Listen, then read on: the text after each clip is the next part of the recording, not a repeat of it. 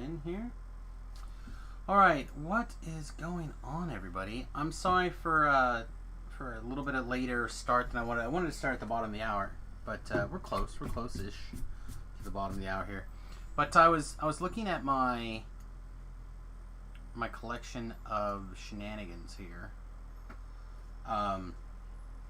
We kind of talked about it a little bit before we left this afternoon on the first stream, part 1 of the day, and I was kind of just looking to see what. Dear Lord, I've got a cable that's right where my feet want to go. Anyhow, I was looking around to see what we might be able to cram in here with a 3-piece set that could be interesting. Right now I have the Frozen Wanderer set in, which I think is okay. So I'm trying to figure out what else we can kind of glue in as a 3-piece set that could still be cool. This Long Shadows looks kind of cool. Melee and missile attacks do an additional 46. Blah, blah, blah, blah. We can pick up an intelligence, a melee power, and +1 hit and damage. That sounds kind of sweet. What's that called? The Long Shadow. Okay, the Long Shadow. And we have a range power. That's the exact opposite of what we're looking for. So, let's just hit the auction house and the shard exchange and see if there's a.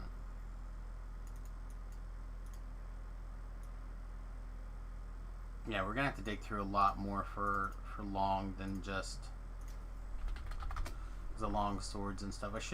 There's a button here for fillery. Is it under item augments? Yeah.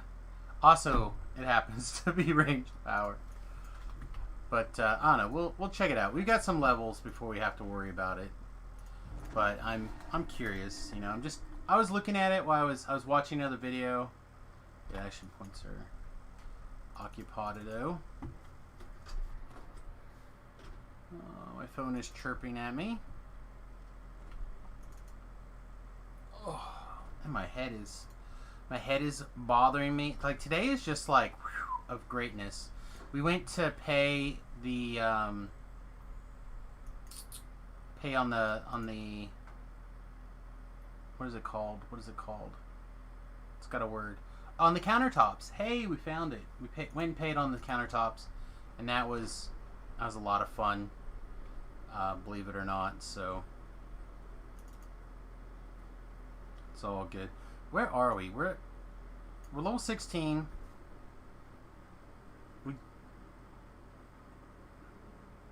I almost feel like I have a hair, but maybe not. I'm gonna try to do something. I'm hoping it's not a hair. Got it. Oh, I know what it was. I was chewing on a bit of plastic.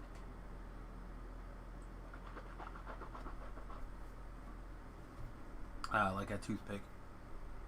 And I think I had a bit break loose. Alright, so we're 14. Or sorry, we're 16, which means we're pretty much going to be doing 14s. And I have a couple of interesting quests here. I'm actually a big fan of the Necro 4 chain, which is probably what we should do. But like the Grim and Barrett chain is also not bad. But I think I'm just gonna head out to Orchard. The Orchard is so much experience, and people like to avoid it. I'm not really sure why. I don't feel like they're that difficult. Oh, there's one other thing I wanted to do. Because of the update changes today, and Gold Roll Horsies are now bound to account instead of character, I actually really want to go get one that I actually pulled earlier from the hardcore server. So that'll also be sweet. Oh my god.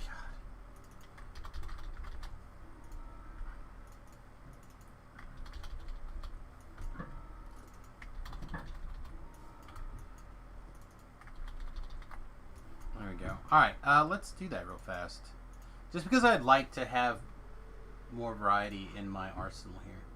And I don't quite have the funds yet to slam the expansion. I wish, but we're not quite there. Today was a very wonderful day. Smurfy, in particular, really gave very generously today. So we did good, quite a boon in that regard. We are definitely powered by the support of you guys. Come on, bank. What is up, my guy?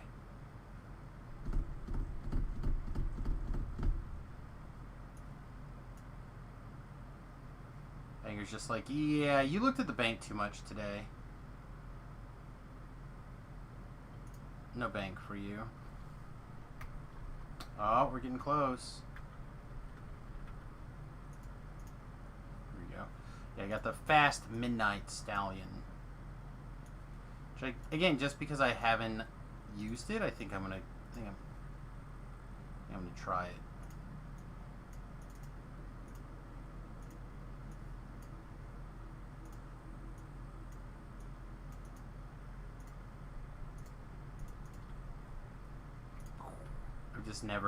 I've not used this particular horse before.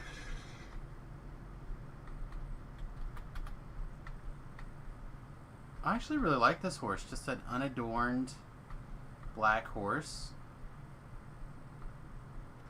It looks really good, actually. You know, I gave DDO a little bit of a hard time yesterday. The graphics aren't quite what they are like in the advertising materials or whatever. I felt like they gone back and they hit it really hard. I actually have to say, this horse in particular feels really good to me. Like, I'll have to go check out the unicorns later. I did see Talabs, and it did also look very good, but I don't know. Would have to see.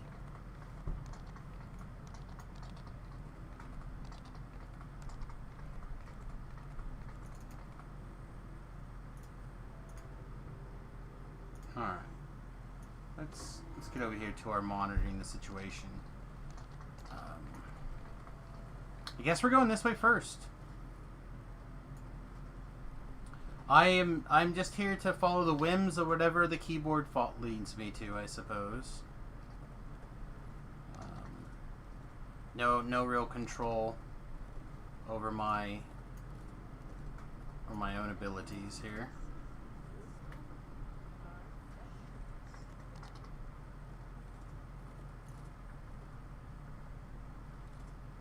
I need a name for this horse. This horse is pretty sweet. I don't want something cheesy like Midnight either. It needs to be something ridiculous. Like Sunbeam. Or, I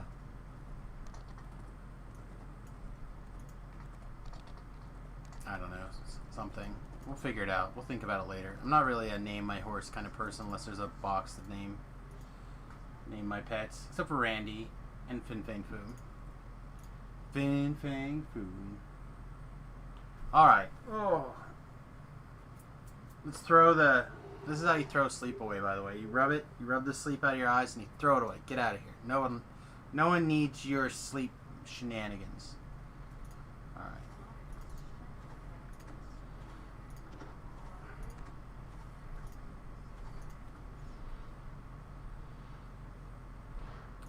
Get, I guess, fire turned on. It could be acid too, but fire is probably just as good as anything right now.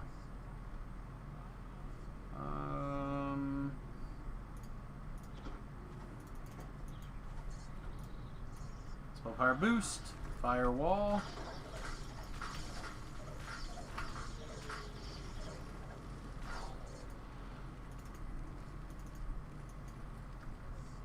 Look at that. They're still burning. That's how hard we hit them. Hit them so hard, they're still on fire. Fire.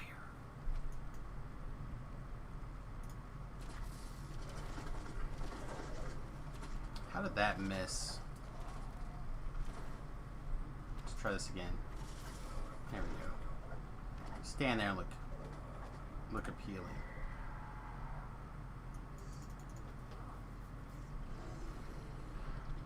Lator, Tator.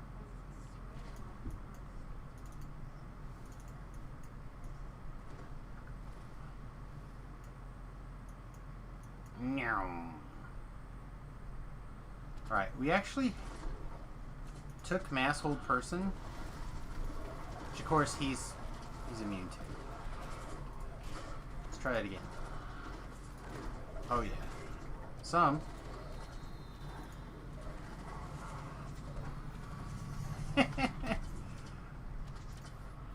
But this is what we've been... That guy got away. How did you get away? I was going to say that's what we've been looking for, is this hold person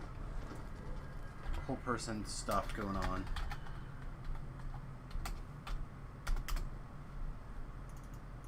No, Tobrel is on. I didn't even see him. I bet he's already raiding. I bet if we look. Where's he at? He is in Citadel on the Devil's Spine. So yeah, that's some sort of raid.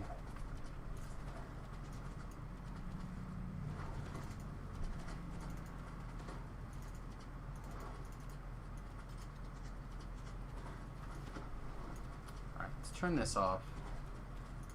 Let's firewall you. Can we cloud kill you as well? Really speed this up.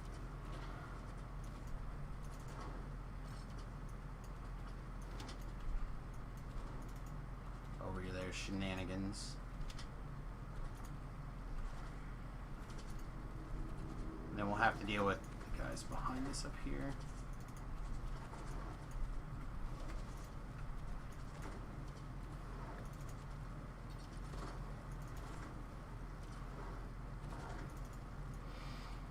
A little quicker. There we go. Doesn't look like this toggle costs us any mana, so we can just go back and forth, back and forth.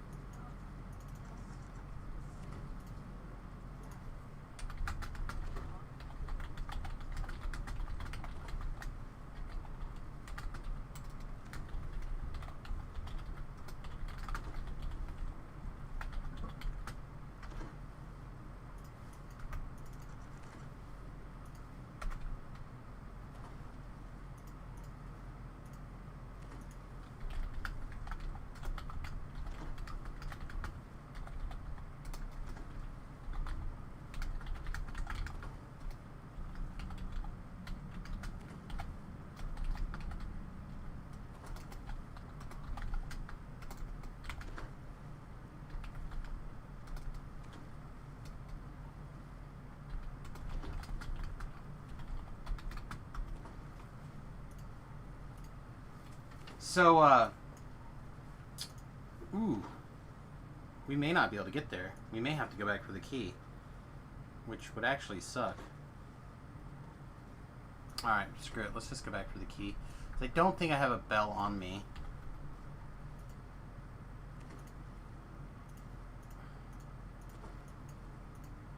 Yeah, it doesn't look like I do.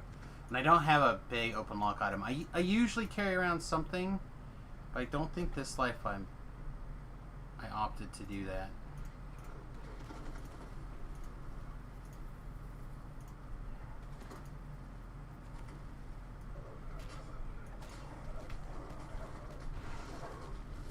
Anyway, so my friend was talking about how he rolls a 3 on his daily dice roll and then on a 1, and he's like, I can't win. Anytime I read I can't win, I instantly think of a song from one of my favorite movies, Operation Petticoat. And it's an old black and white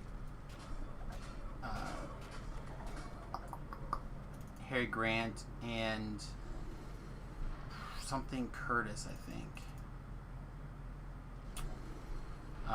Anyway, it's an amazing movie. Absolutely love it. And in the way, there's a guy who sings this really depressing song, and it goes, "You can't win, my friend. You can't win. So why even try? If you're lucky enough to live through the day, tomorrow you will die." For whatever reason, that song has always kind of stuck with me in a really, I don't know if it just got in there at a young age or what, but anytime I hear someone complain about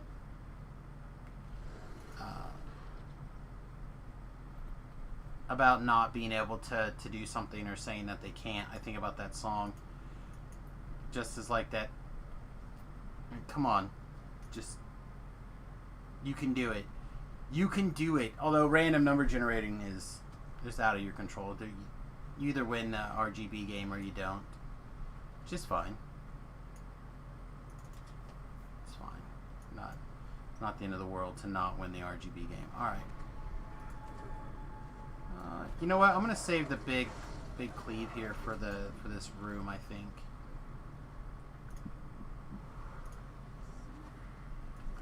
So we can get, see what we can get in a pile. Maybe we get a lot of stuff. Maybe we don't get that much stuff.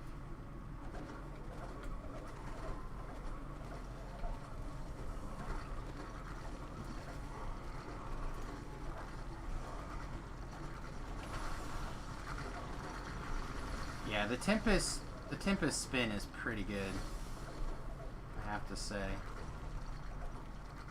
This guy just kind of hiding his firewall. He's like, "Ha!" Or Ice Storm. He's like, "Ha! You're a melee. You can't come get me inside of my Ice Storm."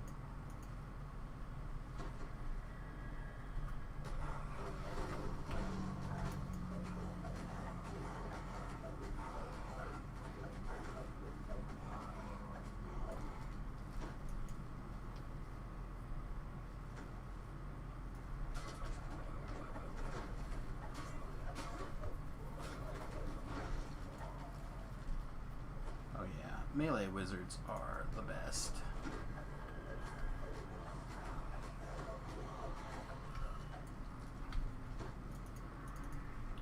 Oh, no. Darn. Oh, look at it. You love to see it.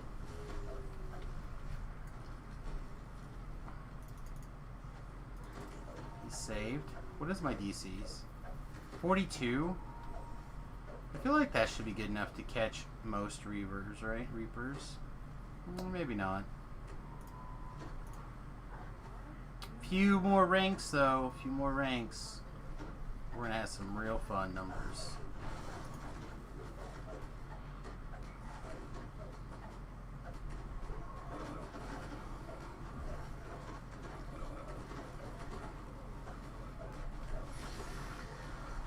Hey, Chaos Boy. What's going on? Oh, yeah, look at that. Oh, and another chest even. Take it. Give it to me. I need it. Gotta have it. XP for days. Alright.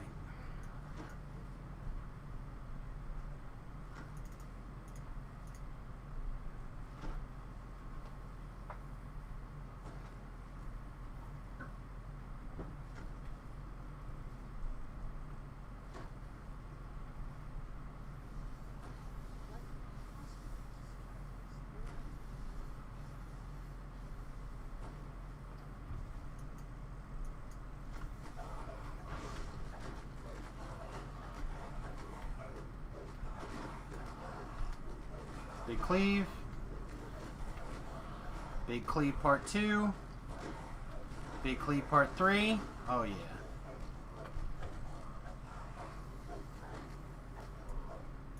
Could have been a little better. Could have been a little more efficient. We actually should probably be using... Well, they are the wrong kind of golems, right? Like, the electrifying will probably heal them, but the Holy and the Construct Bane and the Adamantine should get them.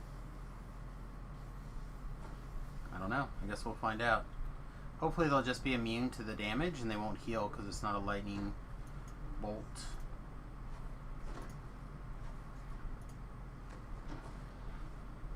But we'll see.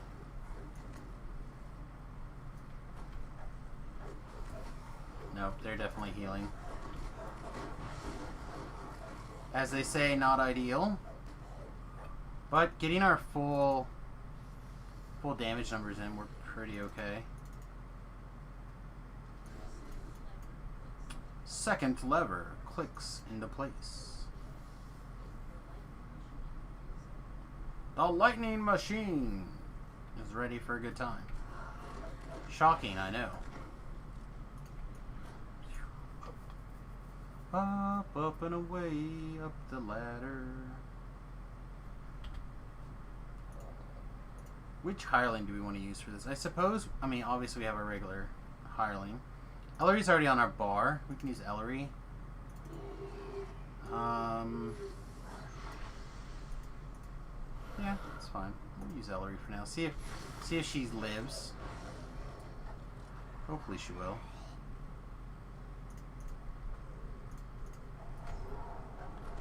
If not, we'll grab the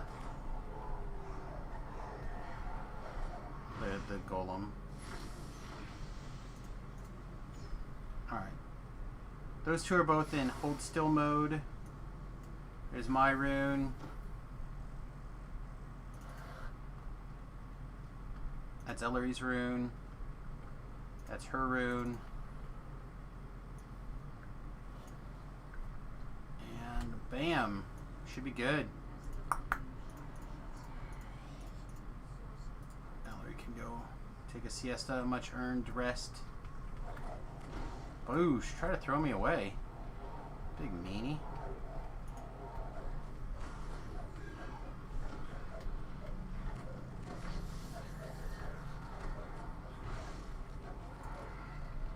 That take 13 minutes. That's not bad. Oh, we don't need sigil pieces. Alas, we take another potion. Poison potion. Poison potion. Yeah, poison potion.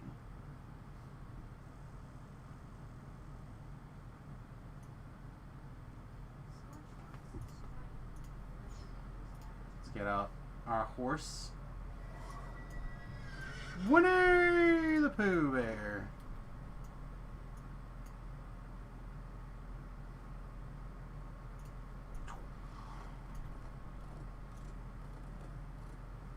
Let's ride. Yeah, I don't know.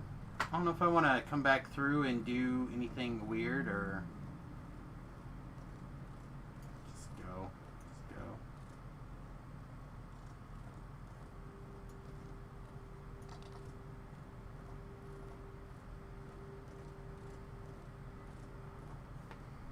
Look at this. Look at this son of a beach. You know what I call that? I call that experience. Waiting to happen. Yes, please, actually. We do want these because they are sentient items that you can feed to your sentient gym. And we're actually pretty close to, so that's 11. I wonder what you'll pick. So many choices. We're very close to capping out our sentient item. I did put some 1,000 experience points, a couple of thousand in here just to get us close. So I'm pretty stoked actually. We're at what 640 experience shy. I bet we can find 640 experience points worth of shenanigans without too much effort. Maybe not, but maybe. We'll find out.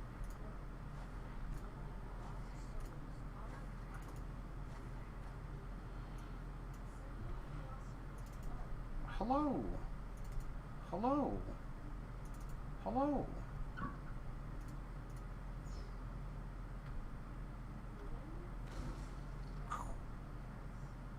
All right. We're gonna kind of run and let the bad guys come get us. Got a Famine Reaper. Famine Reaper followed, so let's kill it.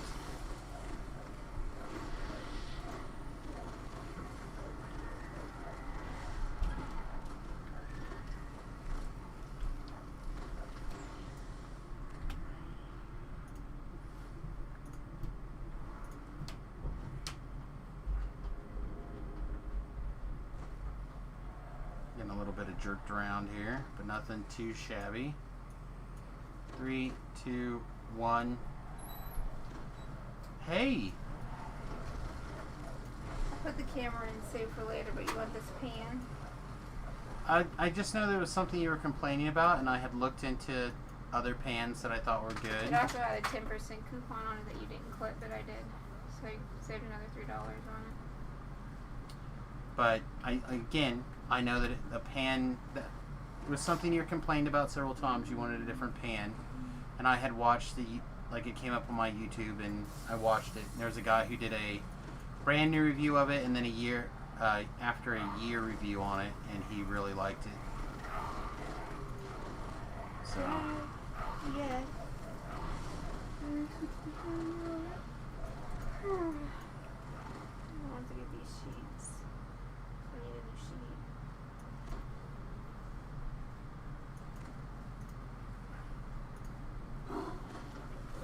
oh my goodness, am I gonna be? No, I was gonna say, can I actually get them both down here together? Because that would have been amazing.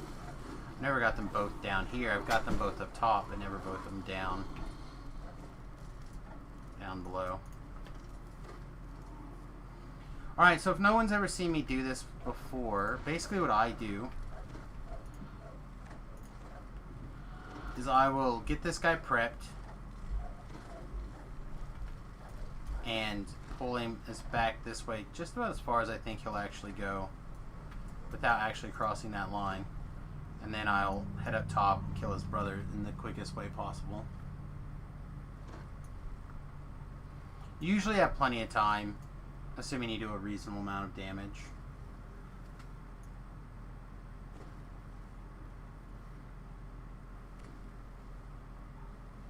Oh, thought I was around that. Now, unfortunately, because we're in the night transformation, we can't.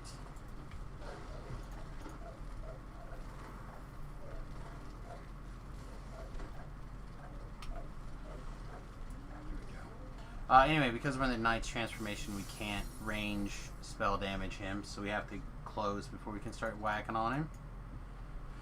But again, I think that's okay.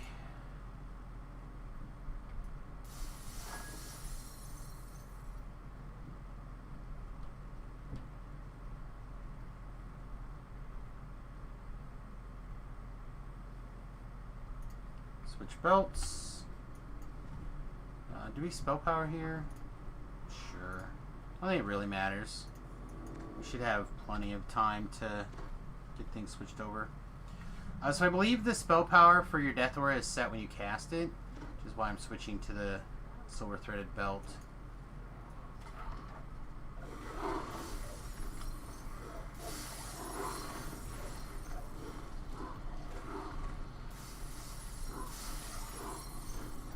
Really excited for the next couple of levels for some gear decisions. I kind of had mentioned had touched on it previously, but it's possible that the Dreadkeeper set is actually very good for this build. It doesn't directly impact our damage, but it really would help with our survivability, and I believe it's also intelligence, some DCs. So I think it could still be really interesting. I haven't looked super close at the numbers, and I really figured that the best way to do it is to just try it and see how it feels.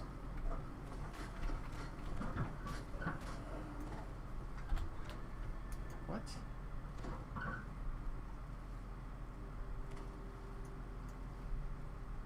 I don't like people shoot me in the back with a laser beam. Especially when I'm in my undead form. That's just mean. Okay.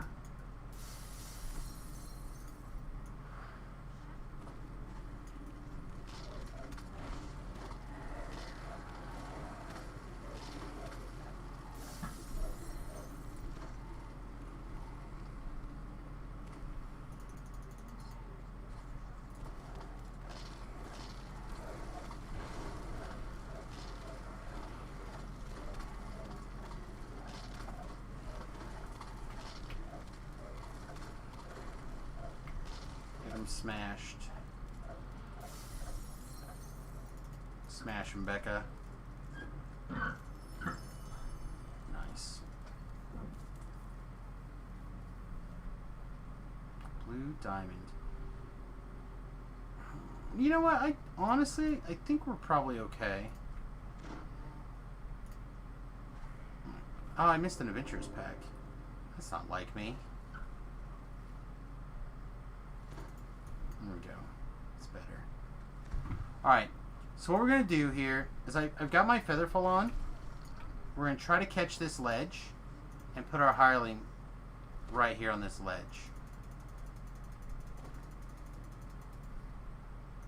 Okay?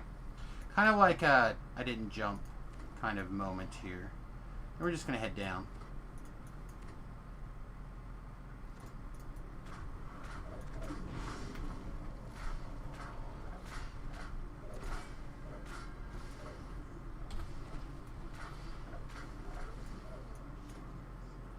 We should be in relatively good shape.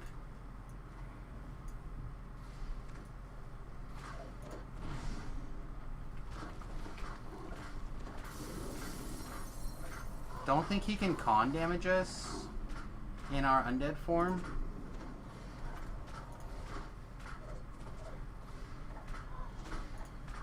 Oh, that was a mistake.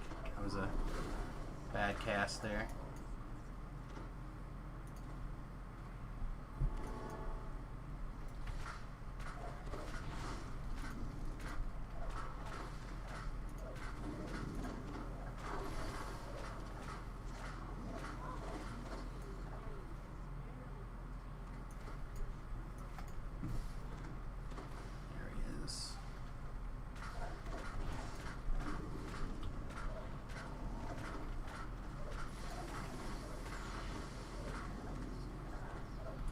Feels super powerful.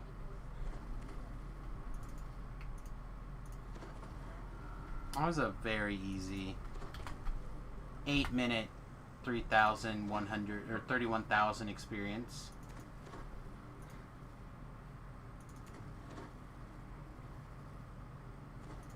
Although we do have quite a bit of dotting going on back here.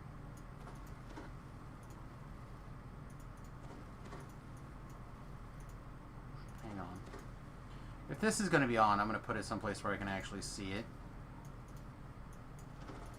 Alright, there we go.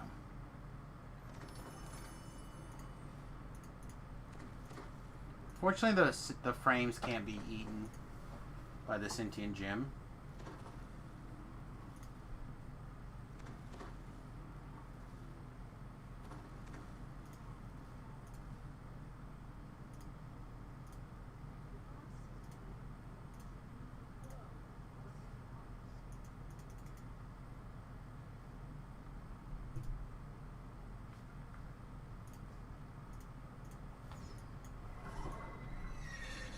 Winnie the Pooh Bear.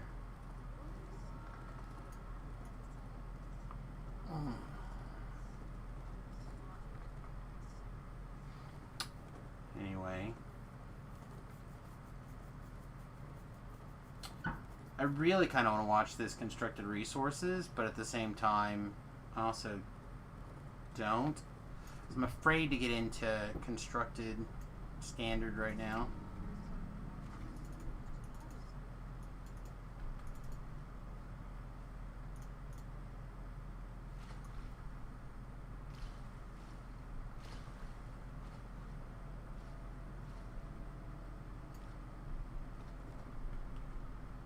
Nope, trouble.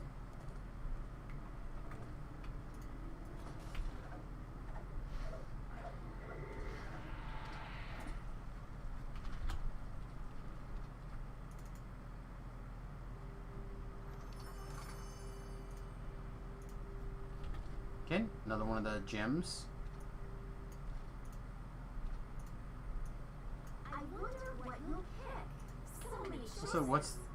This thing looks like a big flashlight. But it's got a pointy end on my screen.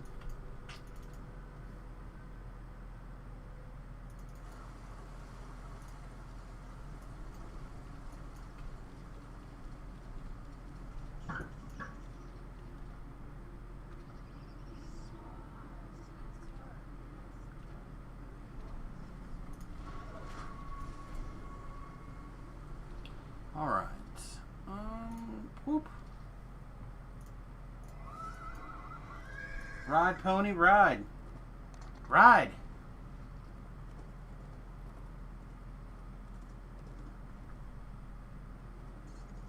Apparently there wasn't a gap there, I guess? I don't know.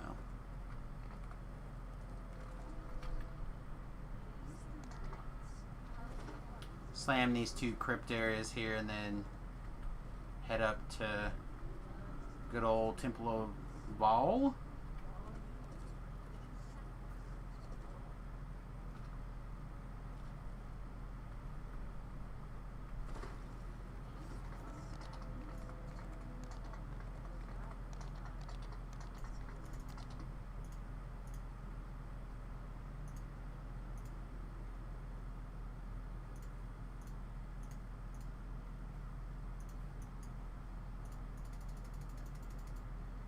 I summon you, my monster.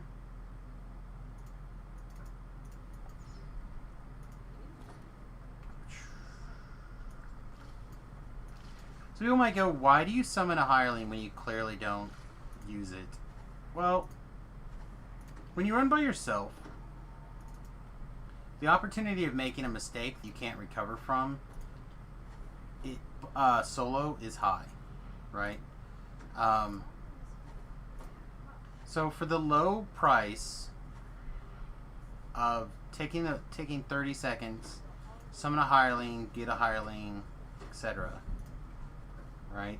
It increases the likelihood that I can self-recover from an overextension or just a bad roll or bad pulls or whatever. It increases that likelihood to almost 100% to be able to recover due to something outside of my control.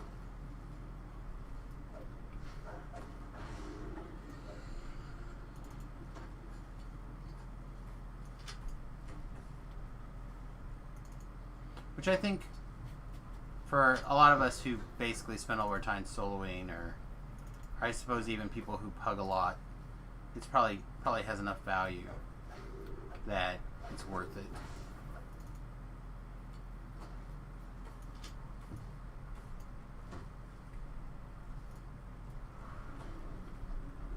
The quail up here and get these guys to come together in a big circle. Oh yeah. I normally would D-door back here, but I didn't get this adventure pack on the way through. So now it's just save a little bit of mana. 6 of one, half a dozen of the other, I suppose.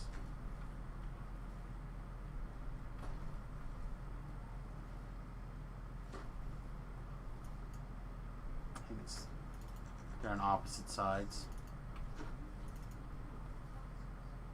Like this change. Makes the quest a little bit longer, and you're incentivized to do both sides now instead of just getting them for the traps. But I feel like it doesn't just obsolete this whole section. So for those of you who may not know, way back, not even that long ago, really, if you had multiple people in the quest, you just needed 2 keys. It didn't matter which key it was, and everyone in the quest got a key. So you could just like go one way, pick up 2 keys, and be done.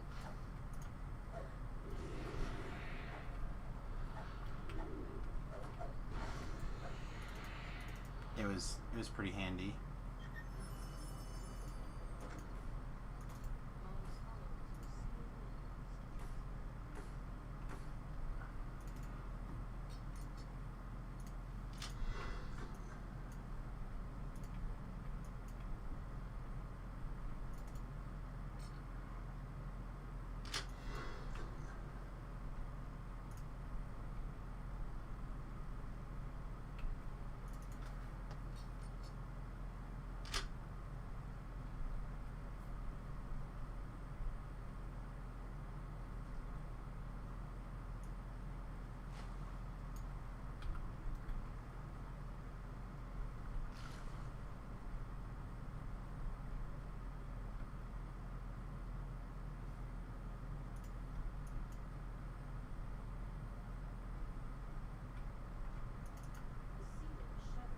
Alright, I'm going to use the restroom really quickly and I'll be right back. But before I do that, I'm actually going to...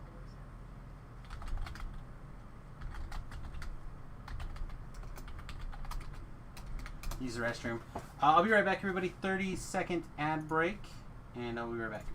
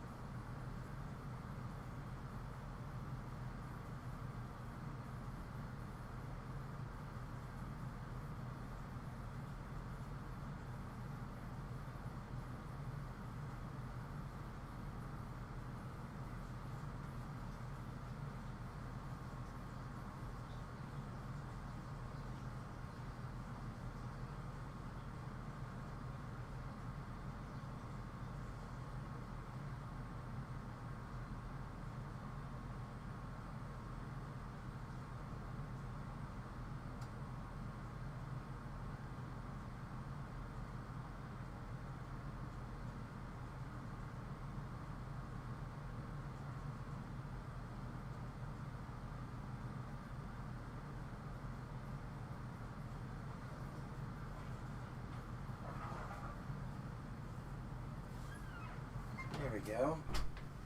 Feel better.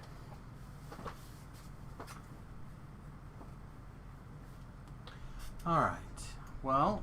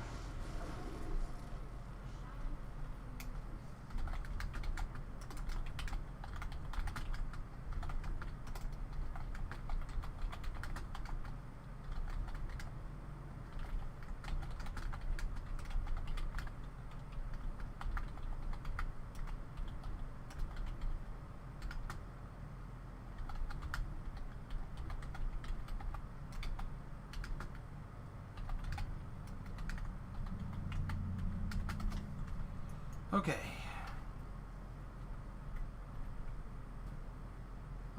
Let's just summon our Hylian and see if she'll fix our curse here. I don't know if she will automatically, but I don't want to drink a potion. Oh, perfect, she did. Just don't want to drink a potion if for no value. Get all this stuff broken. I've mentioned this before, and it continues to hold pretty true for me. Whenever there's an opportunity for me to like double up an advantage, basically when there's a quest that has a breakable bonus experience points objective, especially if it's not particularly large,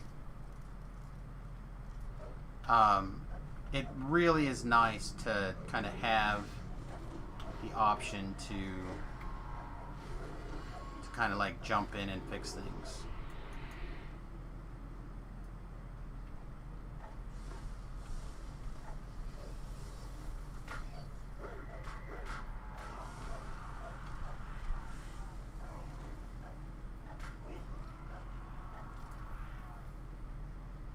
I don't think I care about going down that way. I actually think I'm going to go ahead and stick her here. I don't really need her follow me around. I just wanted my curse removed.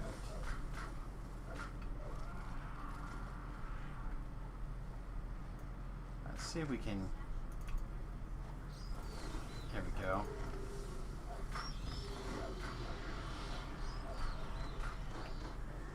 So our DC for holding them on, like holding the Reapers at 42 is... I think we're now 1 for 3. I kind of feel like keeping track of that and see how viable it becomes if we can get our enchantment DC high.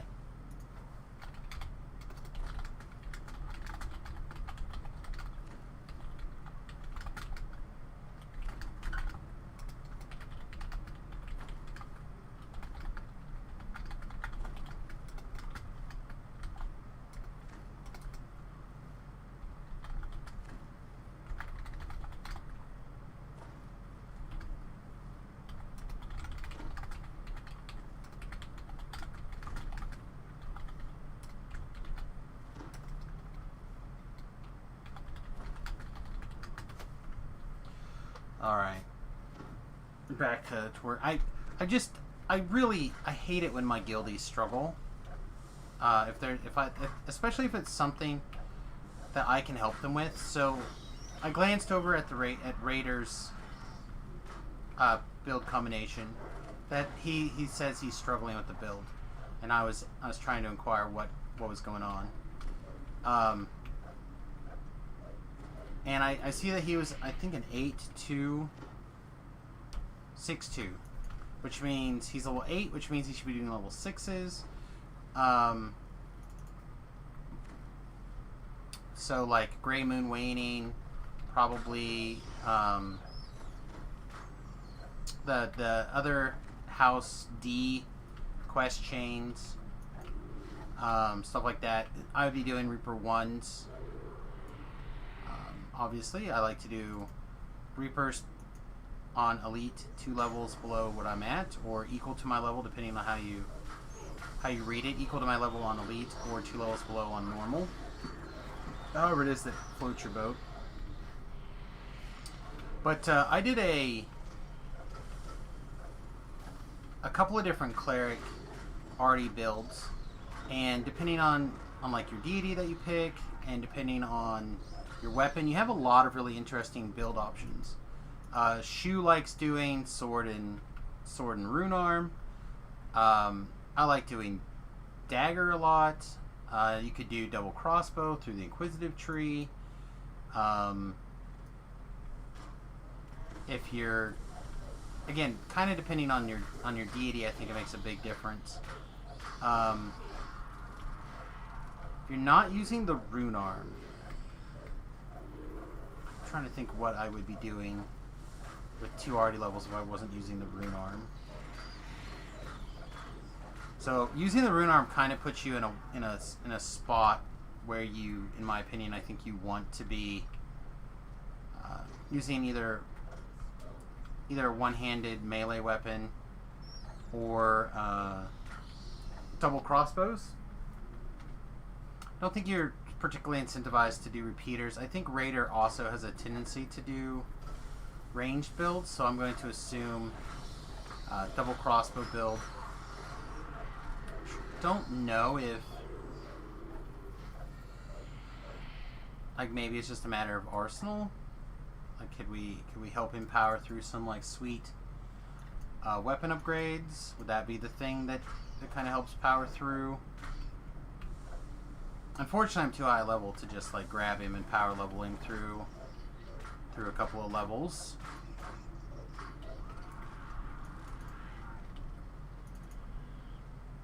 But it is a thing.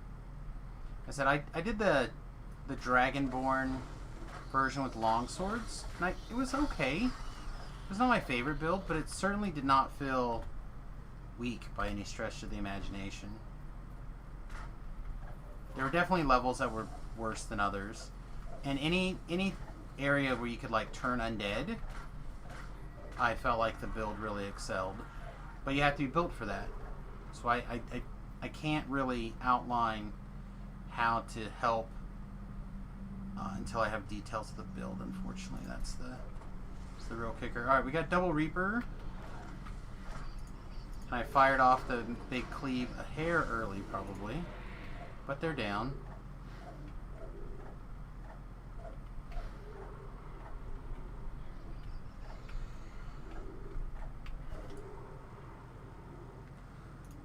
Fire off a couple of things.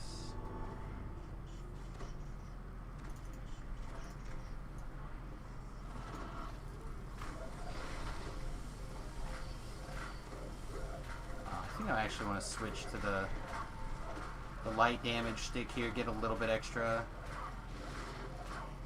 damage in. I'm not as worried about them turning into stone or anything crazy like that. Just beat them down as quick as possible.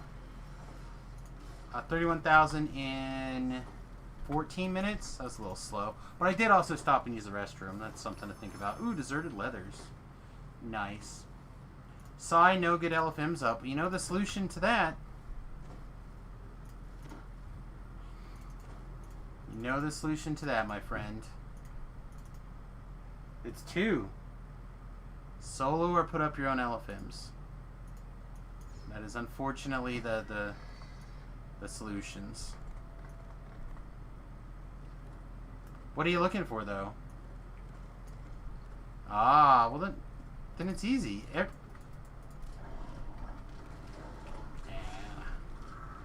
Slayer, come and go as you please. In progress, boom. Maybe even type spread out.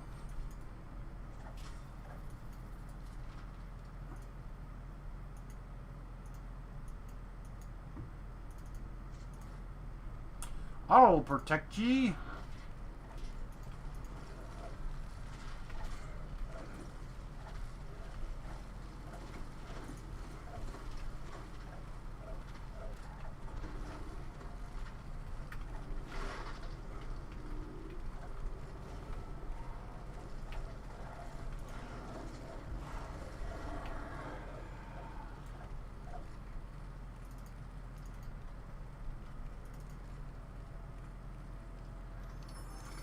Oh yeah, nice.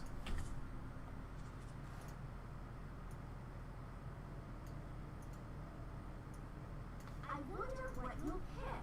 So many choices. You'll just change characters? Ugh.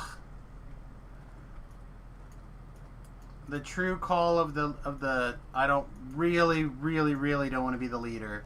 I'll just play something else. I have been there, done that.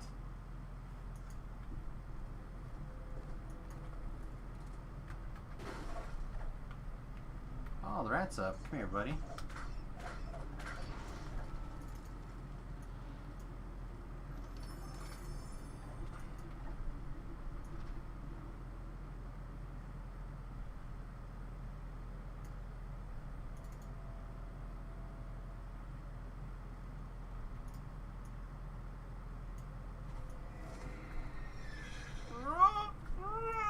Big jump. No, gravity. You son of a beach. Alright, there we go.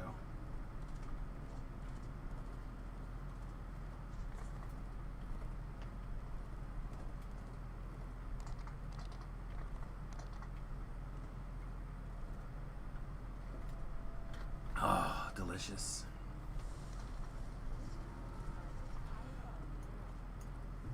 So I have a question out there for all of you. I've been talking about it, I think, most of the day. But the Bone Crushers allegedly accept sentience at level 18, right? Which, love it or hate it, I'm gonna get an opportunity to play with my sentient gem, hopefully. So, my sentient gem that I have been working on, and by working on I mean basically TRing to level up, is almost full. Right, we've got now 618 experience points to go until it's ready to be capped out. And I do have a spark gem. Okay, the spark thing. So my question is, what do you put on that weapon? Currently it is set up with the 4-piece Frozen Wanderer set. This one's set up with Charisma, which is not ideal, but it's fine. Cold Spell Power, Cold Absorption, and Arcane Spell Failure, which is good. And then I'll have 3 slots, right? So right now I have a Through the Mist, attack and damage, which a 3-piece Through the Mist, attack and damage just does not appeal to me. But I am examining other 3-piece things to stick in there. There happens to be, I'll if I do keep the Through the Mist or Frozen Mist or whatever it's called, I'll probably switch to Spell Sword Frost and move off of fire and into ice, which it'll be fine. Especially at level 18, no big deal. But the thing that makes the Frozen Mist thing kind of interesting to me is every one of your attacks gets an extra d4 points of cold damage plus 1 per epic level. So I won't have any epic levels, so it's just adding 4d6 that scales with spell power. So, but with the attack speed and the strike through and everything, that could be a lot of damage, right? So, I was glancing through some of the other ones today, and there's a couple of other ones that do damage, including, hang on, I think the long reach or the long something. I have it up on a different screen here. The long shadow.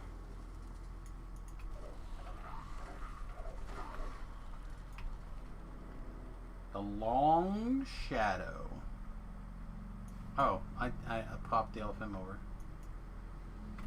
That's sad. The issue is the character I was on isn't super solo friendly, and I don't like to start LFMs that I can't solo the quest. I understand.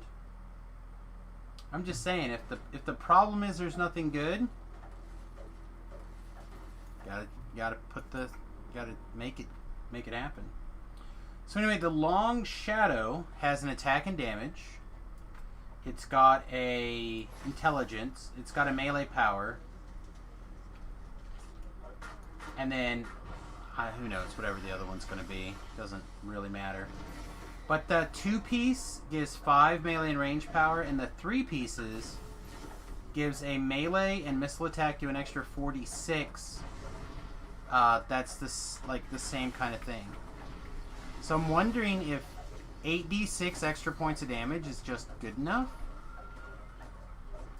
And if I were to pick up some rares, if it would be good enough.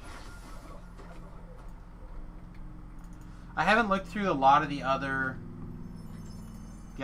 sets or whatever, so I'm just like slowly working my way down. I think I'm even still in the first set even.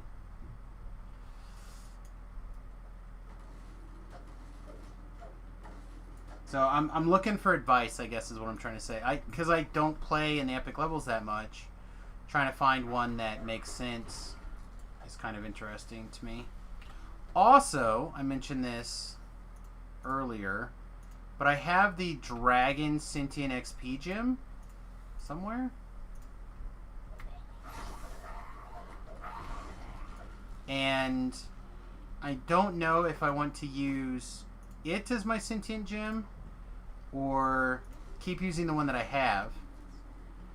I know there's a way to like put the experience from one into the other. But I think that means I have to either deslot or destroy all the Wanderer stuff. Which is not the end of the world, because it's not great. It's good. It's fine. But I just happen to have everything I needed for a 4-piece. A few lives back when I was also playing like a build very similar, except instead of quarterstaffs, I was a double crossbow build.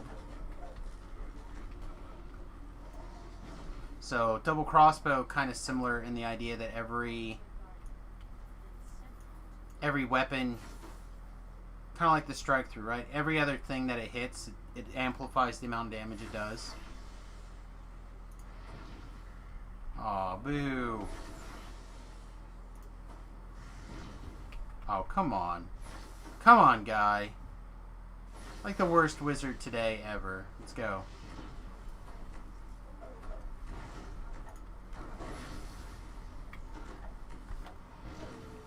So, I don't know. Taking advice, seeing what people say.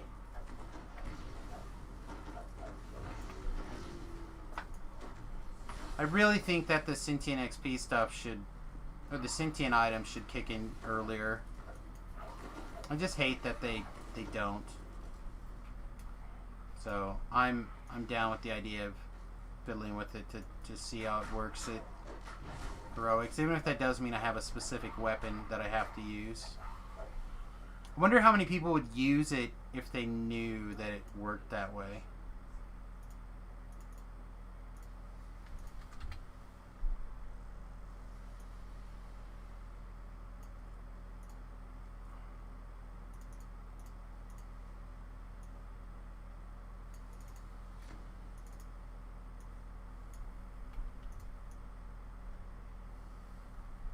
or if other weapons could be made that have the same property, like make that an actual property. It'd be kind of interesting, wouldn't it? Alright, well this one just doesn't want to get blown out. How does this compare to WoW? So things about this game instead of WoW that I personally felt were issues and differences in my opinion. One, it runs an active combat system. So WoW has like a semi-active combat system, although we're having a nasty lag spike. So like if I dodge out of the way, out of the attack, like the attack looks like it's going to hit me, and I physically dodge, then I dodge the attack. So I get to apply my combat skills as well as my character's combat skills. Okay? Also, the combination of builds are basically infinite. So in DDO specifically, right? There's here, let me just actually pull these things up and we'll just look at them together. So in DDO, right, you have these races currently 4, 5, 6, 7, 8, 9, 10, 11, 12, 13, 14 classes. Okay, these are your basics. You get 4 basics to start with, and then you can unlock these with points you can earn in game, money, etc. Unlock in game. They have different unlocks, like Drow you can unlock by playing the game for free, or you can spend $9 on it, etc. Right? So you get a race, and then you can max up to 3 different classes in a build. So you can be like an alchemist monk if you wanted to, or an alchemist monk paladin if you wanted to, depending on your how you spend your 20 levels. So like right now I'm playing a 13 wizard, 3 rogue, and I will end up being 16 wizard, 4 rogue for my 20 levels of class levels. And then we currently have 10 levels of what they call epic levels, which are like mega levels basically. And then they're in the process of developing a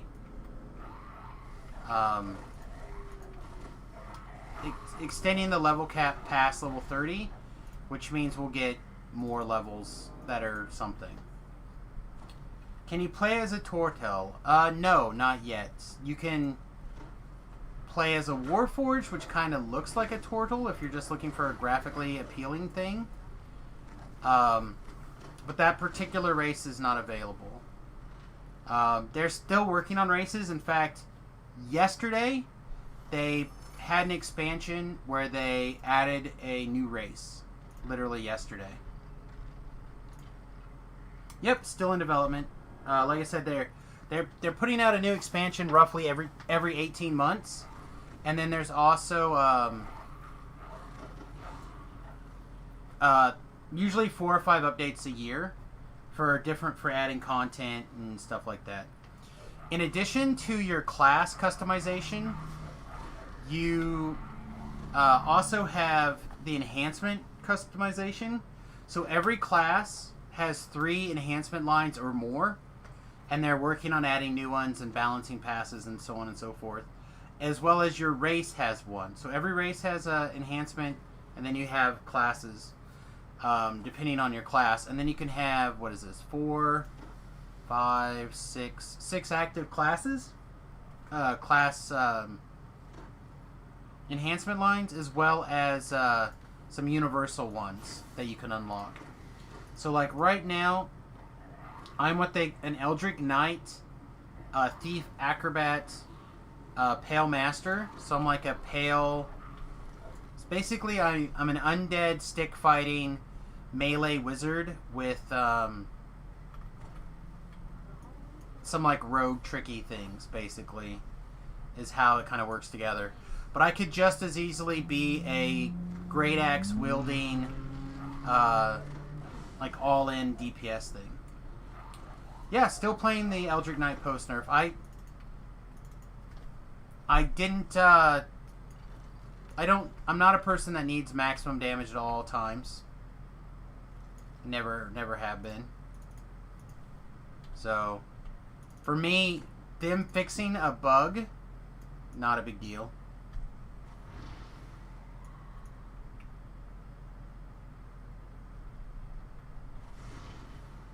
Alright, well apparently our torches are just not going to light very easily today, so we'll just light them the hard way.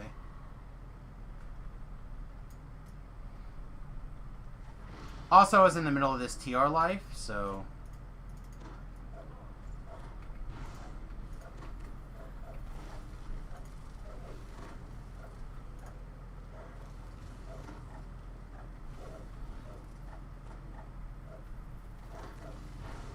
Plus, let's be really honest, this is like the kind of style that I'll probably end up... I don't want to say I'm definitely going to play this when my character is ready to move into the top tier segment of the population. I might do this for a little bit and then switch to something more focus fired. But for me right now, this has actually been one of the most fun builds in a long time. Like, the Druid was okay. I would not say it was the most fun.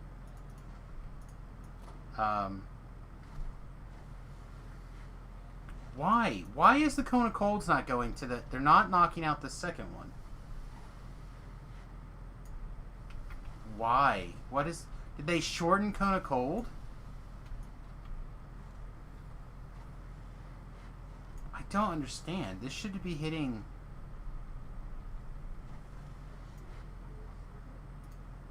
Yeah, so that's the other great thing about a quarterstaff build as an Eldritch Knight. This item defense tier 1 seems like nothing breaks hardly at all. Like, sometimes you'll get weapon damage, but almost not at all.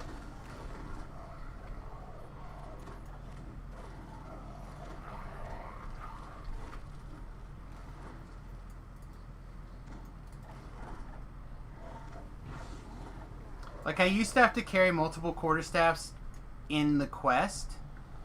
I don't have to do that with this build. Because I think it's because of that.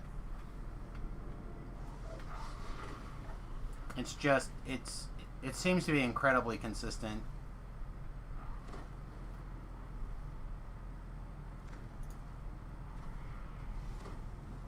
I believe Beef told me once he thought it was bugged. I don't know if that's the case, but it is, I've always felt like that one in particular does a really great job. Tier 2 is okay as well. The Tier 3 I think is kind of worthless though.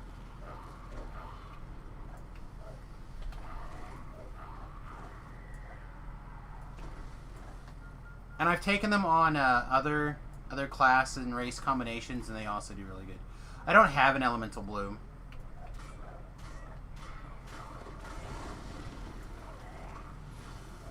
If I had one, I might consider it. But right now we're using a Petrifying Shadow Staff of Life Stealing with the Force Augmentation on it, or the Force Ritual. I also have a Woo Woo Stick. The Dream Splitter also upgraded with its Force Burst. It hasn't been like finished, but I don't use it that often, so using Cannith things on it doesn't seem like a great deal. I have a Light Unyielding or Unending. Seems medium as well most of the time, and then I have the crafted one that you can craft for Ravenlaw, or for Sharn. It also seems pretty okay. And then, of course, the Barovian and the Macabres.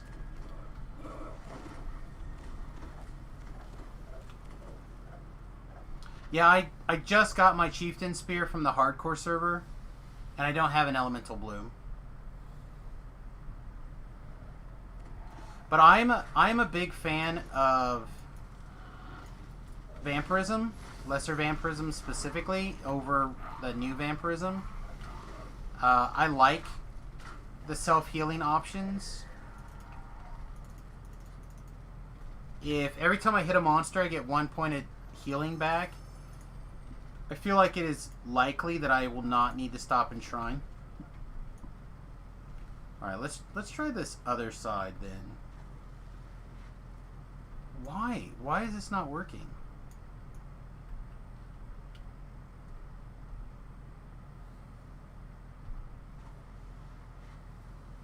Yeah, it's like Cone of Cold is just shortened.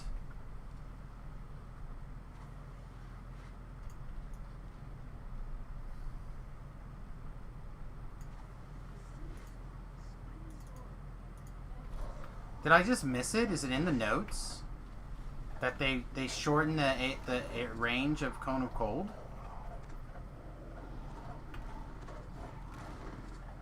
Or some of the any of the other things? The staff from Golofan is nice too. Isn't that just like the intelligence clicky or the intelligence item and the see invisibility clicky? I have to actually look at that. See which one you're talking about.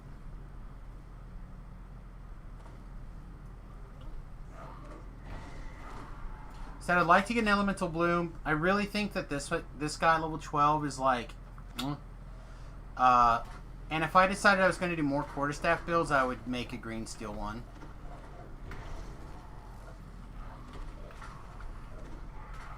Probably like a.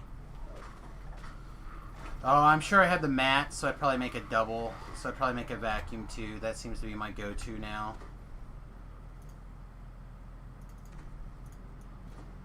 So let's just continue to be mad that this doesn't work the way it's supposed to.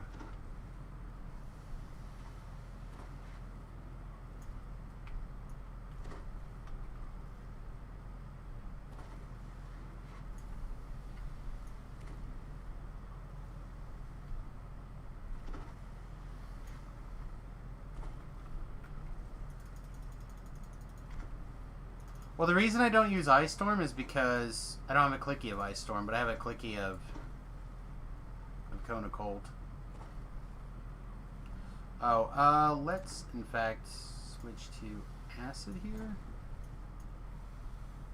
And this guy didn't crawl out of the bloody ground.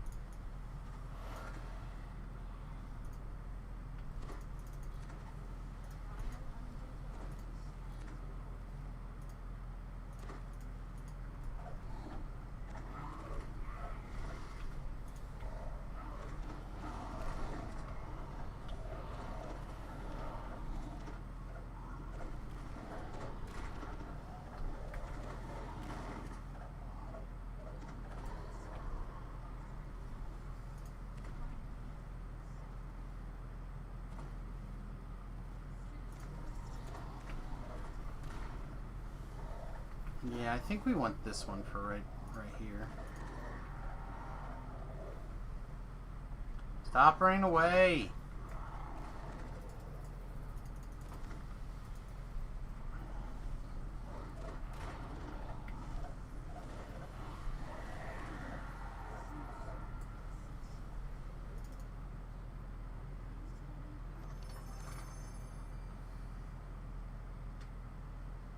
No, don't. Just add shenanigans. Alright. Yeah, I'll have to take a look. I had the feeling that Cone of Cold got shortened.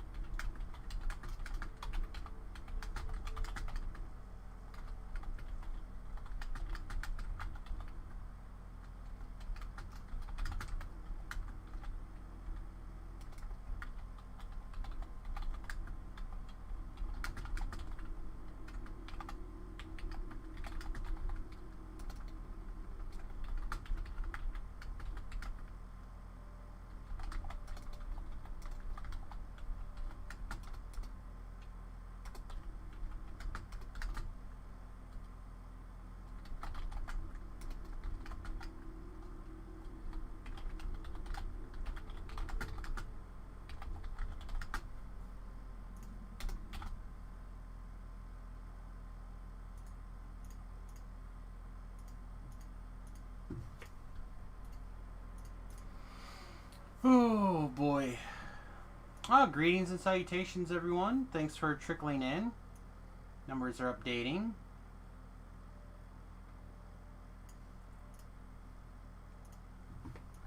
Alright, let's go pick up our new rewards. By the way, in case you didn't notice, the bound to account the daily dice roll horses, if you happen to get either the Midnight Stallion or whatever the white one is, they are bound to account now, so you can move them around. I won one over on the hardcore server, and now I've moved it over and added it to Samus's staple over here.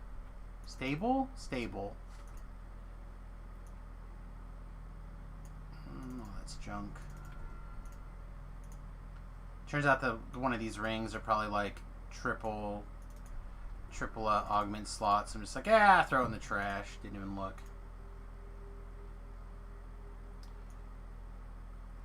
Yeah, I'm sure I would if I had one. If I had one. But again, I'm a real sucker for the. It doesn't matter how many hits it takes for me to kill the monster, as long as I live to do it, right? If it takes me 10 hits with Elemental Bloom, and it takes me 12 or 13 hits with this, because it can't be that much more damage, right? Like it's a level 7 item, so I can't imagine it's too much more. I'm gonna go ahead and take the last rogue level, I think. I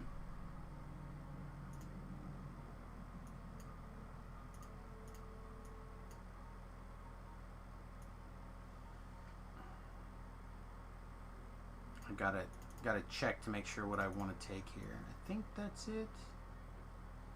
Alright, so now we get to pick. We catch up Bluff. That takes it to 20. Then we have 7 points. Do I just dump those into open lock? I kind of think I do. I don't really care about Tumble.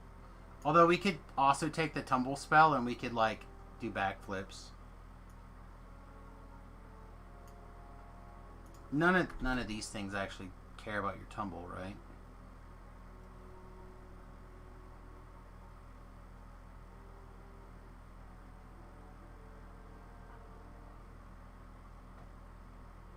That doesn't matter, we're not going to have that many levels in there. Yeah, no.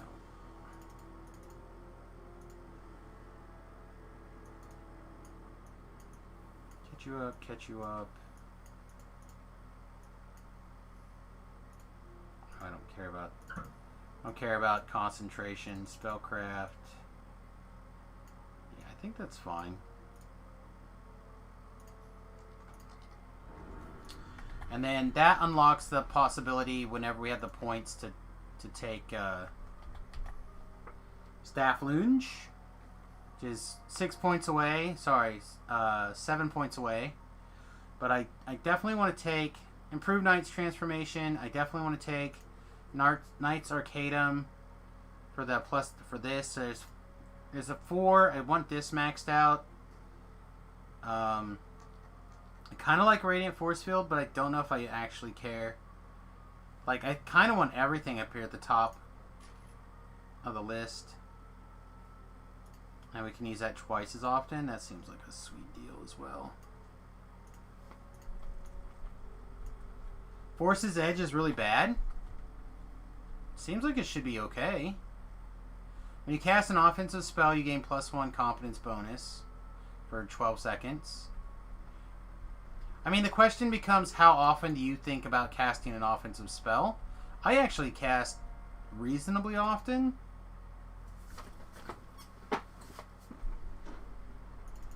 Not like all the time, but reasonably, I think.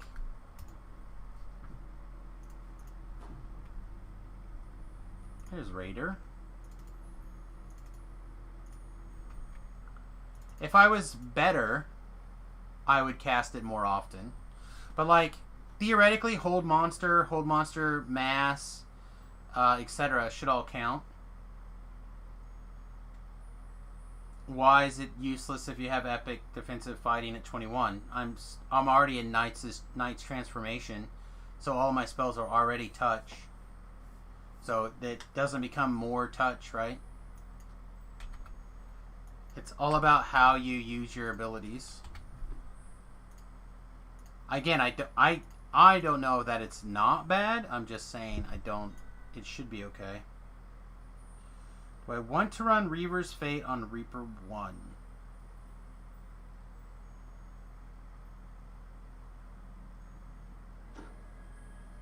Kinda don't.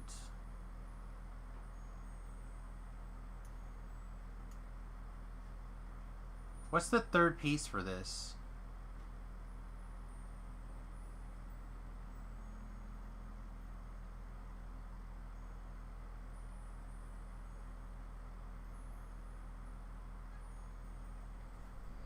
I guess my thought is if I'm a melee character, anytime I'm not meleeing, I'm losing out on damage because I'm not a DC spec or anything. Well, that's just it. That's with the hold monster. So this is my thinking, right? I get these taken care of. That's 4, potentially 6, potentially 7, 8, potentially 8 more points, right? And then if I go up here, I get these 6. I may not have room for it, right? Because once I get these 2 sorted, then I'm going to go up this tree. Okay? Once I get Staff Lunge, if I can, all the No Mercies I can work in, I think it's going to be gravy. Right? So, Helpless, held still counts as helpless. Turn to Stone still counts as helpless. Being rock slided still counts as helpless. Right? No. I thought this had a thing that made them helpless as well. Maybe not. So, like, I'll currently have a 42, I think, hold monster DC. And that's without any intelligence potions. So, like, Reapers are about 50-50 right now. And that's, I think, primarily because I'm not using a DC boosting item. If I were to switch in to, like, take this out, the Pantopic Circlet out, and put in a, like a +2 spell DCs, like a +3, like a generic one, I think that would land more than 50% of the time. It'd probably go up to like 70%. And that's one of the things I'm thinking about switching to the Dreadkeeper set for.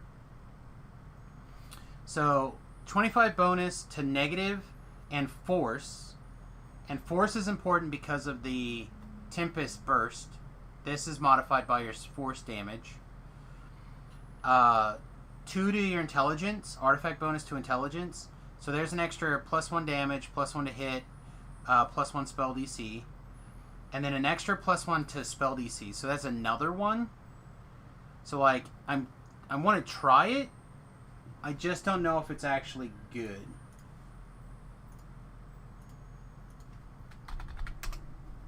It could be terrible. I am int base.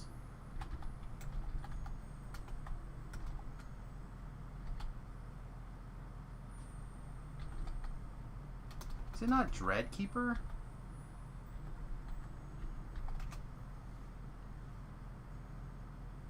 Yeah, it's Dreadkeeper. Why are you being such a pain?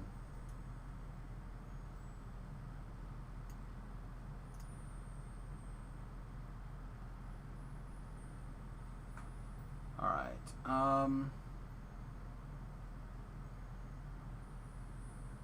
skin-tight gloves is the other part. Alright, apparently I don't have those over here. Do I have them over here? I feel like it wasn't last life, but I feel like relatively recently I had.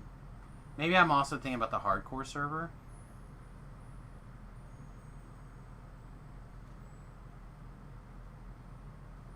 Oh, you run your wizard's quarterstaff build strength based?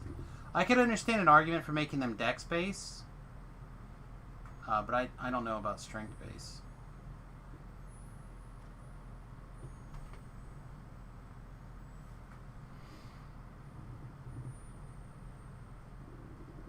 Eldritch Knight in general. Yeah. I could see it if you wanted to be like using a Sword of Shadows or an axe or something. Looks like we'll be switching over to one of the hardcore characters.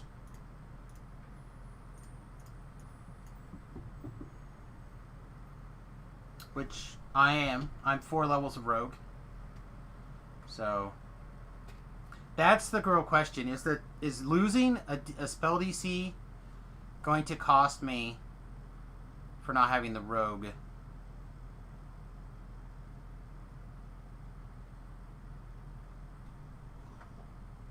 Game, why? Don't do this to me.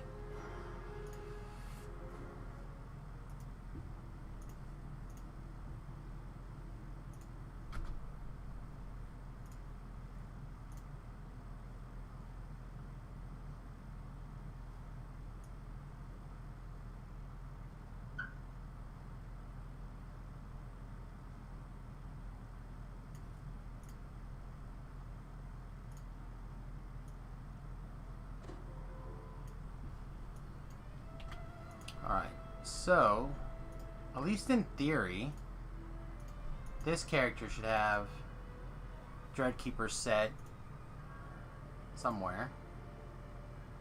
There we go, skin tight gloves. There's a mythic one. This one's also mythic. So let's send all those over to Sam. See what Sam says. I also know that I have an extra copy of that. This is bound to characters, so that's not going anywhere. Some of these things are probably going to get consumed by the by a sentient stone.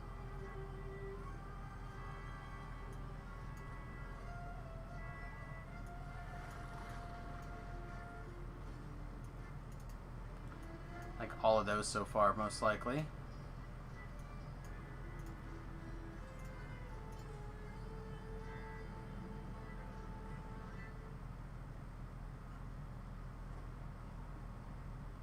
I have one of these, but I don't think it's mythic, so I'll just keep it. This thing can get eaten as well.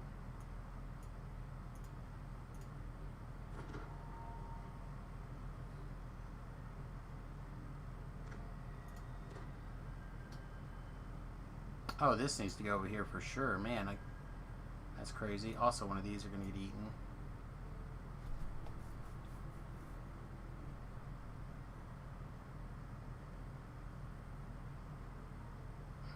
This hat, oh yeah, that's going to get eaten as well. So yeah, there's quite a bit of like random experience points over here that need to be consumed. Huh! I didn't even eat this lesser tome of epic learning. So bad. Alright, so I put the set over here that we needed.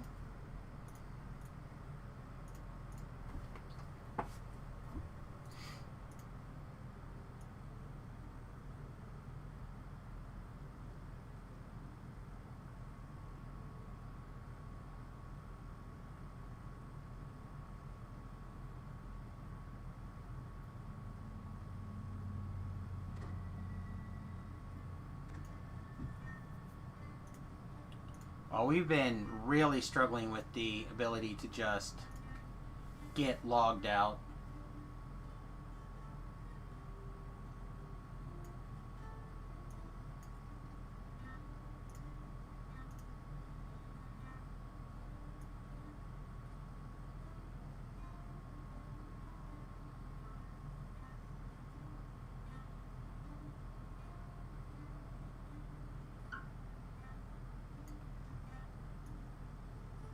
Yeah, I probably will have to do that in a little bit. I'm trying to not have to restart this part of the game for the stream.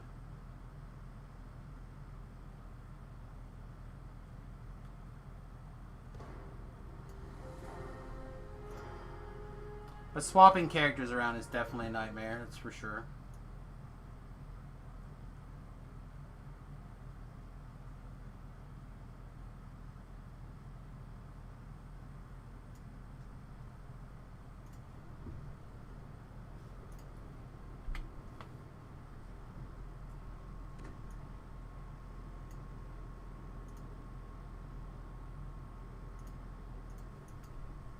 Allowed to do stuff?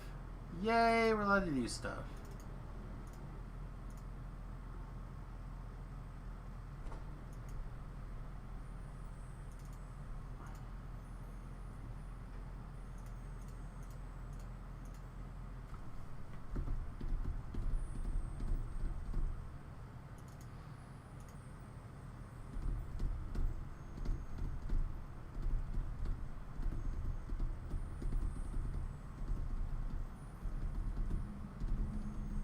Alright.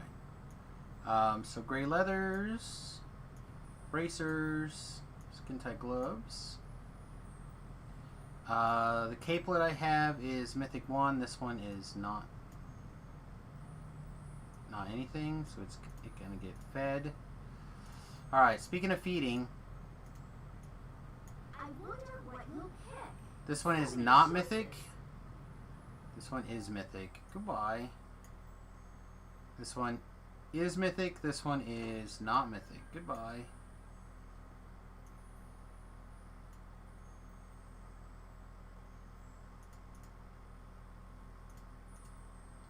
Do I care about this?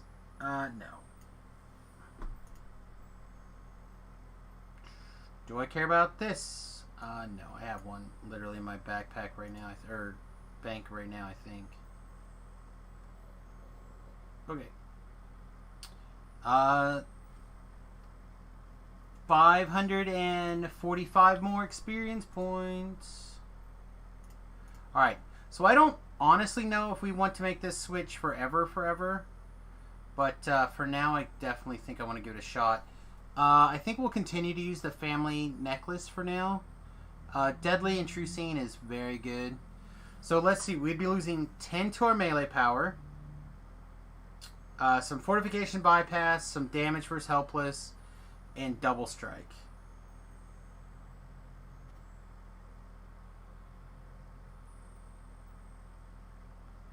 So, I think we're going to try it and see what happens.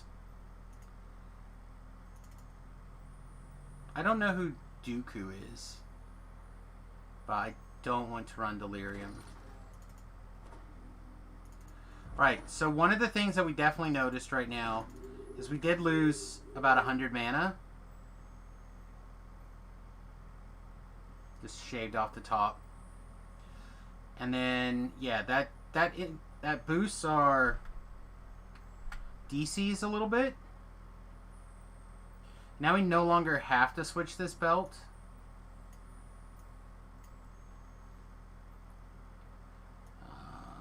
Oh, did we also lose vitality hit points? Doesn't look like it. One of these things got vitality on them. False life 30 something. Yeah, this has got vitality 28. So yeah, we lost just that 5% basically, and that 10% melee power.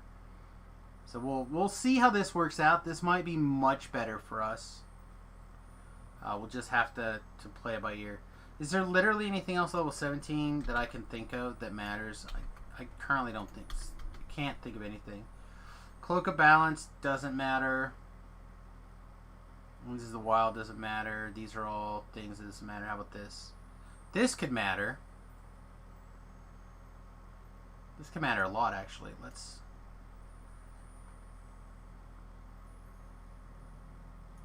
swap this for now. So the reason I think we can get away with it is because this has our negative healing amp as opposed to what we were wearing. We have our +8 item on our goggles, so we lost 1 profane bonus to pick up 4 to our enchantment focus. So now our DC is 43. We're getting, what, 4 inside of Reaper Quest? So that should take us to 47 or so. That is pretty sick for like no temporary boost or anything. Spectre boots. Spectre boots. Spectre boots. Is that a nickname for something? I have some demon booties. The boots of the Devil Commander, but I decided not to put those on earlier.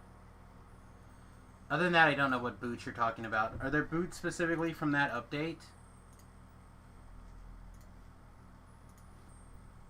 Spectre boots, yeah.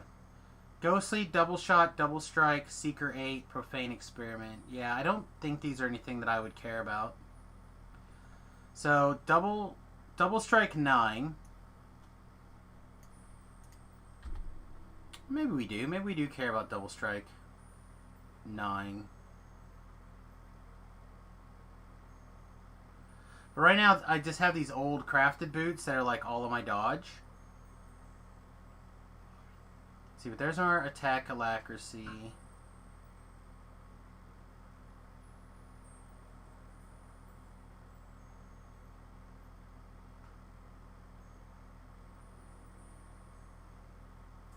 There's our Seeker. I don't care about Ghostly because I'm an Eldritch Knight. So yeah, really it's just Double Strike 9. I think I can live without 9% Double Strike. I think. If anything, I would craft a bigger pair of these boots.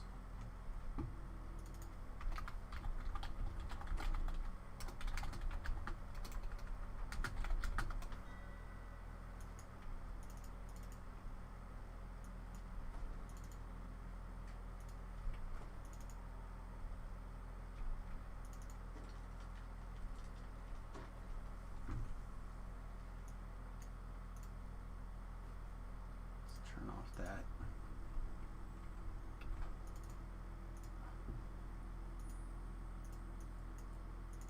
Get gone, get gone. This is that weird one, right? Yeah. Get gone. Get gone, get gone. I don't see myself crafting a single in today's age unless there's something in particular that like jumps out at me.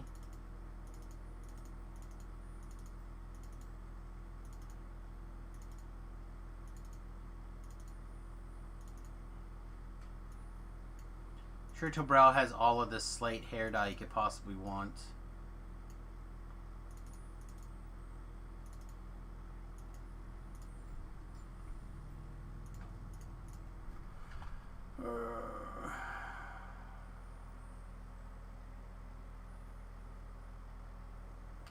Schrader would be off of the horse so I can see what weapon he's using at least.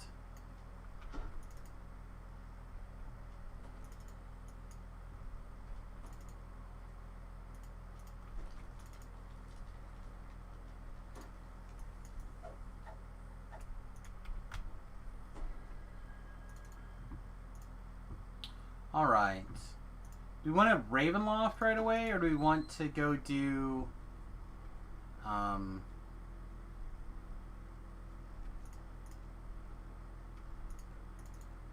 Sorry, not Ravenloft. Sharn right away, or do we want to head into, like, the Missing Chain and do the first few missing quests? They're really quick and very good experience, in my opinion, but they also can be kind of boring.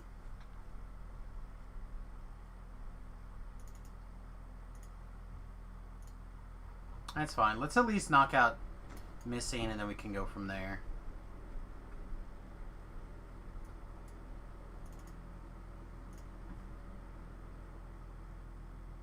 The silver flame of looking into cult activity in the area. Your help would be greatly appreciated.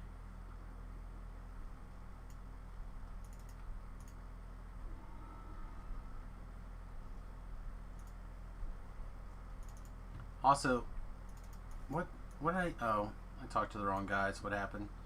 Also, we could do some Night Rebels at some point as well. Something else to look at.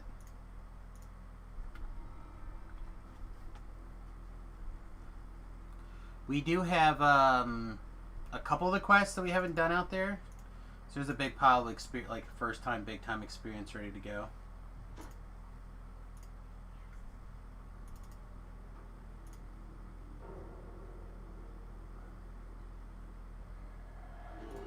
No. Apparently I goobered up my Knight's transformation.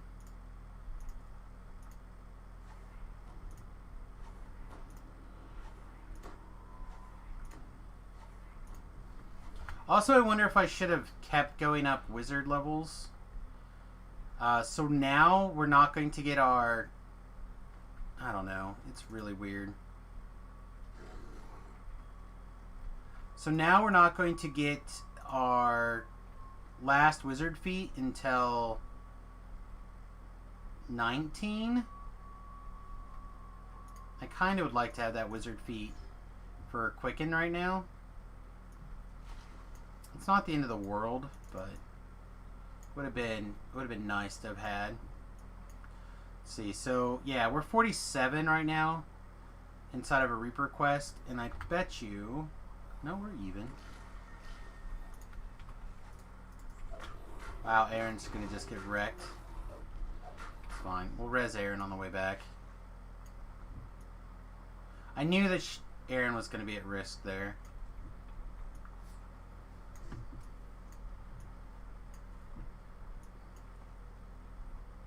Live and you learn and you get huggies, right? Isn't that the saying? Alright, so those of you who don't know, I'm pathing this in a weird way. And because I have D-Door, it makes it very easy to kind of do. Basically, we're pathing it backwards.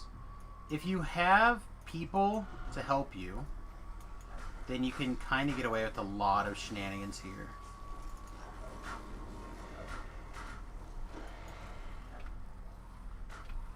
Not noticing a super increase in the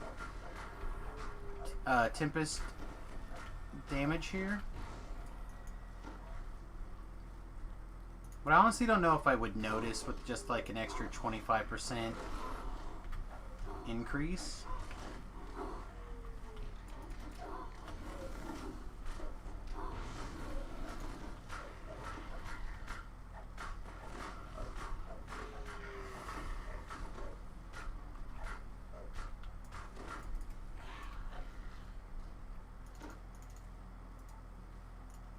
Also, we need Heighten.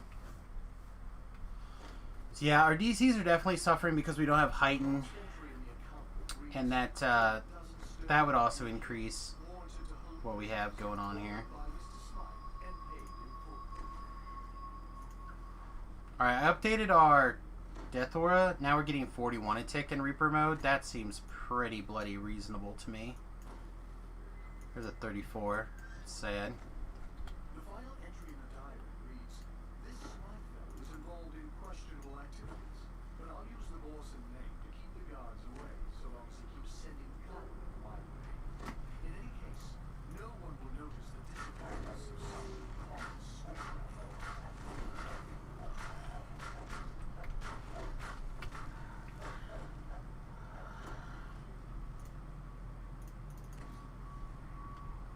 Put her head back on her shoulder. Hopefully we won't need her, but again, I always like having the option to have my party members ready to go. That's a low tick of 30. But a high one is 77. So yeah, it looks like we're on an average of pretty close to the 40-ish mark. Which feels okay. I said 10. Thank you.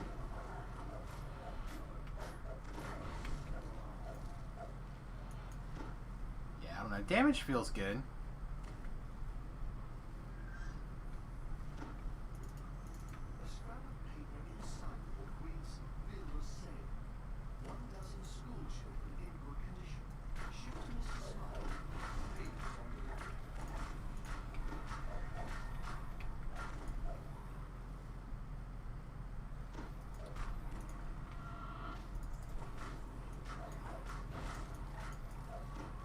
Yeah, I think a Quicken would have been really... A Quicken and a Heighten would both be really good. I don't know where I can cram them in.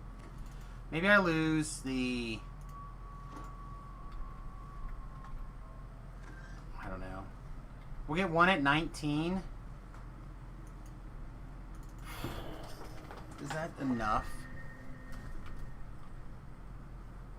Might be fine. A solitary warforged stands in the center of the courtyard. You have finally located the elusive Mr. Scythe.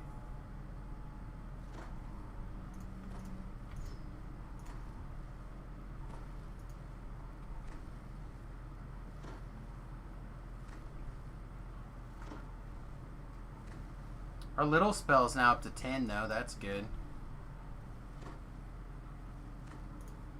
No, that was too soon. He hasn't even started going to Beholder mode yet. There we go.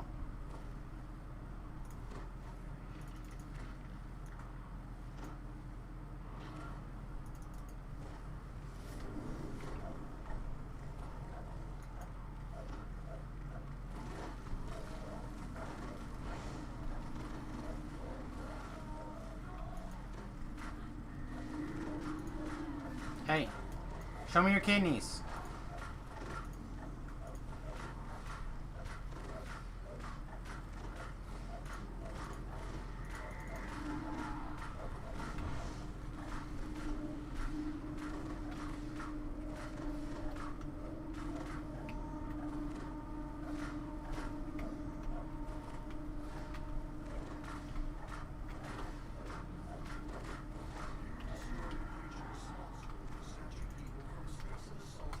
That was pretty slow. I think most of that had more to do with the fact that I stopped to res my hireling.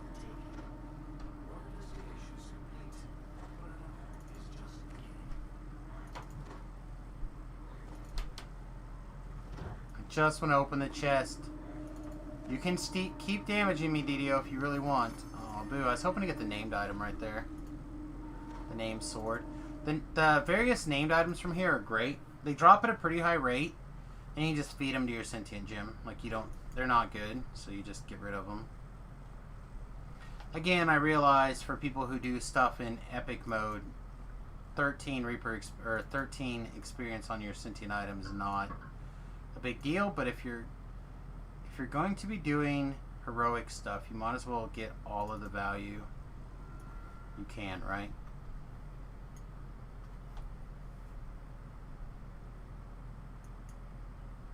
Speaking of value, I think that gives us 2... Oh, great. I think it gives us 2 points now. Nope, still just 1.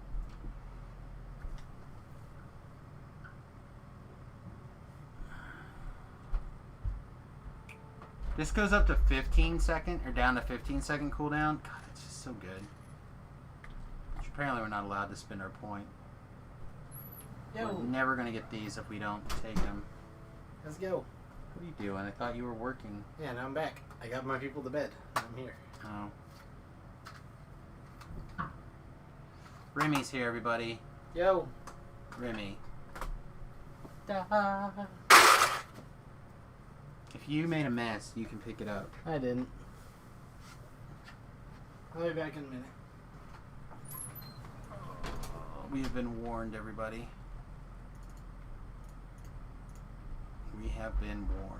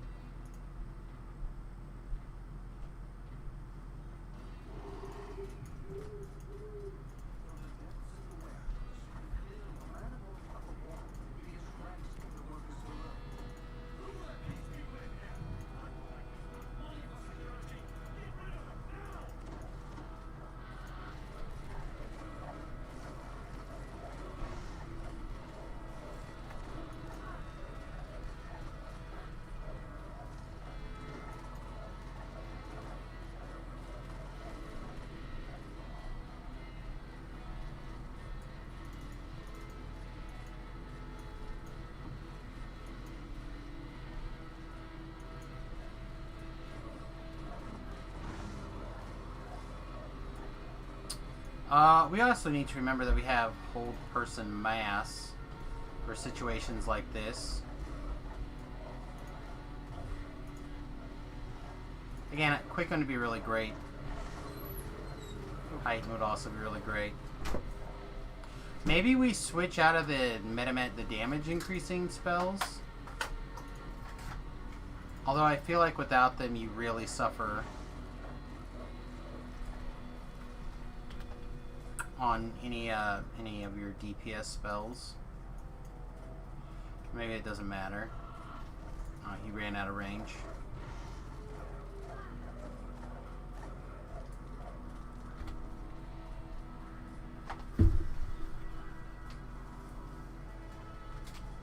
Alright, ready for your head to hurt?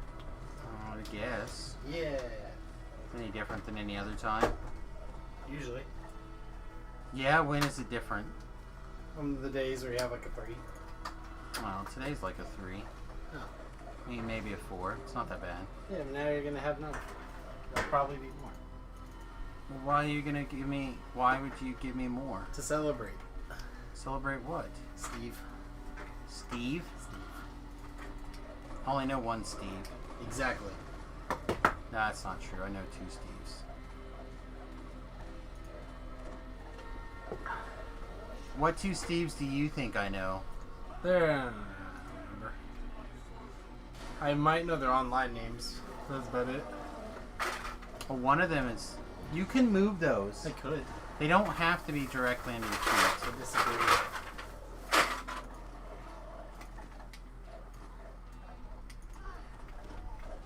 Alright, I'm under the impression this cooldown's supposed to be much less.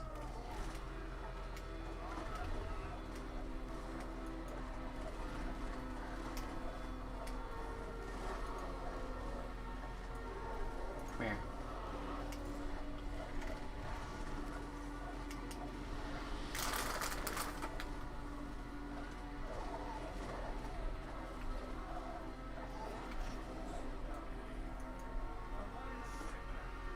Did your game up or patch or something? Not yet.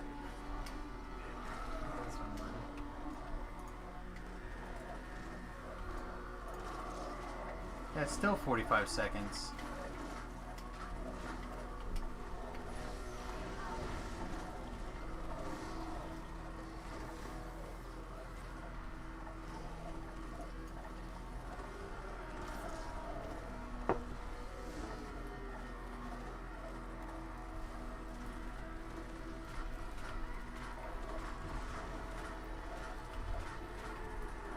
Alright, it's possible that I've misread something, and I don't want to be taking more levels of the Tempest.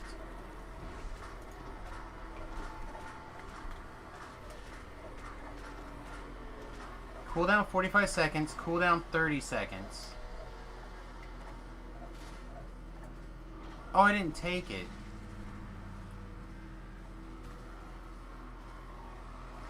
I thought I took it. Alright, maybe I decided that saving up for this was more important. Okay. Oh, I forgot today was Tuesday. It was Tuesday.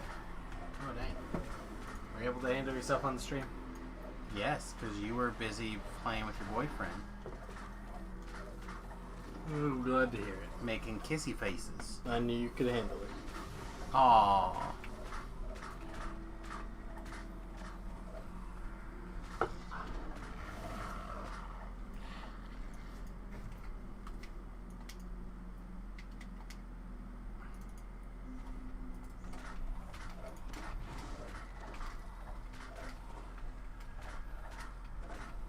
Oh, we took some charisma damage, you guys.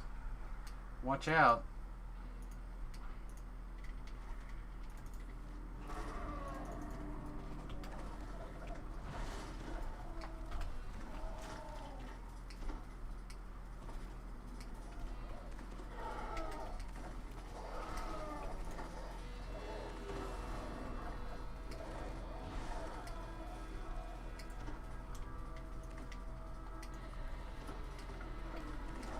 I still don't understand why you didn't pick this game.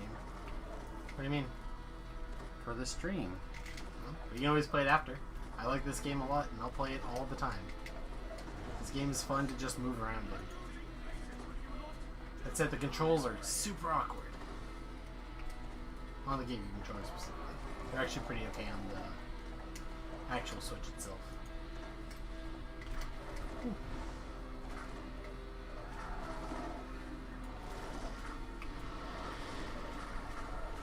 Don't blow my firewall out, you evil piece of S.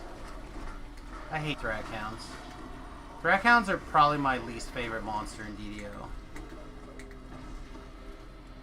Piece of shite. How are you dead again?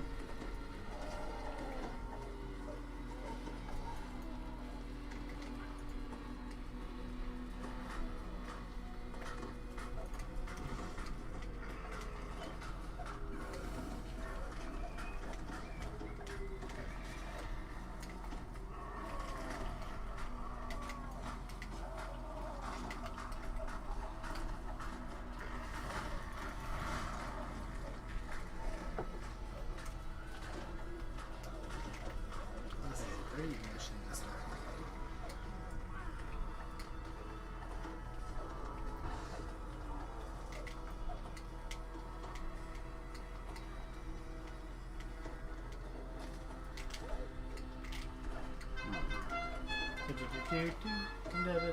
Loose Cannon, thanks very much for the follow, my friend. I appreciate it.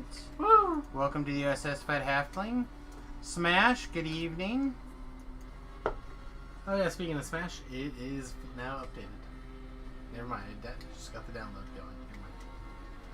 Now it has to patch. Good. There's nothing like tying up my precious internet while I'm streaming. Yep. Hope you like it. Hey, there's the Loose Cannon playing. Woo! Man, hopefully we're not that far of a delay. What would that be on my screen like? Quite a bit. Oh god, this is awkward. Alright.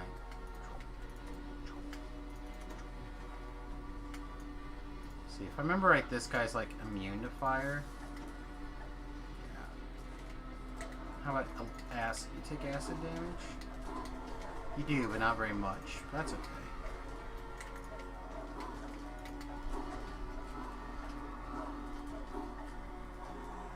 Cold damage? No, no cold damage. Electric? Take full electric with your electric weapon? Okay, that seems awkward.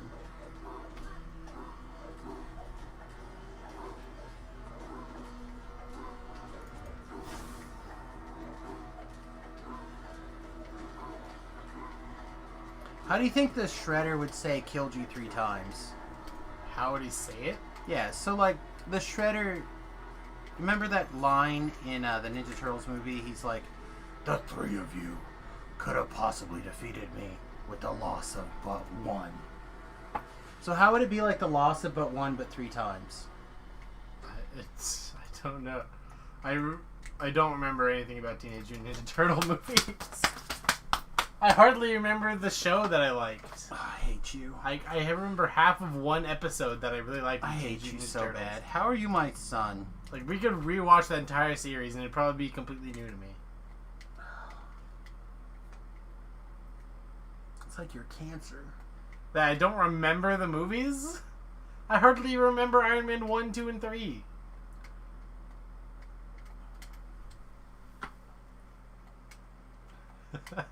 What? No. What's Don't wrong? look at me. What's wrong? Don't even look at me. Can't believe you make me fantasize about hurting my own son. Because I don't remember what happened in movies?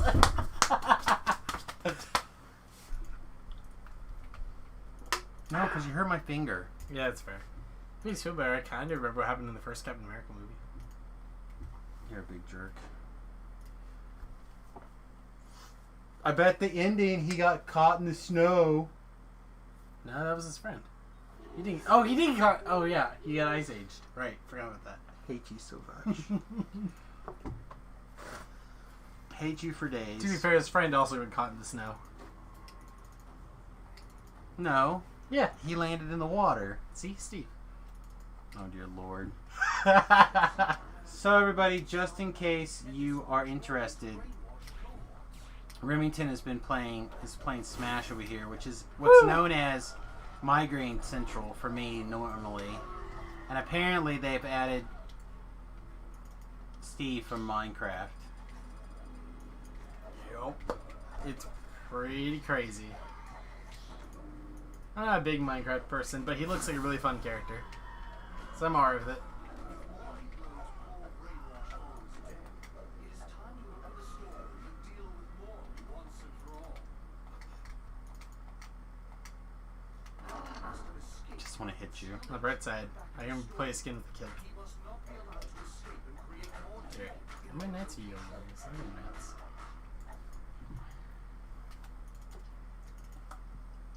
We actually need to be in the fire or the acid. Oh, jeez.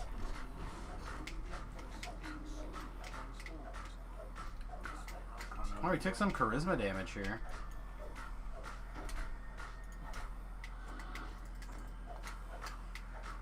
Not bypassing spell re. What's his face?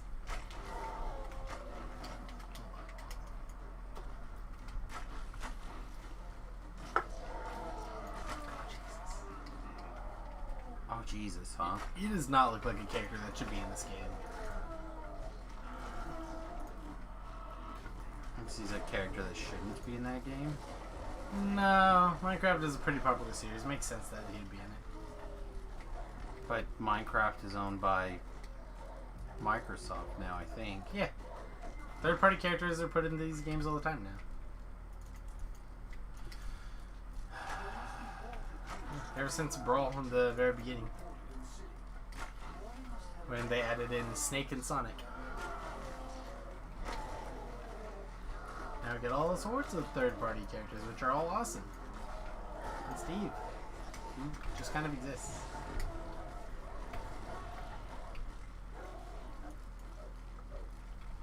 Your face just kind of exists. That said, we don't have any Sony characters I like at all. They should put Max in. Then Yes. how do they beat Max though? He just like pulls out his sword and kills everybody. So yeah, I would absolutely love it if Shineforce character would make the game. That'll never happen. Domingo, that would be so sweet. I mean, yes. Again, you just like hit A button and like frost somebody to jeez. death. Frost, frost, frost, frost. Yeah, no, that'd be awesome. I've often wanted those characters in this game. And I wanted. Yeah. But ever since I put like Banjo and Kazooie and King K. Rool in this game, people are like, yeah, any character can go in the game now. Like, no, Shineforce Rep will never be in this game. You can't make me dream. Can't make you dream? They will never give me enough false hope to make it truly believe that Shineforce character will ever make it into this game. If they do, they'll pick like a brand new one, like from Shining Residence or something. They wouldn't go OG Max. That'd be way too amazing. You know what you gotta do now, right? Hmm. Gotta start a Twitter campaign. A lot of people do that for this game. You gotta start a Twitter campaign, get them going. I mean, a lot of people did enjoy it. Okay. Be like, you guys, why not some Shining Force characters? OG Max. For those of you who are not into Shining Force, it's now on pretty much all the not literally all of them, but I think it might be on all of them. is it? Maybe it's I haven't confirmed this, to be fair, but they released a Sega collection for the Switch not that long ago. Or for a Genesis collection on the Switch. I feel like it was on the Switch, but I meant it's like not on Xbox necessarily, not on PlayStation necessarily. Well, it might not be on PlayStation. I mean, no, it might not be on PlayStation. It is on Xbox though, because there's a Genesis collection for Xbox and Xbox One. Isn't there also Shining Force 1 for Android? I don't I think think so. I feel like there was. I know there's Like there's Genesis emulators. What am I thinking of? I know there's Final Fantasy Tactics for it. I don't know. I need to dust that off. Maybe I start restreaming it. Problem is you don't get a controller the way I have it. Should see if we. Remington would love it if I got a hard copy and I made him bring his PlayStation 2 down here and hooked it up. Oh jeez. He would never forgive me. What thing are we talking about? If I made you put the PlayStation 2 down here so I could play Final Fantasy Tactics on the That'd be fine. on the PlayStation. That'd be pretty cool. Nah, you'd never forgive me. Why? Or you'd constantly be in my hair. That's possible. I mean, I don't play the PlayStation that often. Oh no, I have a tablet emulator that I have it installed on, Why does that not work? but it's such a bear. Should probably just get the hang of it though.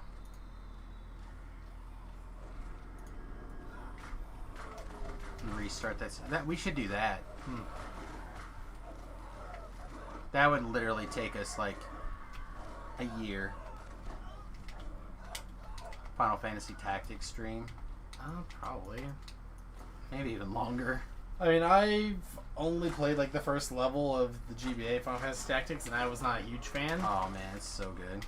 I've heard great things. It's like what a next generation Shining Force would be like, probably.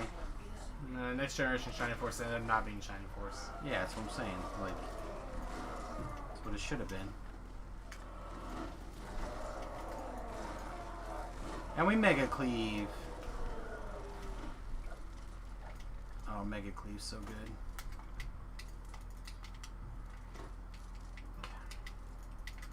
Aw, why would you teleport Jesus. away?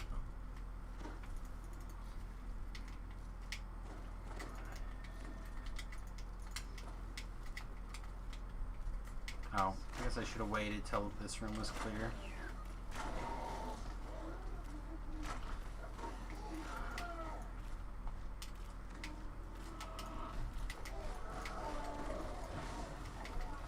Oh yeah, I have that. Alright, what did I miss? Some in this room, and I missed some at the beginning. See, remember? I said I almost always feel like I missed some.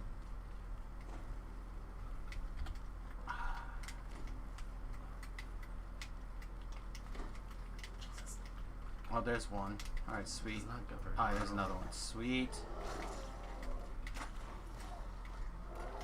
Feeling like I didn't miss them feels really good. That makes sense-ish. Can you not just read what the controls are somewhere? I can, and I have. But playing them makes it a lot easier to understand.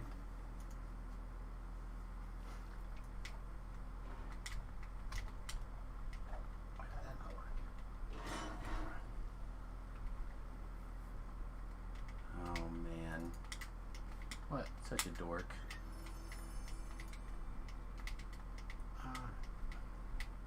Start figuring out that things are not as powerful as I hoped.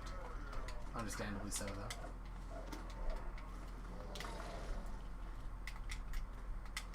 Why? Because he can't, like, teleport back from a million years away? No, that would be what Max would do, because his recovery would be egress, and he'd go back to the center of the stage. Oh my god! What? That'd be great. Yeah.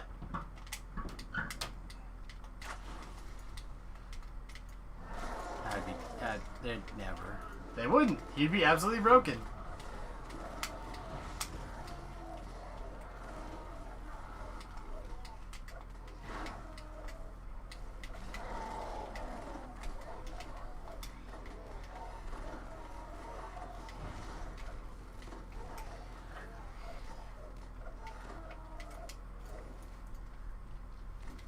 Would he, though? Hmm?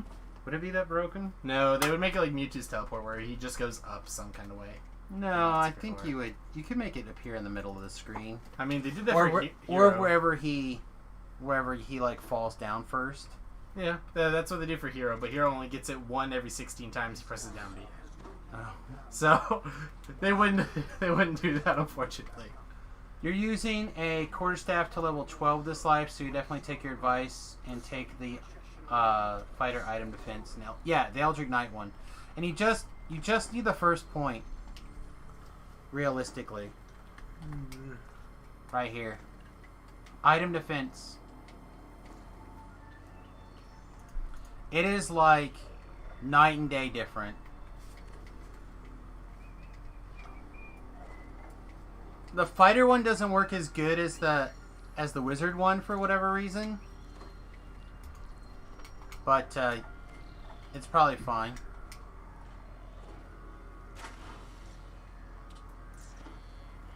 It is weird because it should be coded the same, but I feel like the wizard one is just stronger.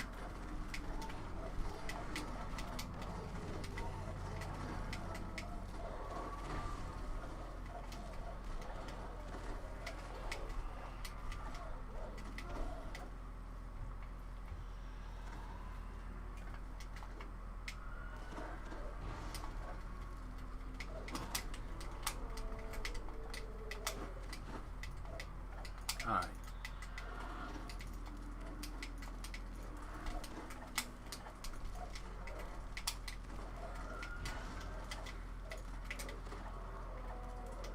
Oh, Jesus.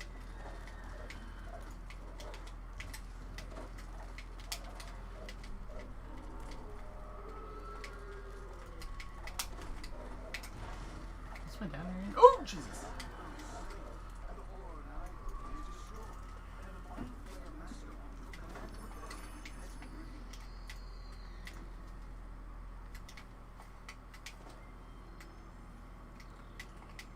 Is that Wario dressed up like Mario? Yep. He does that sometimes.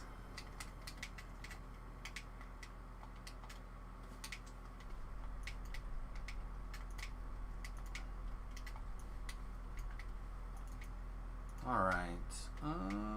This is actually not the worst. Not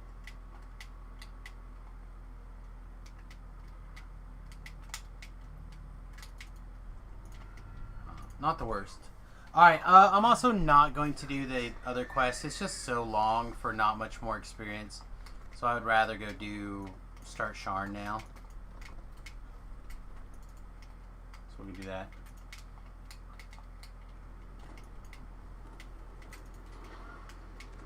Do people still blind? I like blind. Blind lets you, it's both makes people vulnerable as well as it gives you essentially an armor class and a mischance and other stuff. Bind. Oh yeah, bind. Sometimes. So like if you want to make it, so like if you look at this quarterstaff, it's bound and attuned, and right above it I've got the +1 force damage per hit worked into it. So like that's good. I don't think I have another one that's currently bound to, like if something's already bound, it makes sense to do it. You know, like this staff is bound to character. I should do that to this. It does. It takes any item and makes it bound to character. So you only want to do stuff that's like already bound to character, or stuff that you're never going to move. That was kind of sweet. These moves are really good. I just don't know how to use them yet.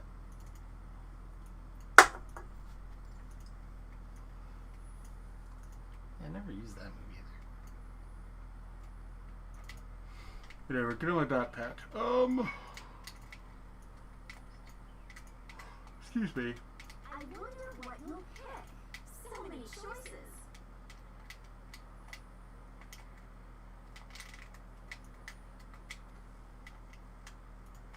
I'm trying to think what else I like might have. I'm sure I have some stuff. Again, pretty much everything that's already bound to character, I stop and do that too.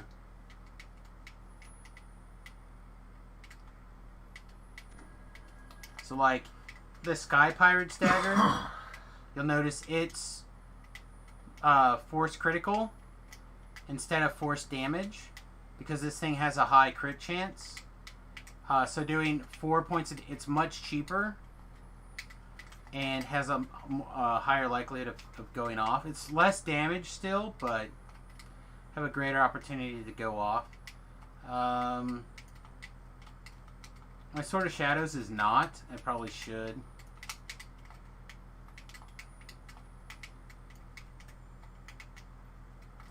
Same thing with the Nightforge Stiletto. That should be done.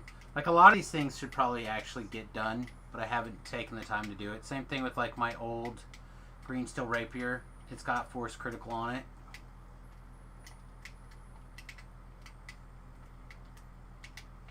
So, yeah, all these weapons that are never coming off of Samus should probably get taken care of.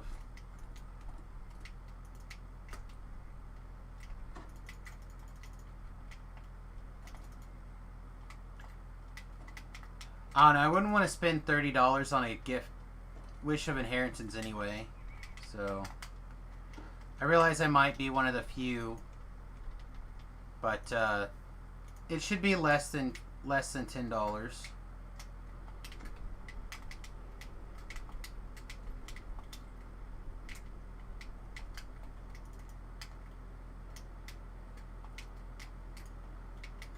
Alright, apologize for everyone's ears.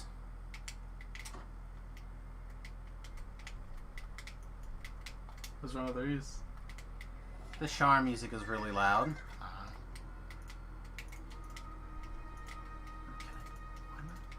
Why do you do this in the game? Yeah, they're... So I often tell people I pitched Glenn back when he still worked at Turbine, when it was still Turbine. We went out to dinner and I pitched him 2 ideas. One was a raid bypass timer and the other one was the... what turned into a Wish of Inheritance. Raid bypass timer, I pitched at like $2. And Wish of Inheritance, or what turned into the Wish of Inheritance, I pitched at $5. So when Glenn was around and the idea was originally pitched, it turns out that $2.50 I think was what they charged for the original raid bypass timer. But they couldn't figure out how to do the Wish of Inheritance, but they ended up doing it exactly the way they recommended. I think it could still allow raid items at $5. I don't see that being a problem.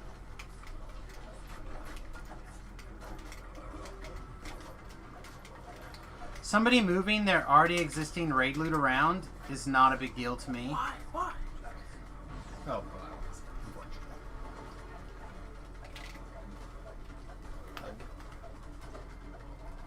But I'm also the person that other people's characters, like, I'm not comparing myself to others. I'm comparing myself to what I want or to myself. I don't know if that's the most common. Except when I'm on the hardcore server.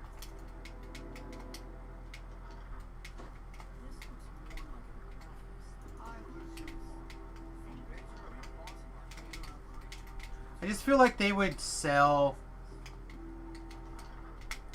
10 times the number of them if they were more efficiently priced.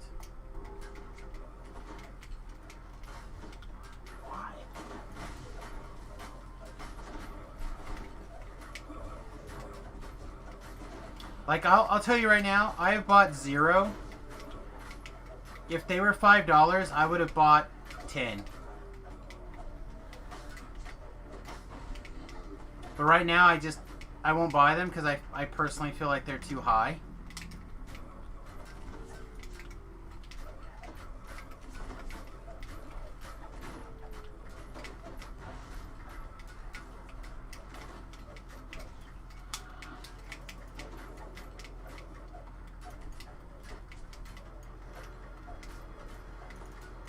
So we need to be...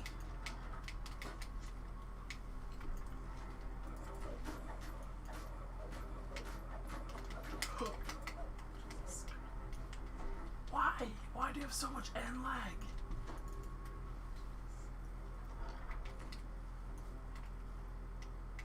Is this even where I want to go? Don't think so.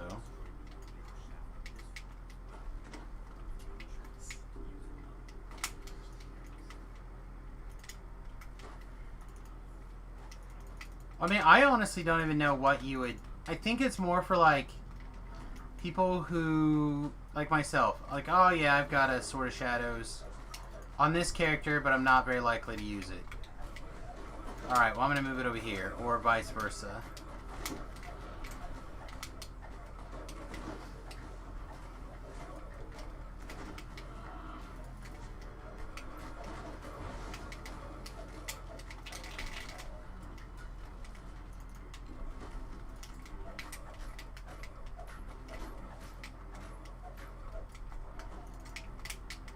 But I mean, what would you move around? Like, let's pretend you got one out of daily dice roll, right? So you got one for free. Would you even use it? Like, is there something that you can think of? You're like, oh man, this is so important to me that I would move it to a different character.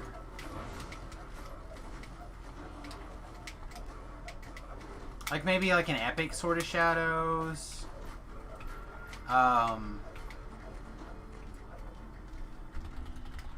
Something. It have to for me. It would have to be something in that level, that power level, for me to spend. To even want to spend $30 on.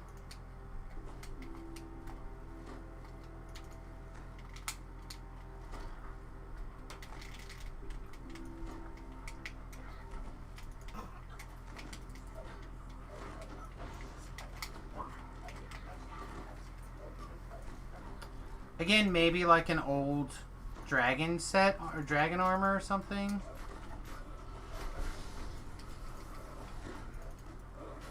But even like one of the red dragon plate, but that's not even good. Like to me, that's the biggest, oddest part of it is finding the items that are still good enough that you'd be interested in spending $30 to move.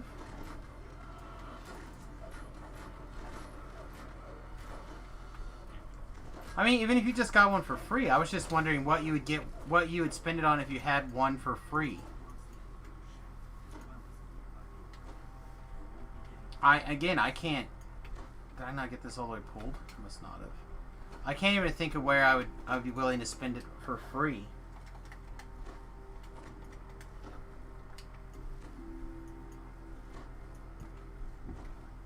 Like maybe a Torque. Like, is a Torque even worth moving anymore?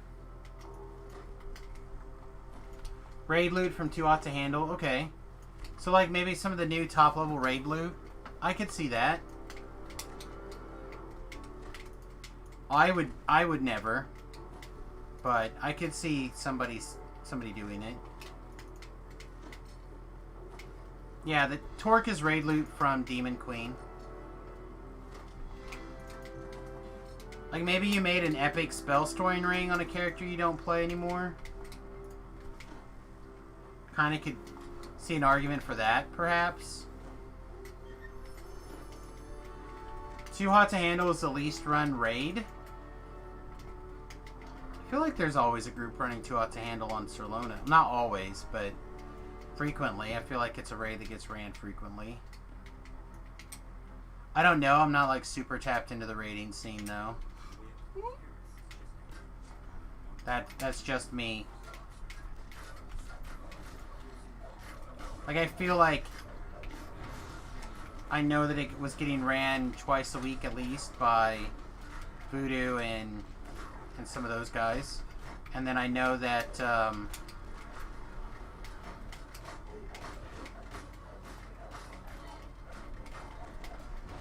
like I went with Beef's Guild a couple of times to give it a shot.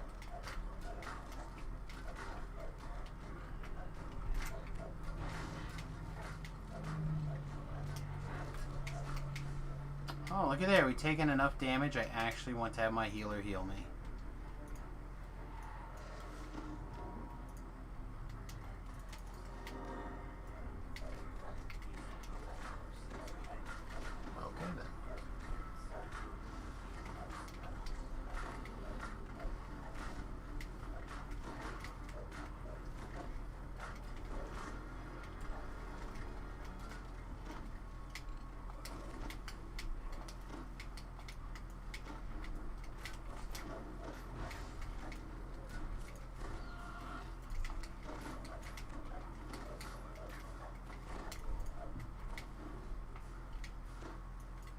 Again, I think Legendary Shroud is like that's one I haven't seen in a while.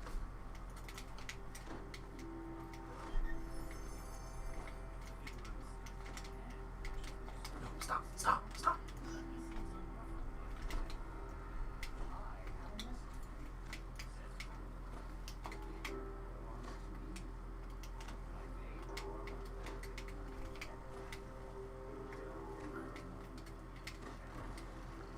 But Patrick said that Legendary Shroud gets ran a lot, so might just be full of cocaine. Cocaine!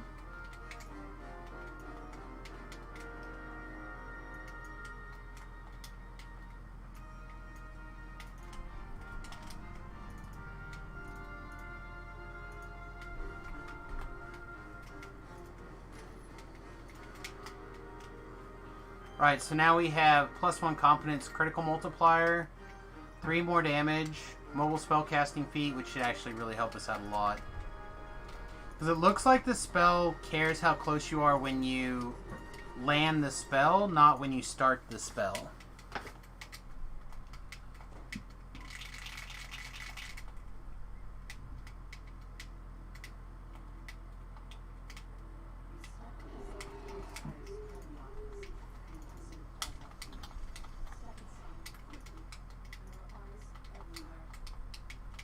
I'm seriously not...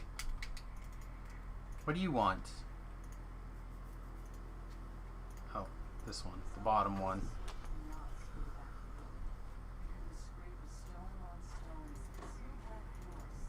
I think the DM for this quest does a great job, though.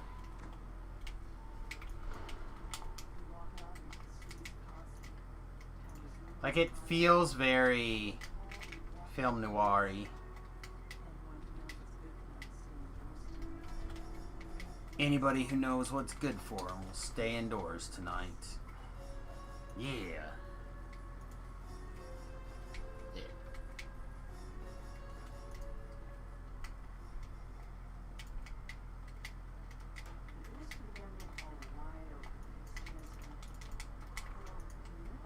Ah, I did twice even.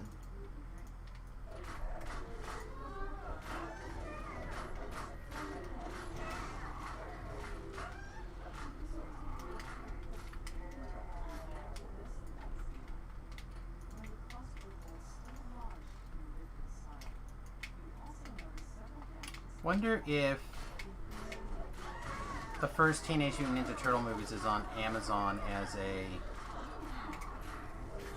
a premium thing. That'd be cool. And we could do a hangout Thursday maybe and watch that movie. Probably, although we should probably do Tuesday so we can at least finish Galaxy. Well, it doesn't have to be during the morning stream. That's true.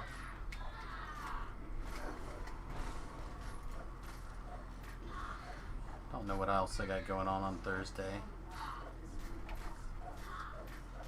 I mean, I probably will have to work. Probably.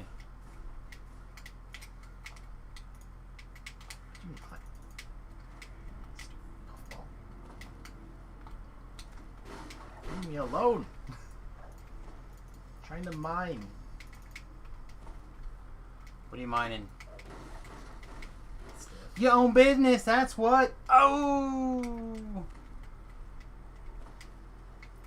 Excuse me. Remington just kicked Jigglypuff in the face, made it fly off the screen. It was with my sword. Oh, he kicked it with the sword. Is that a globe of invulnerability? So I always take the arcane barrier. So when your hit points go down too low, you basically get like the super DR. I am a fan of those kind of things. One, they give you a visual representation of where your life total is. I tend to not pay that close of attention to it. And then two, it obviously it basically gives you 25% more life effectively.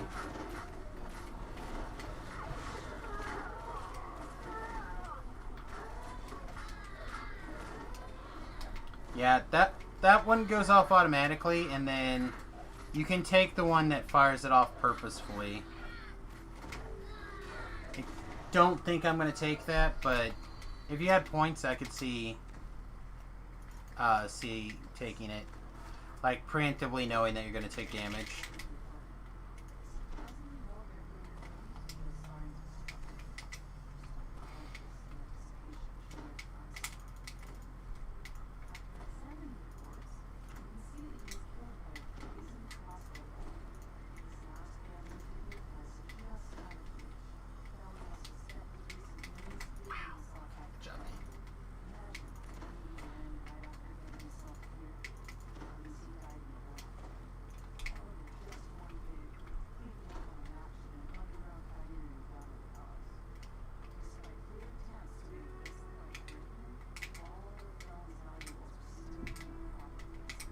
How clear of a break-in could it be if all of the valuables are still there?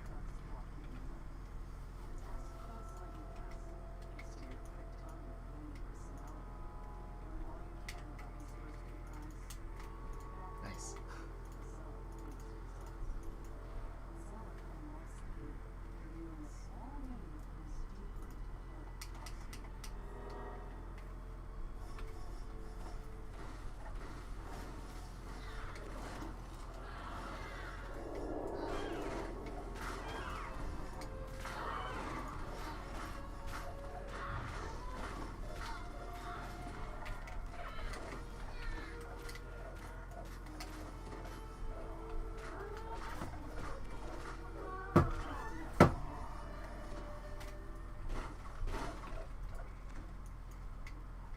Woo!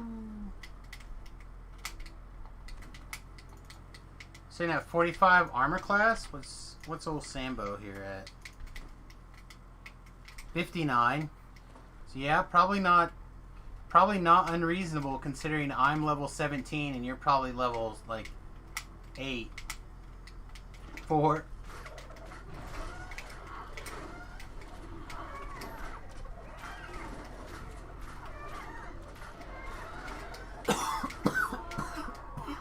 Lungs go on the inside.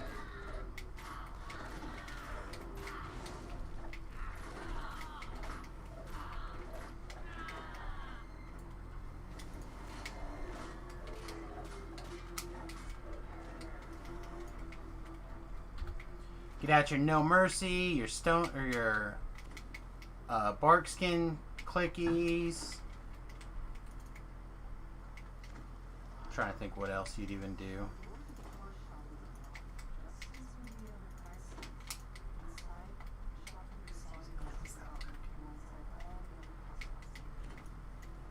Wear medium armor or better because you're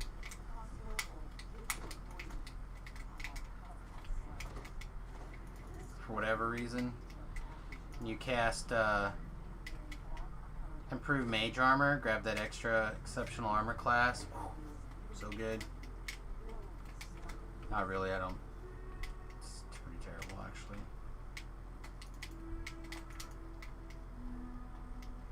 Did I not talk to somebody? I didn't talk to all the treasure chest things. Urgh.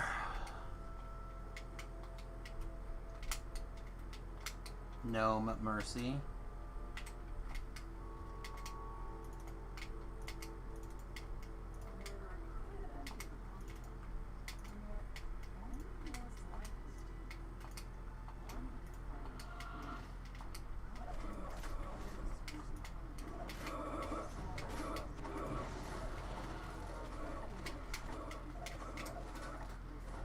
Man, I really do miss the auto woo-woo stick. Hold somebody and then woo-woo them right down. Woo-woo-woo. Oh, I forgot you could do that.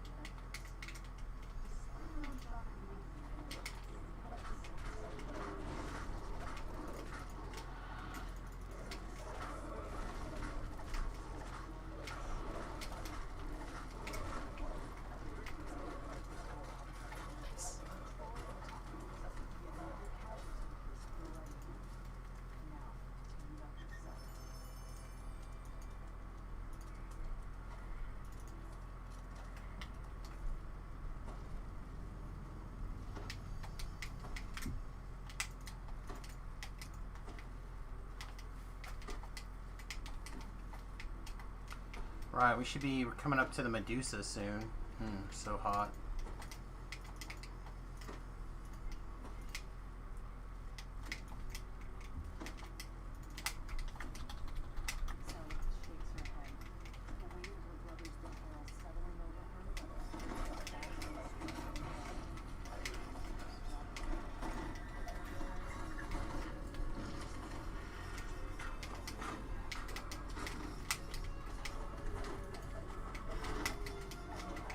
Go, go, evasion, go!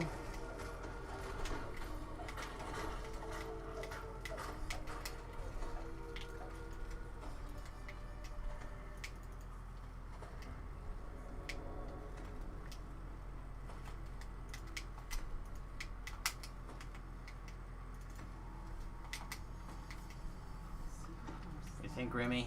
Oh. I don't see Medusa. I don't see Black Box. There, much better. Yeah, pretty good. Oh, so hot. Look at her in her gold bikini. And her snakes whipping around. Just. I don't know about snakes. She Oh, has yeah. like one of those dancer outfits on. Don't forget, Medusas. They always make you hard.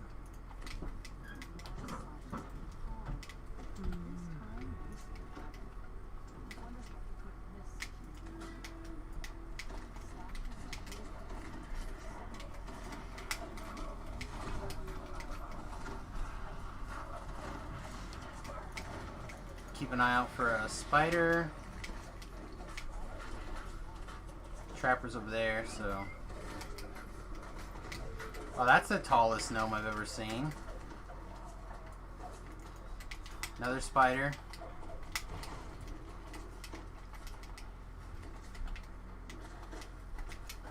Whatever, I'm just leaving. I need to fight no stinking spiders.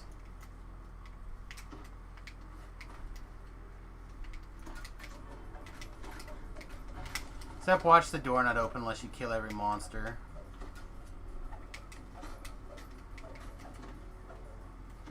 Oh god. And that one's an Archon even. Sweet. Archons aren't in D&D. In D&D.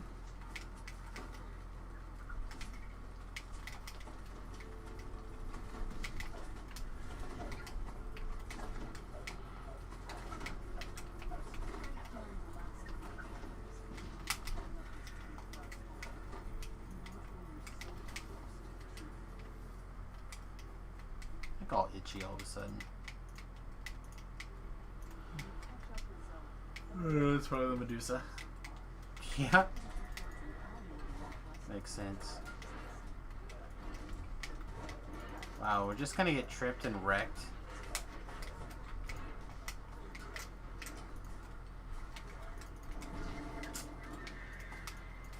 I could have kept trying to leave.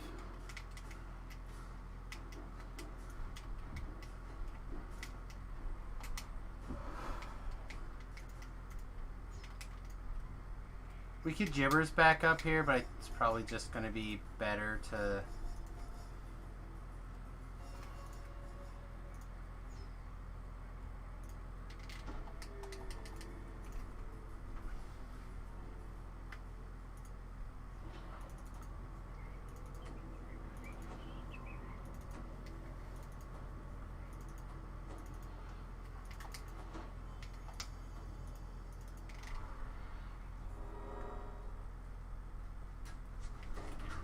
Oh yeah, tripped for a Carnage Reaper even. Talk about no mercy.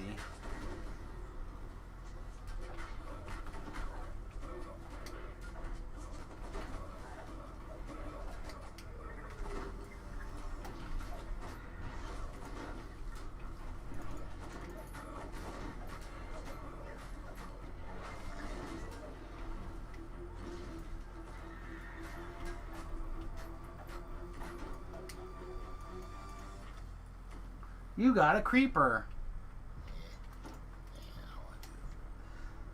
You are a creeper. Hey, that's offensive.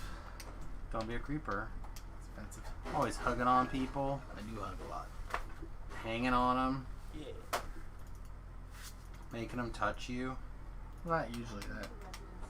You made me touch you? Not usually. Might grab it on me. You hate air sleds? What? Flying Nimbuses are great. It's all about them flying Nimbus eyes. Those are pretty nice.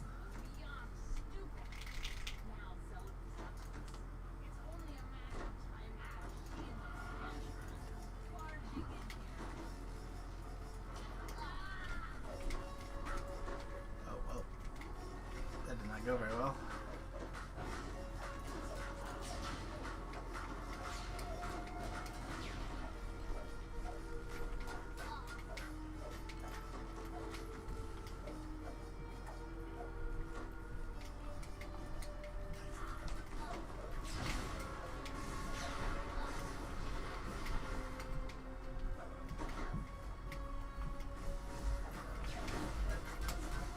I was probably wondering where I am.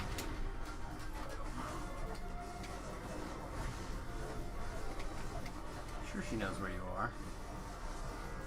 She's a smart woman. How's it going, How Quentin? dare you think she's not a smart woman?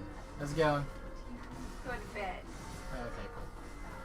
Two fools in here playing video games. Yeah, I wanted to try it, Steve. It's fun. I haven't figured it out yet.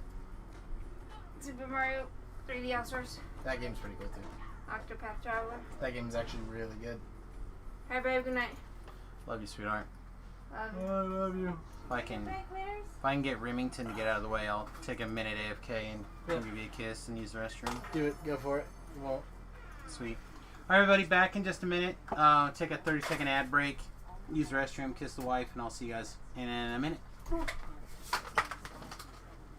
Suck, bitch. Get out the way. excited about. Hey, baby girl. Get some sleep. Oh no, she wants a kiss. You want Papa? You want the Papa? Oh! Hey, what are you doing? What are you doing?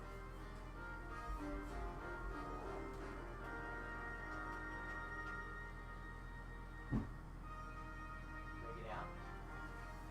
Ah.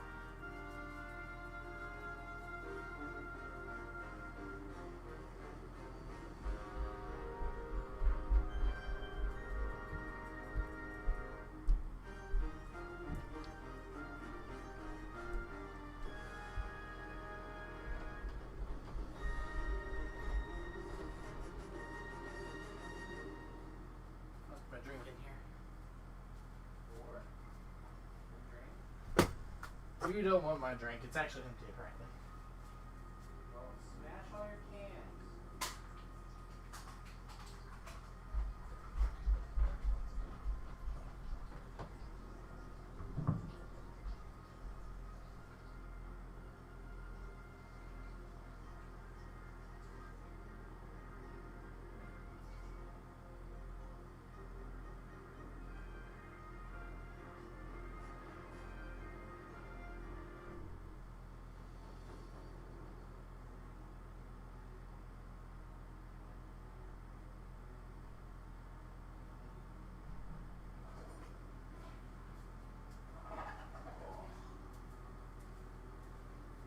Whew. Alright, everybody. Whew, that feels much better. I think we're back. Are we back yet? Pre-roll off is going, so I assume so. Whew. I feel much better now. Definitely was starting to float my eyeballs.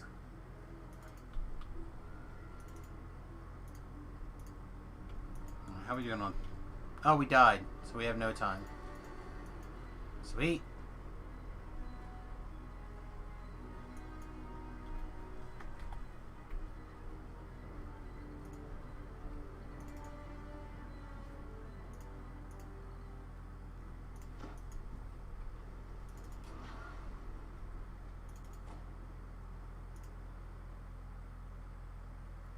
Sig is streaming. Siggy Poo, what are you doing? Counter streaming. You know who? Cut that out. Go back to streaming like when I go to bed. Just way late.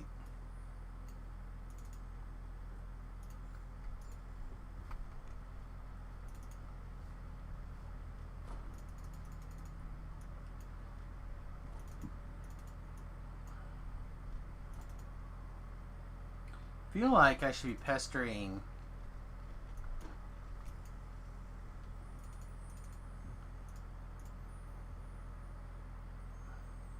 Why am I blanking? V-Love also. V-Love should be here getting pestered.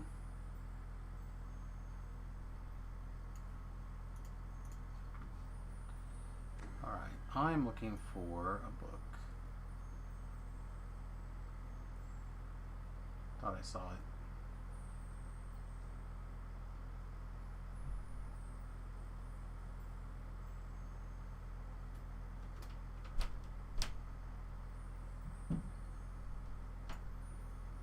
Oh, I did see the litany. That's not the right one. There we go. Alright, so I'm going to take this out because I don't need to go to Ravenloft. Now that we're doing the Sharn things. We could definitely key to the city, but I don't think I'm that worried about it yet either.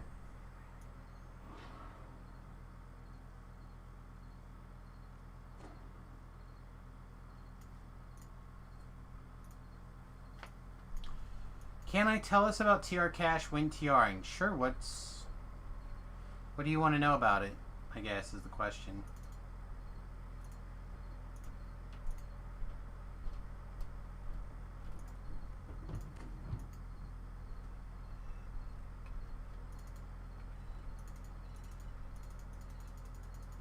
This adventure, like so many others, begins in the tavern. You're supposed to meet a disgruntled former employee. Like, Give him half a record. you do. You have to empty it completely when you go to TR. Victor asked you to take him outside.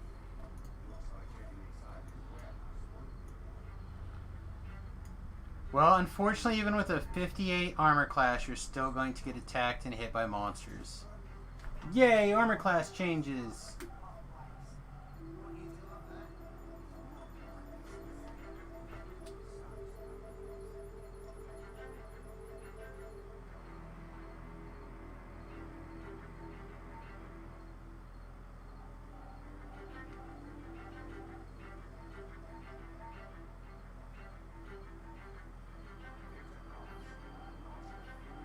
Victor coughs and then runs away.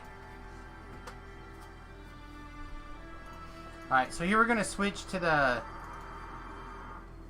Our healing is going to be a little bit less, so we're going to have to focus a little bit more on making sure that we have our healing going. I'm just going to find the sparkly thing, I think.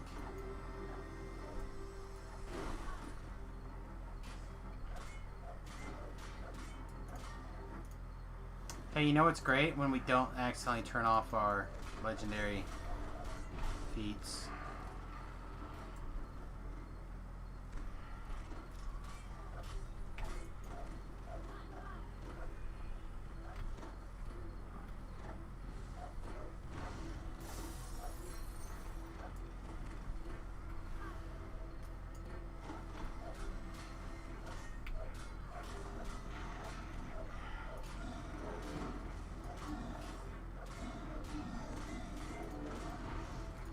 Let's actually switch to acid. Then we're at least not accidentally healing the iron golems here.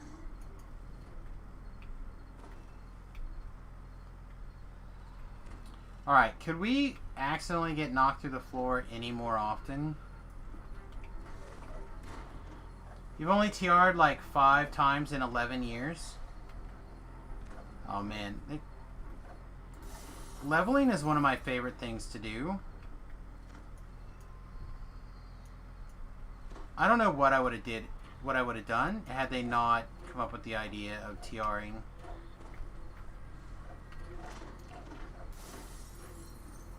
Probably quit playing.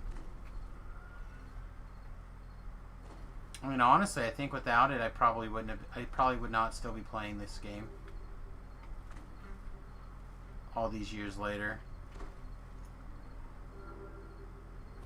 I'm fairly certain it's what keeps me in the game.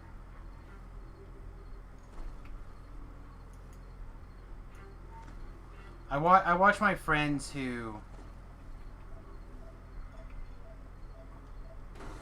help keep the servers on by buying tomes and not tomes, but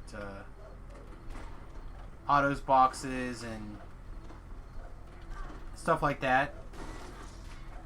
And I just like, yeah, no.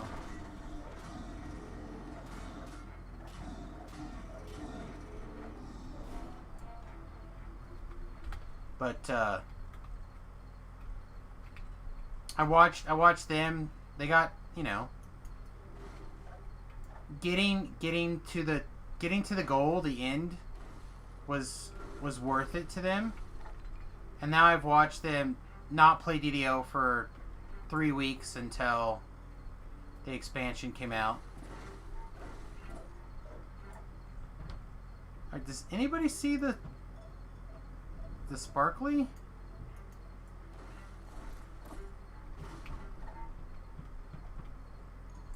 I certainly don't see it.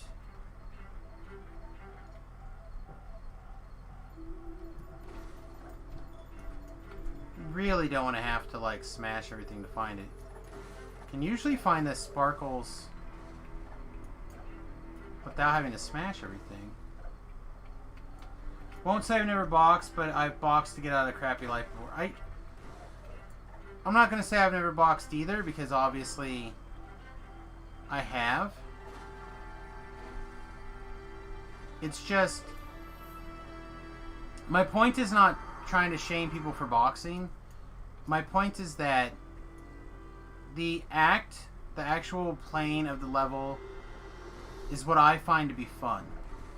The playing of the level, the learning learning the build, figuring it out, tweaking it, maybe even doing that a couple of times to find what I'm looking for. You know, for me, and I'm not saying if you're a person that autos their way to victory, God bless you for keeping the servers on. I appreciate you. You're doing the good work. I would not begrudge anybody that has the income to box. A couple of times, like, that's totally okay in my book. There it is. Totally a-okay. Don't get confused on when I say that, but I personally, I've watched them move on to other games because they didn't have a goal to accomplish anymore, and they hadn't revised DDO's system.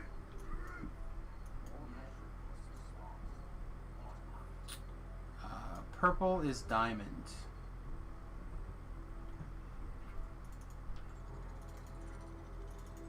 It was that diamond, actually, I think. The red diamond. Right, it was red diamond. Yeah.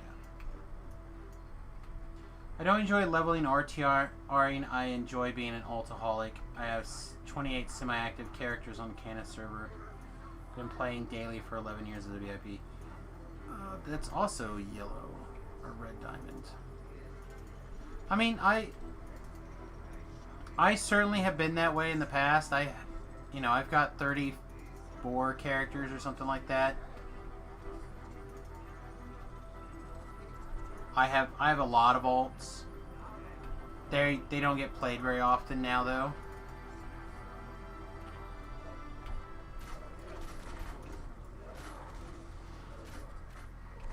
Because I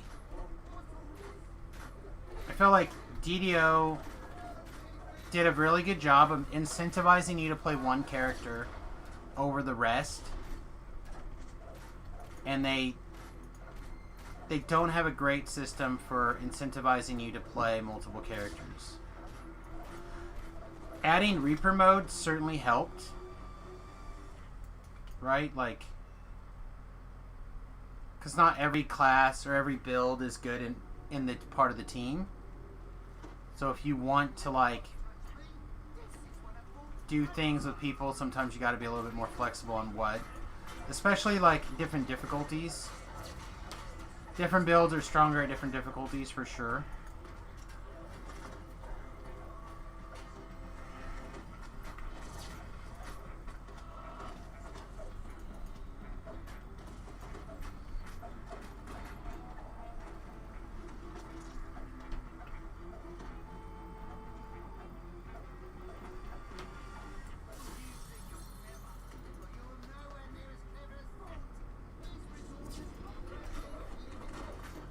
How does his Vault's stuff being practically limitless make him smarter than me?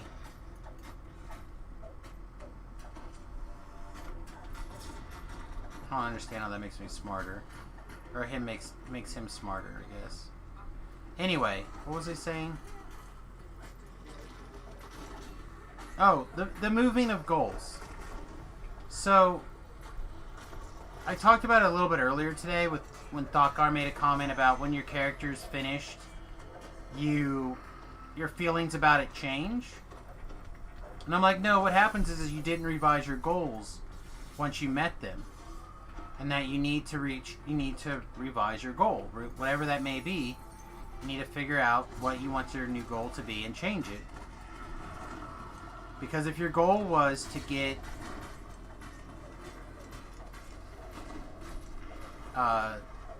your character to a certain point, and then you got it to that point, and now you're not having as much fun with it anymore, or you want to do something different, you need to be able to figure that out. Or, I mean, you can always go play a different game for a while, which is what they did. They went and played Final Fantasy XIV, which, by all accounts, they had a lot of fun. So, again, I don't begrudge anybody for playing something else or doing something different. Any of those things, so.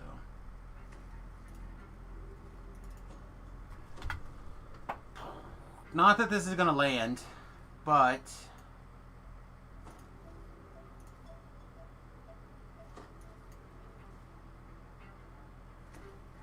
I put trip on my bar again.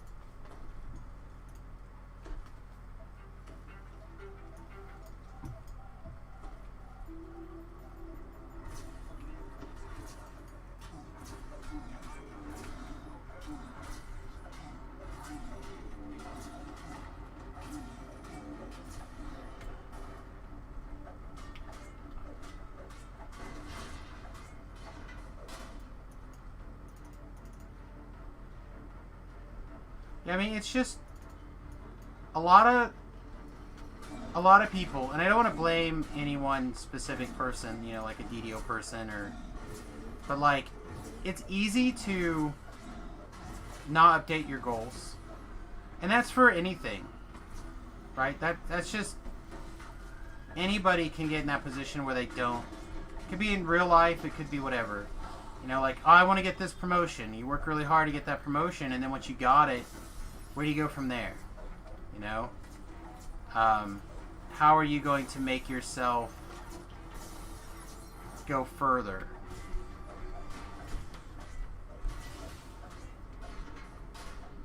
You know, the stream is doing okay, right? Like, it could go further. It could certainly pick up a few more. This guy pissed me off. It could certainly pick up, like, some more supporters, more Patreon, stuff like that. But we're in a good spot. You know, we're growing.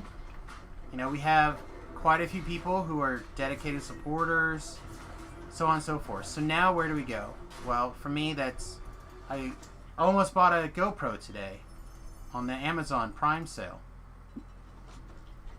You know, so for me, one of the things that I want to do is I would like to start adding in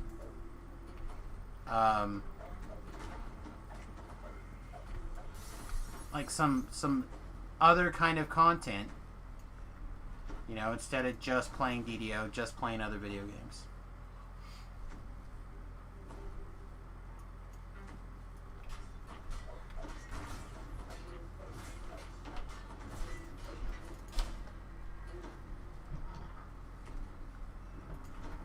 No, stop. You bastard. I hate these things. This trip is just unreasonable.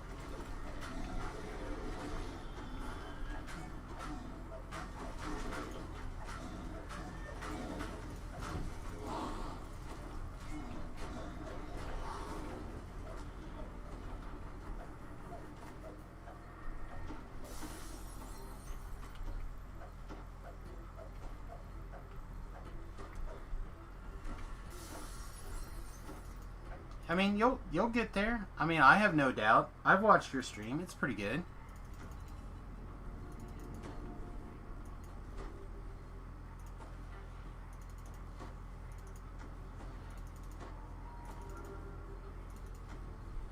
But like, I should probably spend more time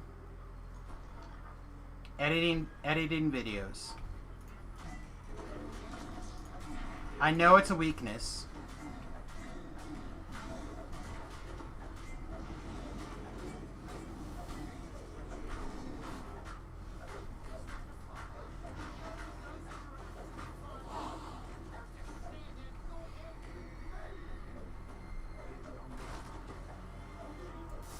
You know, I tend to put my videos out as one take. I tend to like try to think through what it is I want to say or what I want to do, and I try to put out that because I don't want to edit. Is it a skill that I should work on? Of course it is. Should I spend more time slicing out my Twitch streams into 20-minute videos? Probably.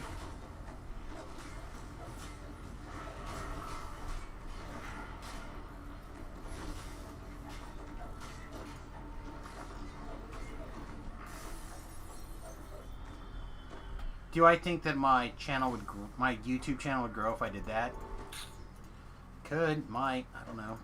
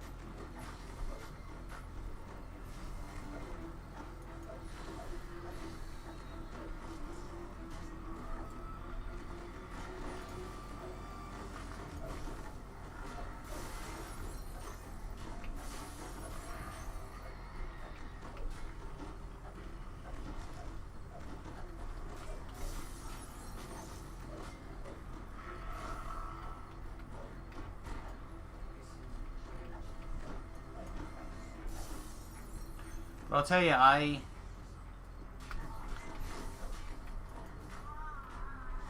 the reason why I focus so much on DDO is not just the fact that I enjoy it, but also I kind of was under the impression that I would be a big fish in a small pond. I feel like I probably am still in one of the bigger fish categories, but I'm certainly not the biggest fish in the pond. You know, there's some people out there who have put forth effort and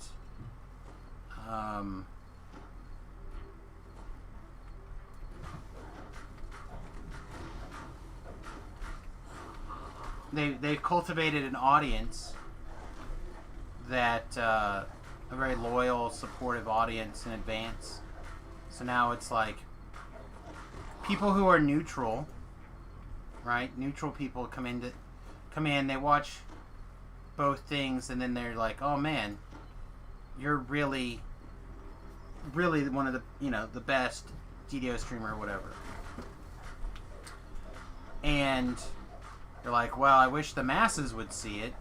But again, the people have cultivated their audience over years.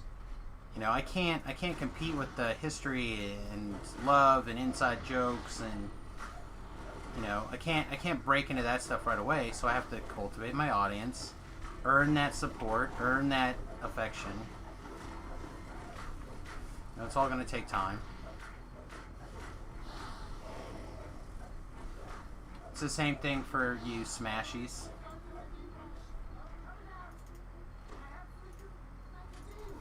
and let him go. I'm gonna click this anyway, even though it aggravates me that I didn't get the other one.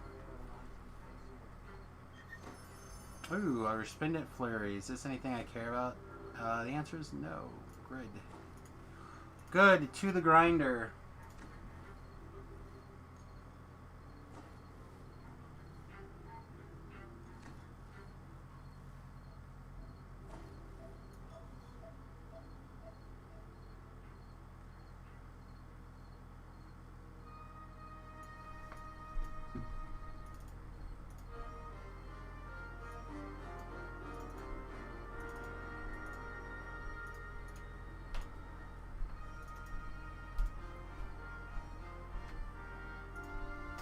Again, I'm going to go get a helper just to make sure I always have one.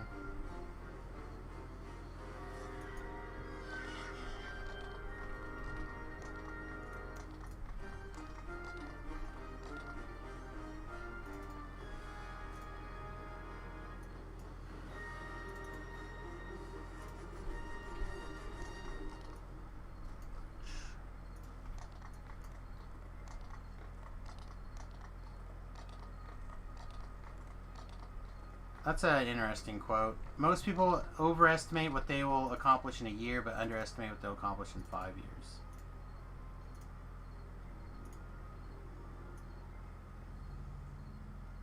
Well, I said I also feel like there's an opportunity in a lot of places, especially with like streaming or YouTubing or whatever. There's some inherent advantages in certain groups, and it's difficult to do stuff not in that special group. You know what I mean? Maybe not. Maybe that doesn't make sense. So like, if you want to get into streaming, getting on DDO stream certainly helps. Like, you definitely get a little bit of a boost from DDO stream.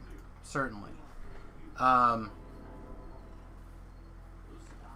If you can get a podcast going, you can and cultivate an audience there. A lot of people will come over to both, right? So like, there's certainly advantages to be had for certain things. Or you could get like Nim, for example. I feel like Nim's got a good stream and he's relatively humorous, but he certainly gets a little bit of a help from Voodoo helping him up, which is good because like there's a little help. Just like Dom gets a little help from me. Dom gets a little help from Nim. Being willing to play a certain difficulty on the hardcore server helps. You know, I look over right now. I don't know how many of you guys pay attention to Magic the Gathering streams or videos or whatever, but there was she hasn't stopped, but there is a streamer, a female streamer, who I watched her stream like after my stream every day for, I don't know, or every couple of days for like a month, right? And during that time, I was, the group was probably like 20 people maybe.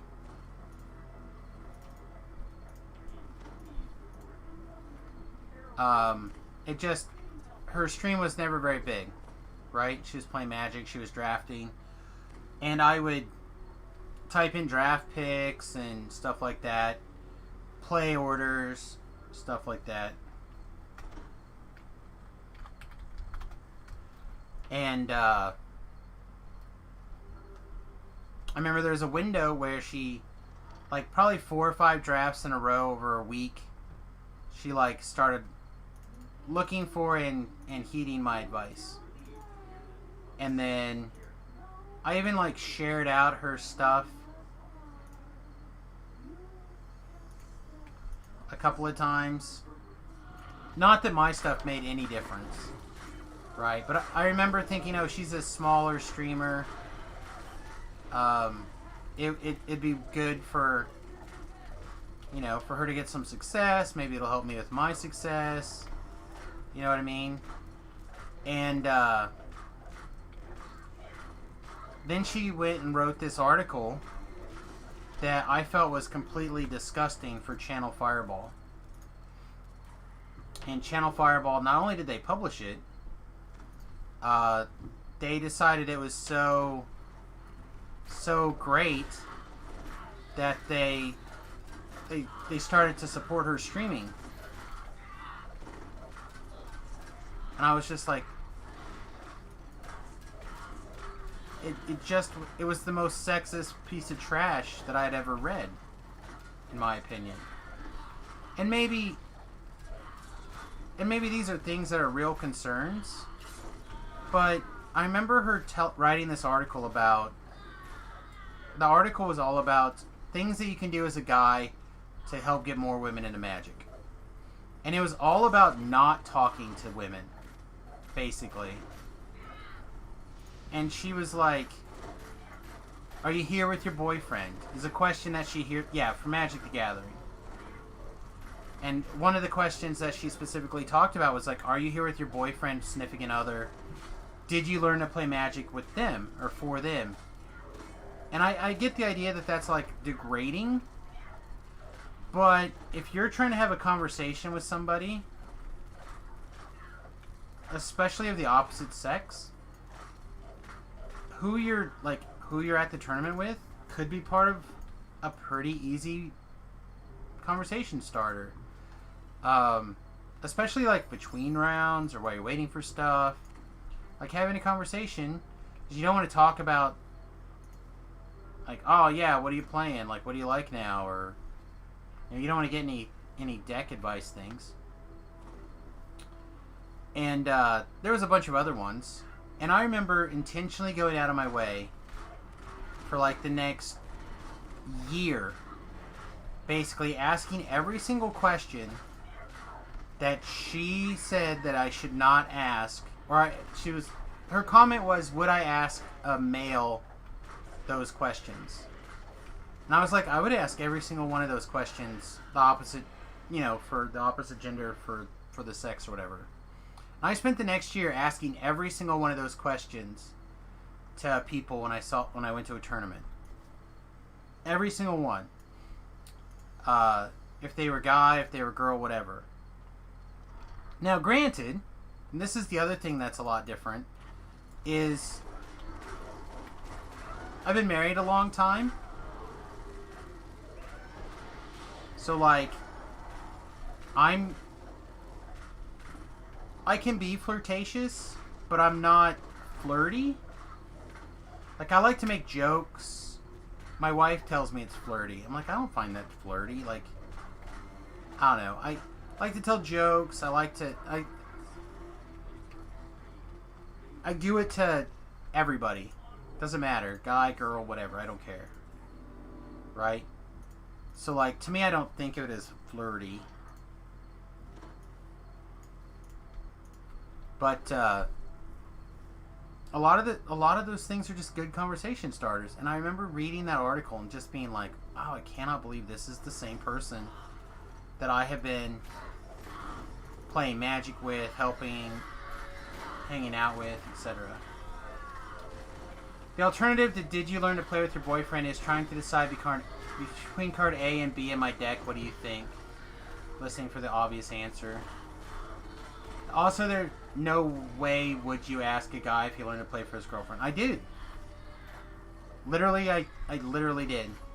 I asked about their history. I asked if they learned. Like, I literally asked, did you learn to play it because of your significant other, your girlfriend, boyfriend, whatever, for more than a year.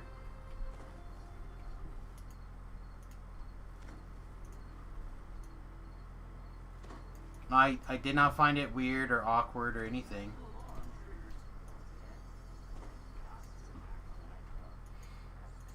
But I certainly asked several people, like, did your girlfriend teach you to play Magic? like, do you play for, did you learn to play for so you could play with your girlfriend to spend more time with her? Like, I asked all those questions. And here's the thing, though, that's crazy, is that everybody does that. But, like, everybody learns to do things to spend more time with their significant other if they want to spend more time. Like, my wife learned to play Magic because my son and I went to go play Magic every Friday, and she wanted to spend more time with us.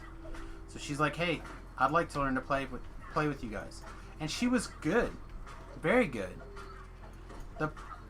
My wife's problem with playing Magic is she is not comfortable making rapid decisions. She really likes to think through her decisions. And therefore, drafting is, at a timed draft, is not ideal for her.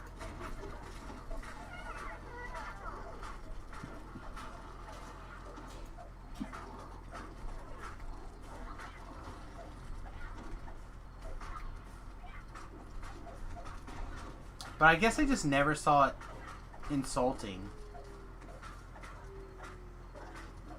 I would find it insulting only if if I felt those questions were always about the idea that they weren't trying to get to know me, but that they were, or making conversation with me, but that they were always getting in the pants or being flirtatious. You know what I mean? Like, it was all about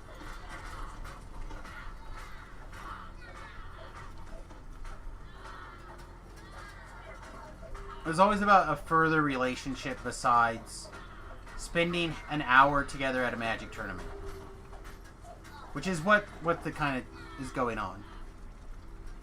Right? To me, it's like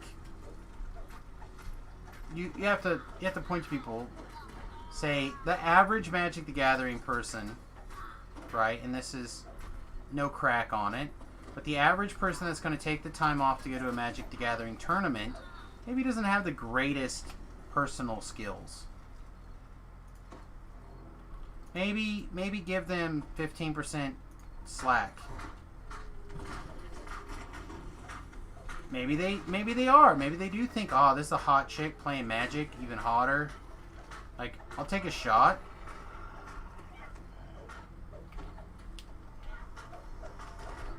But you just, like, oh, I'm just here to, You always say yes. You can always just be like, yeah, my boyfriend taught me.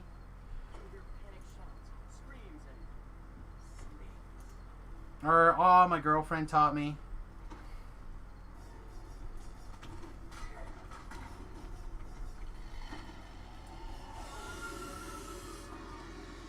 Aw, sweet, sweet.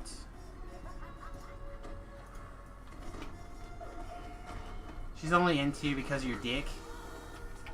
My sweet dick.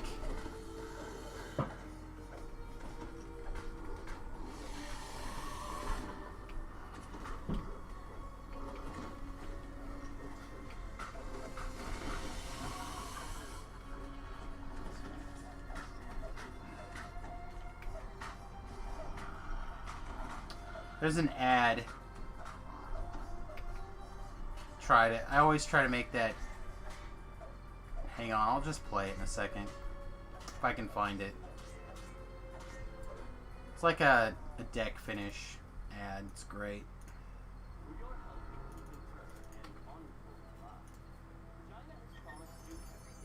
Ooh, a Wrath? Woo! Winner, winner! Shield with boost 4. A nice.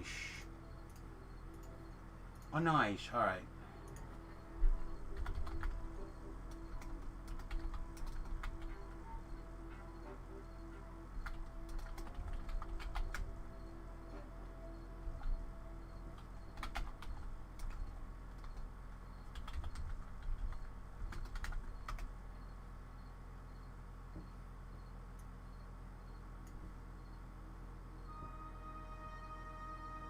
I think this is it.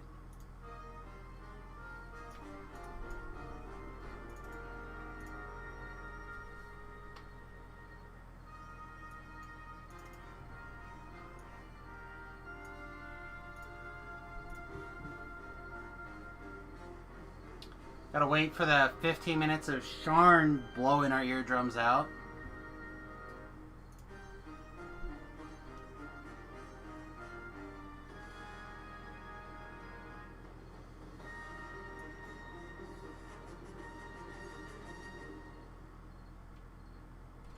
Alright, are we ready?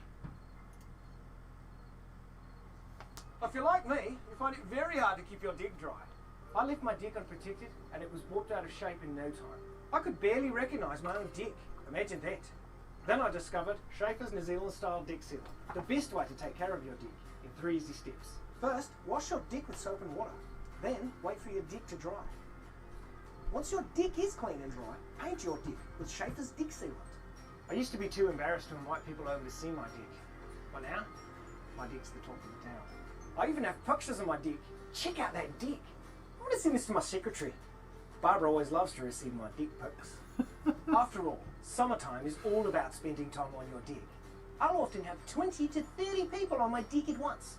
That can really wear your dick out, causing dick splinters and discoloration. But with Schaefer's dick sealant, my dick stays a nice golden brown colour. Who wouldn't want a golden dick? I used to never let children anywhere near my dick. My dick was too dangerous for kids to play on. But it seems like every kid in the neighbourhood's been on my dick this summer, and they've all had a good time. My dick's over 70 years old, but it looks brand new. That's part of the reason all my neighbours are jealous of my dick. Isn't that right, Jim? Yes, you've got a nice dick, okay? His wife is always on my dick, begging me to know the secret of my perfect dick. If you like Schaefer's dick sealant, check out Schaefer's New Zealand style cock. I had a huge hole in my dick, but I fixed it by jamming some cock in them. You'd be surprised how many things you can fix by jamming cock into them. Have an extra large hole in your dick? Try Schaefer's African style cock. Just go to your local home improvement store and ask for the big black cock. Schaefer's New Zealand style dick sealant. Don't put it on your penis. There's also a helpful number on the back. Hi, I've got a question about my dick. Schaefer's New Zealand style. Hey, get that squirrel off my dick. He knows he's not allowed to come on my dick.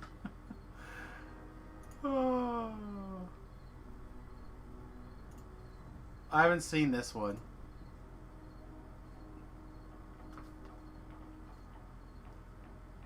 If you're like me, you find it very hard to keep your dick dry.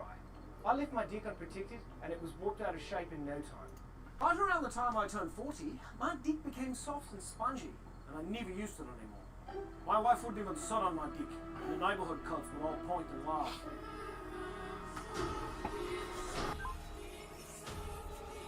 But that was before I discovered Schaefer's New Zealand style dick hardener from the makers of Schaefer's Dick Sealant. It keeps your dick nice and hard all year round in 3 simple steps. First, grab a neighbour to help you, because making your dick as hard as a rock can be a 2-man job. Then, rub the dick hardener into your dick, hard and fast. And when you get tired, take a break and watch your neighbour rub your dick. It's fun to watch someone else rub your dick. And finally, simply wait for your dick to get hard while you think about all the fun times you'll have this year on your rock hard dick. I've rubbed my dick raw with other inferior products, but that won't happen with Schaefer's dick hardener. Because Schaefer's is committed to your dick, and the people at headquarters do nothing but think about dicks all day long. In fact, Schaefer's now has an entire new line of products specifically formulated just for your dick. There's Schaefer's Dick Paint, for when you want to play around with having a different coloured dick. And if you want to get rid of your dick entirely and start from scratch, try Schaefer's Dick Remover. The unique acid formula will melt away your dick in no time. And if you don't think it'll work, ask me mum. She used to have a dick. Then she got rid of it when she met Dad. To be honest, I think Dad loved her more when she had a dick. It was enormous.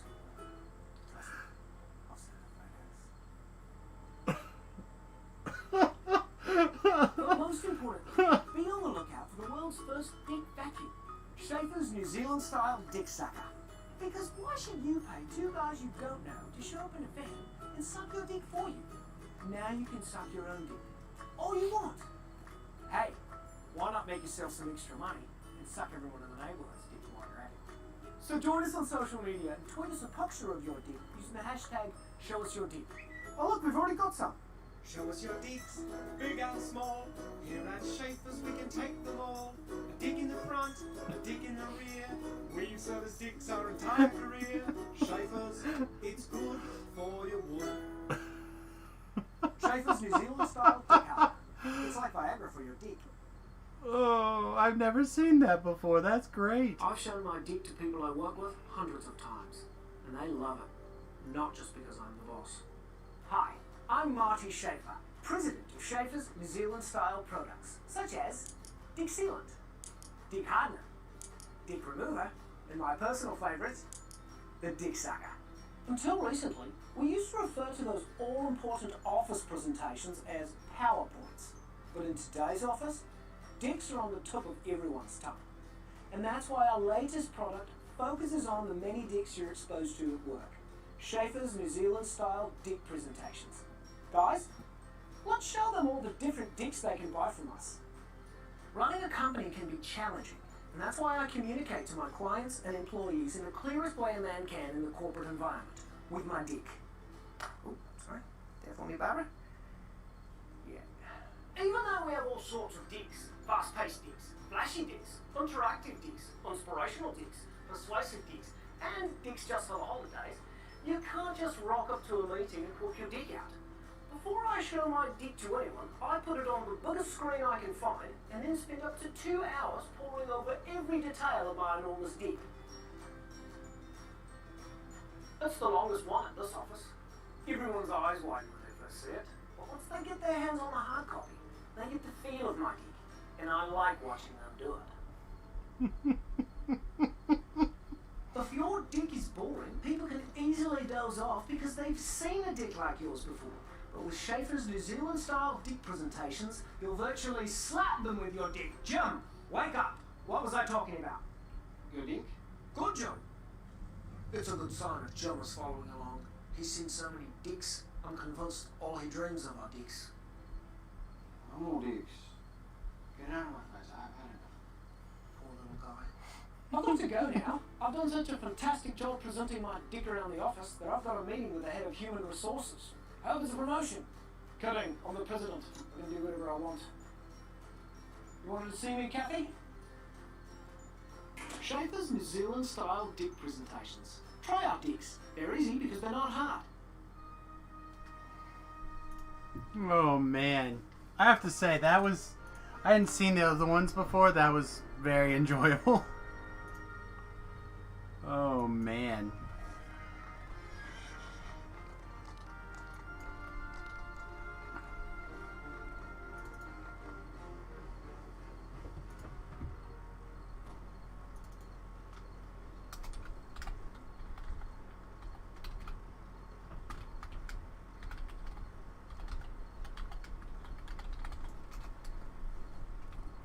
I always like giving Tobrilla a hard time when he types in the guild chat when I think he means to type in the party chat. It's my favorite.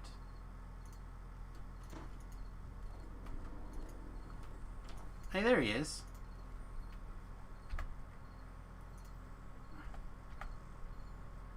He's a wolf man.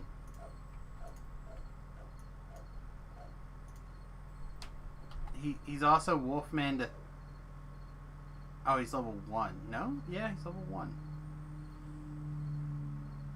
Looks like he did. Well, then he leapt around the floor. Look at him. Looks like he's a stick build, too. Wizard Rogue Pally? Oh, yeah, that looks sweet.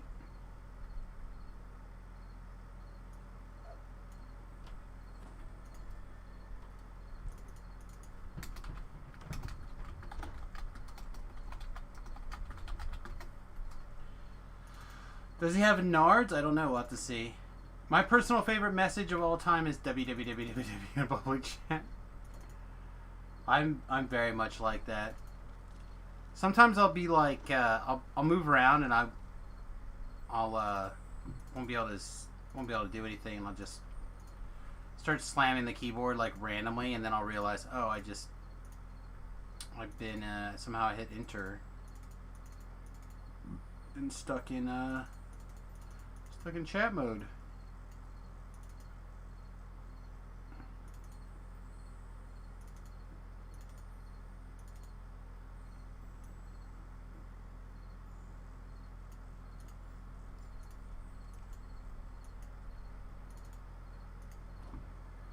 Oh boy.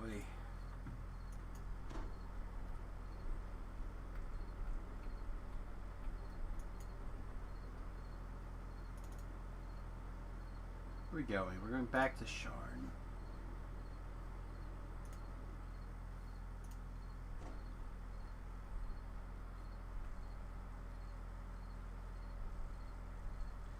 Maybe I can jump into the next quest before...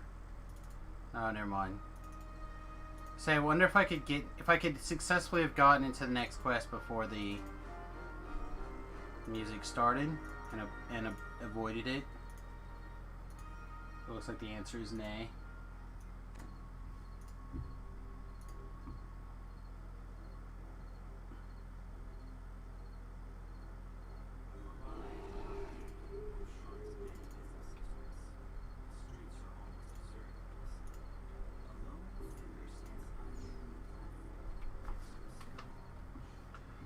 All right.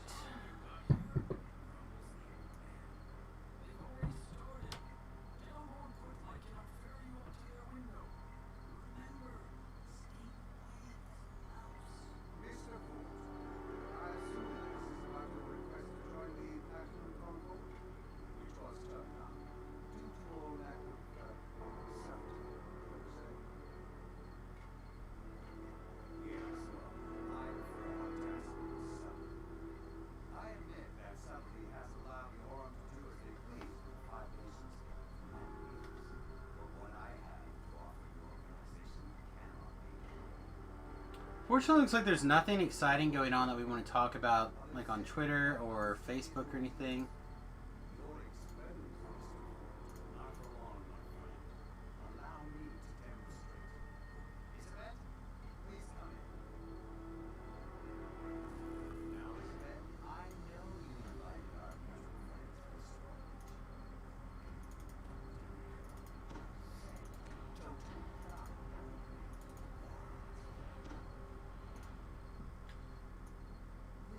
Oh, Nathan finally posted his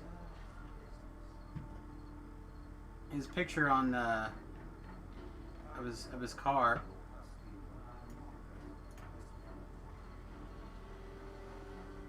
A necessary demonstration of my device.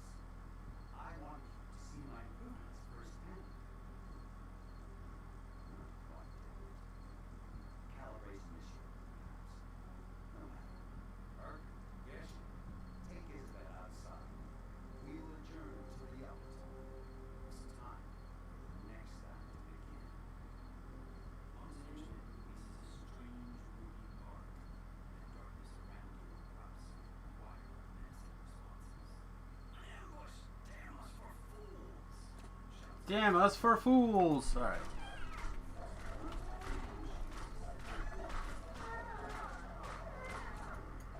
Gotta beat things to death with my steak.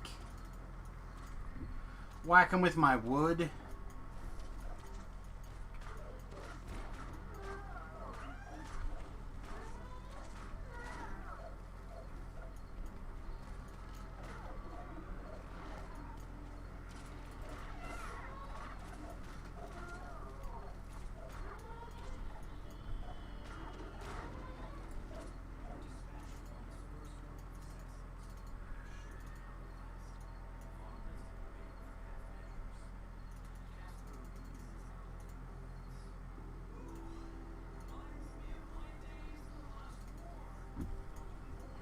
All right.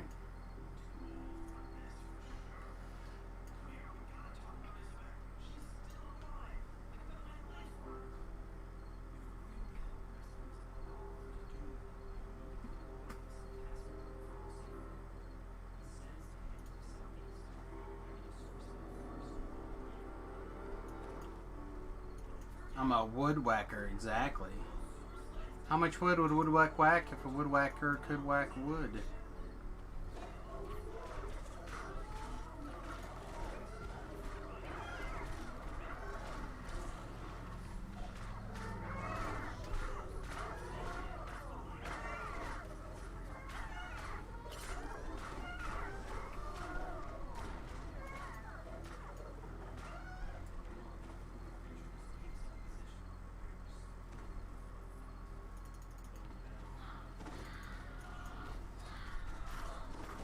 Huh, we must have failed a concentration check, I guess?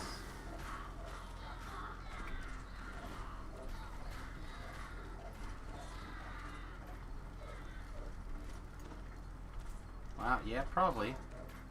Looks like this guy was whacking us real good.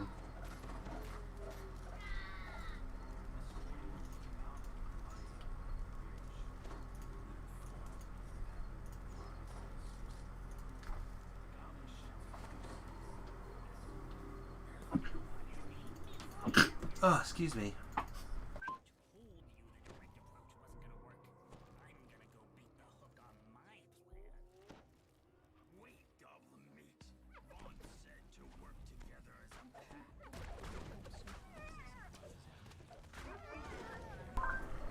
Alright, that's a little better. We got 2 minutes left on this particular Nimbus, so we should be good to pick up a different one here in a second. Oh man, nose, please. Be calm, guy. There's a lever inside this wall? No, it's literally right here. What does this do?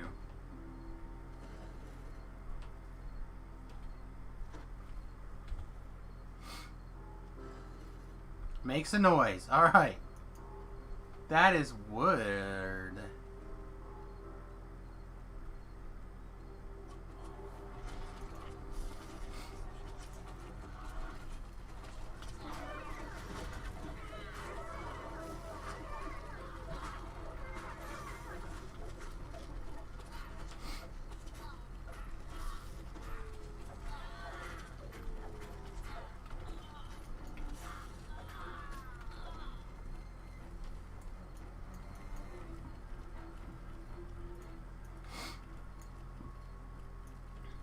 What?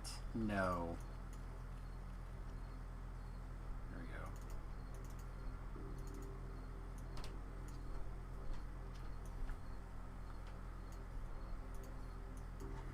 Like, there's no chance that I did not. I don't have the spot to search out, or the search to search out that trap. Maybe I don't have the spot, but I certainly have the search.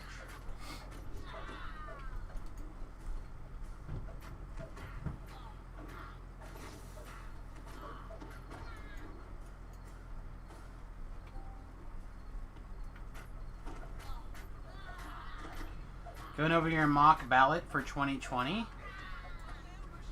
Sweet.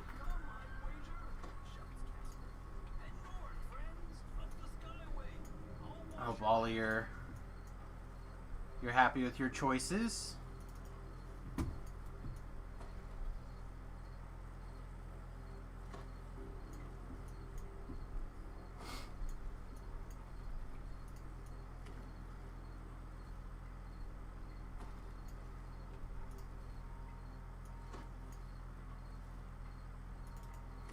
The name of this judge who's up for a firing is Richard Warfinger. He probably likes it.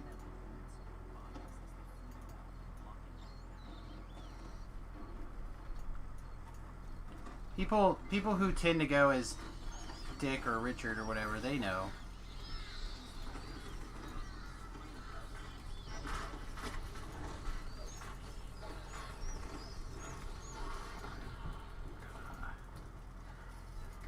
Take an opportunity to come out here for a second. Spread the damages down.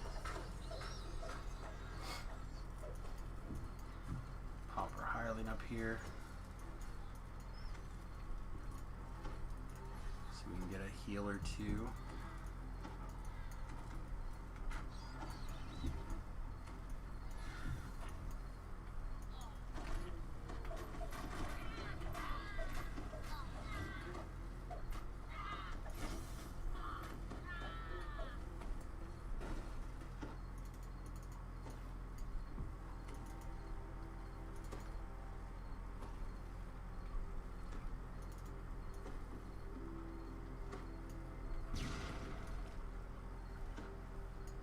Dang it. I really wanted to search that out before it exploded.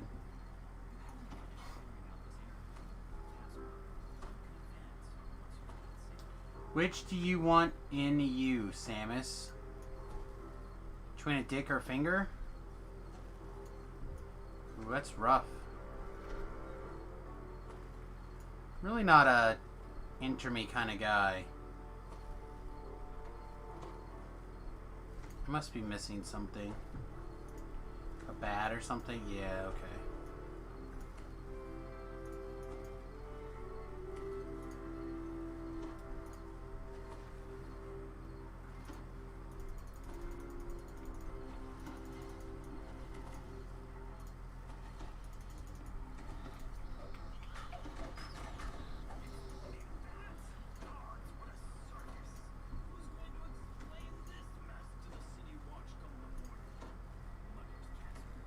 But I suppose a large portion of the population would be for either one, right? Especially if he's a good-looking guy.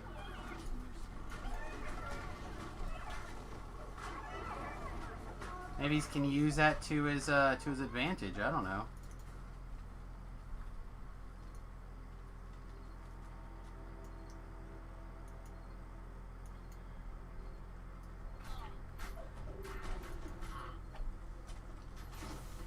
He probably has. He's probably used that joke as a pickup line.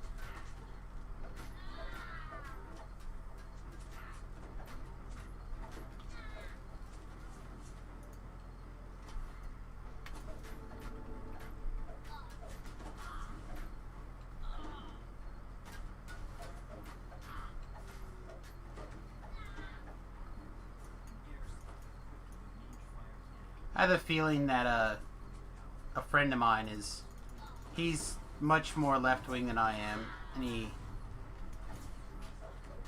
we've been having a discussion on social media of late, and I believe he just tagged me in a post, which means he's probably sharing something to get me.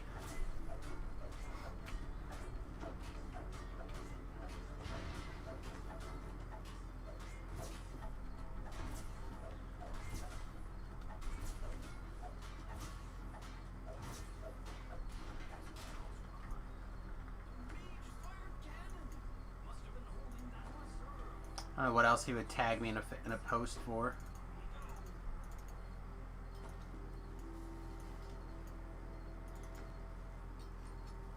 Now I'm kind of curious what it is. Oh no, I take it back. It was a different person.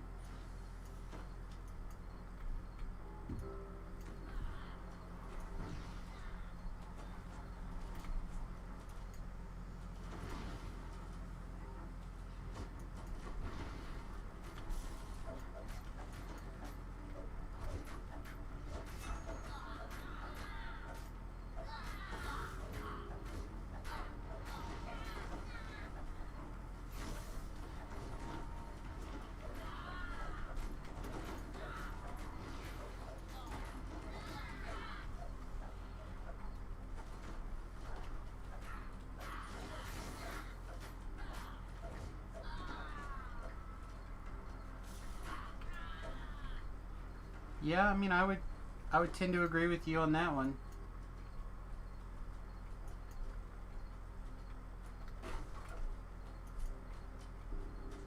You want to have a noise ordinance, I understand, but trying to say that certain music is all that music is the same. You want music to go over a certain or keep under a certain decimal, it's all music. Sorry, guy.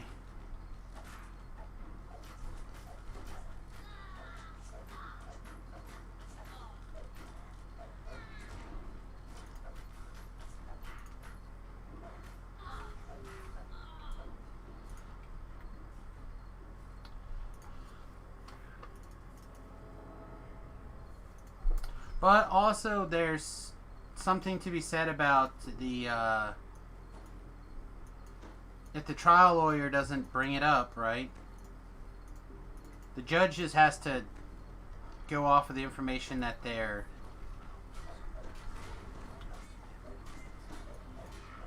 presented and the arguments presented. So if the person doesn't take it to a First Amendment place, the judge can and should go there himself or herself, but they don't have to. They're not required.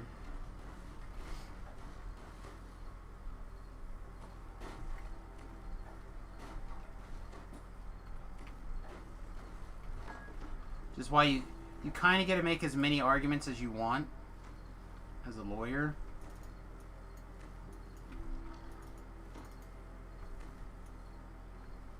I'm curious how that case kind of came to be, though.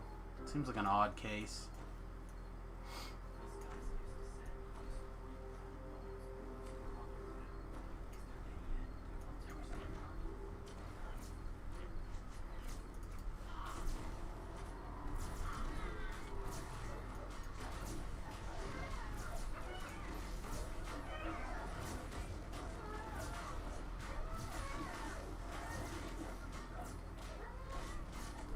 Someone probably got fined for playing gangster rap too loud in their hoopty and got a savvy lawyer. That's just it. That's...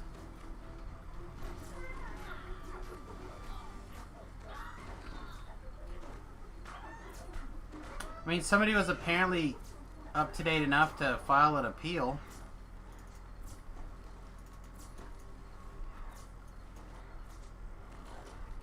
It's like, there's that.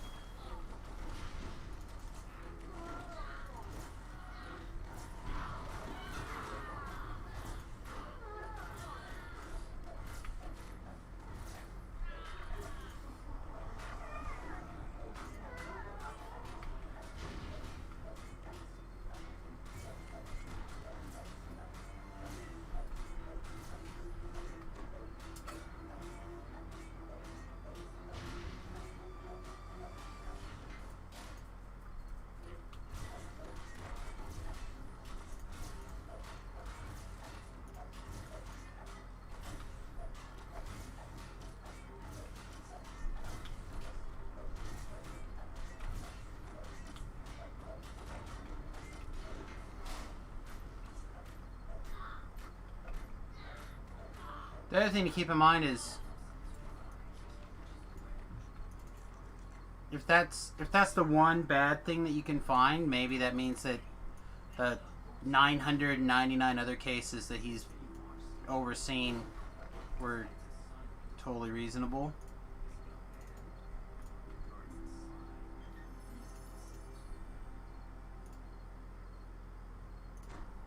Again, I don't know Dick from Adam here. But I'm always one of those people that feels like I have to do a bunch of research.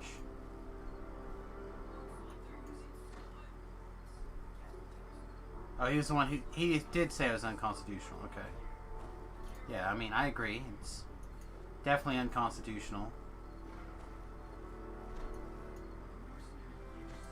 89% of his constituents want him reinstated. That's pretty good.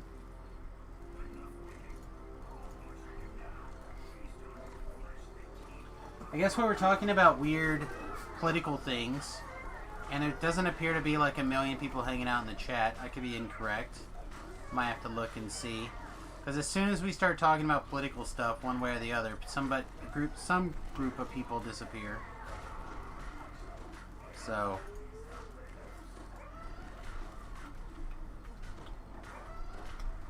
Did you guys see the thing from Joe Biden yesterday, I think? When the new poll came out earlier this week about what was it? 56% of Americans feel like they're better off today than they were 4 years ago underneath the Obama-Biden administration, and the guy goes, "How would you convince those people to vote for you?" And he goes, "Well, I guess they shouldn't." And it's like, dude, you realize that that's more than half of Americans, right? 56%. You don't win with less than that. I mean, you can, but it's not very easy, I guess. Like, that's just funny. I don't care who you are.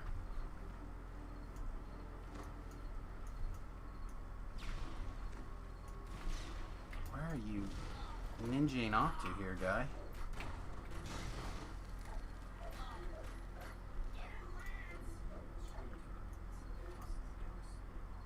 IE voters are stupid.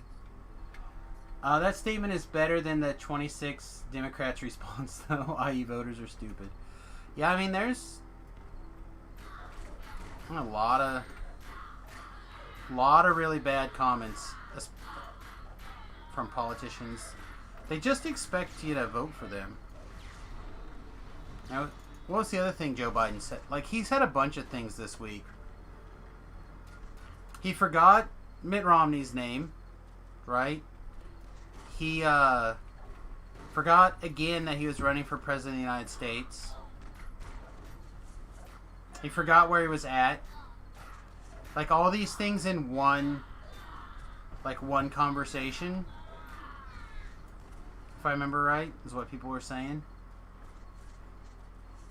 Yeah, well, 47 years. They've always said that he's a gaffe machine. Right? Like, nobody's ever said, "Oh no, Joe Biden's flawless of his tongue usage."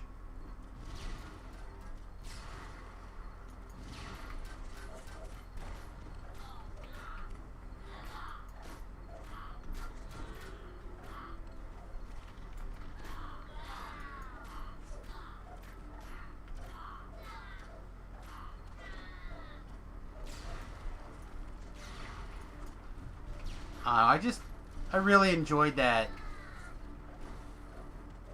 If 56% of Americans, like, were happier now than under the Obama administration, then they shouldn't vote for me. I really liked that. I thought that was fun. Like, do you realize what you said? I mean, you don't, but... Oh, he's right here. He just ran past him.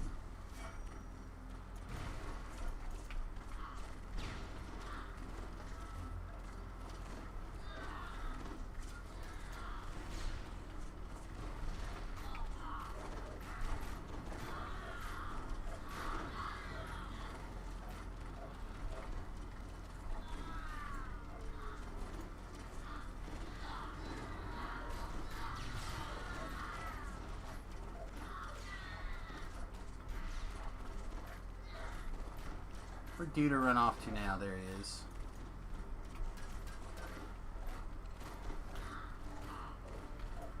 Stop running away.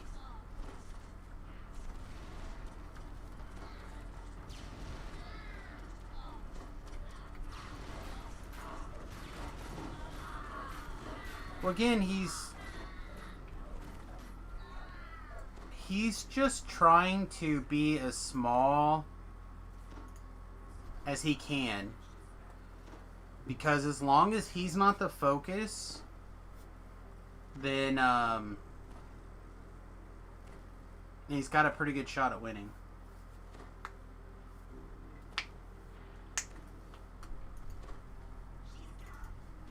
Oh, I mean, yeah, but it was also a pain. It was big. I don't know. I'm fine with it either way.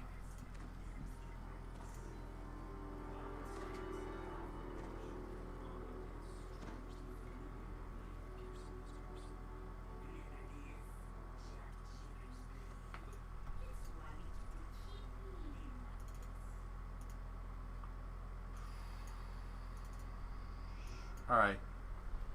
Let's see. It's going to attack us with noise in a second anyway.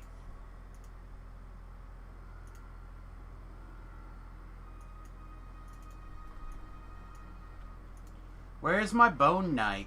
I don't have the action points to spend on going up there. We're gonna be extremely point dense, I think.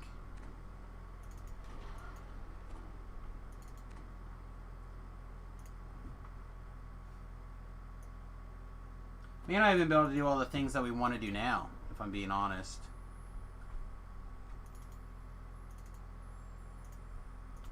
Alright, I have to use the restroom again.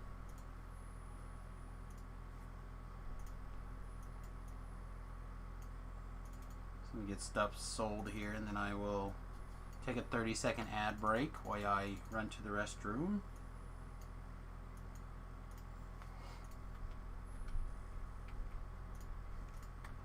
Yeah, I'll put up my, I'll just put this up for right now. We can talk about it when I get back. I'm just gonna, like I said, I'm gonna use the restroom really quickly here. Run, Samus, run! I'll be right back.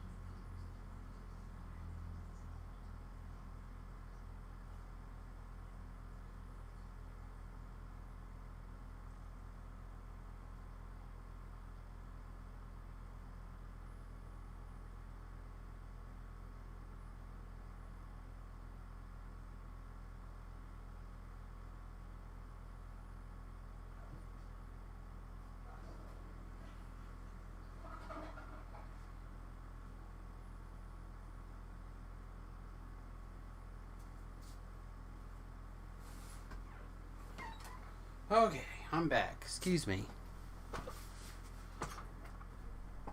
Yeah, I'm back. I'm pretty deep in all the trees. I want to get... I don't know if I have room for it. We're going to have to just see. But I'm hoping to be able to get Knights Arcaeum for sure. And then I want to spend enough points in this tree so I can get Staff Lunge. And I kind of would like to have some No Mercies.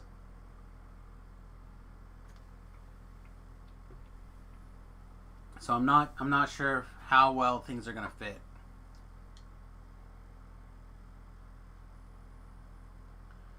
But these are these two trees are the minimums to get what I want, which is Lich Form in this case, into hit or into damage. I could take this into hit out and put it over here, but I'd still have to spend those 2 points over here somewhere, which means something out of here would have to go, and there's just no reason to take anything out of here. No, I'm not Trip Spect. My save is actually pretty bad. 32. But I want the leap because I have a good hold monster, hold person, mass, DCs. Also, theoretically, web could be pretty good. Although I don't think web makes helpless, but hold does. Hold does. Electric loop does. Dancing ball I think also does. Yeah. I don't have a sound burst stun though, I'm a wizard. But yeah, my DCs I think are gonna be okay. I have to kind of see.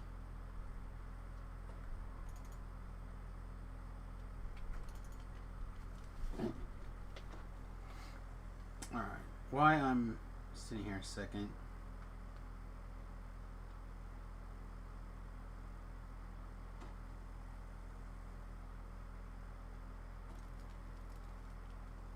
All right.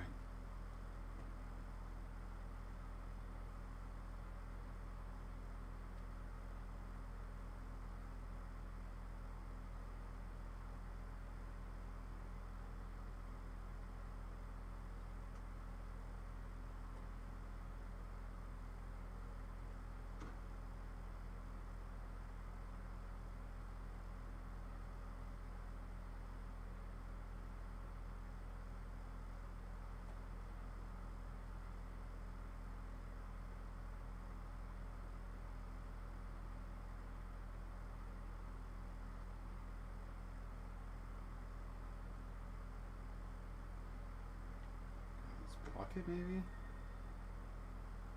Does that make him go away? No, of course not.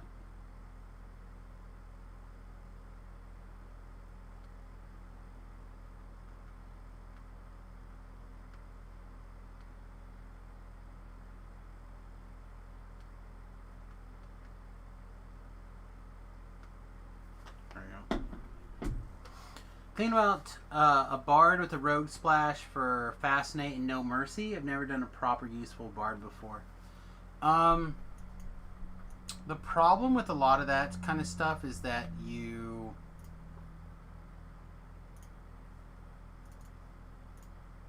Fascinate only hits like the first bump. You know what I mean? So like typically the first hit will knock him out of Fascinate and whatnot. So you can do the dance, the Irresistible Dance at level, what, 16? And you can still get a lot of value. Or other, like, mass holds and stuff like that. Or you can do the big Fascinate thing. I forget what it's called.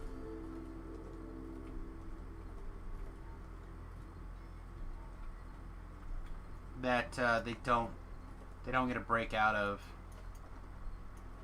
with the first hit. They have to make a saving throw.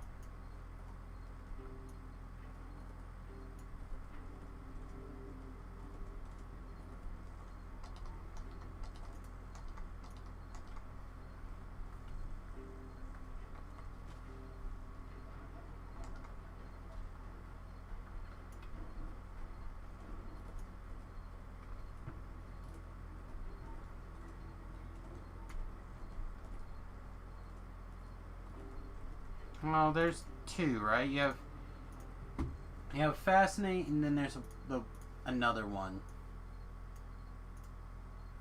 I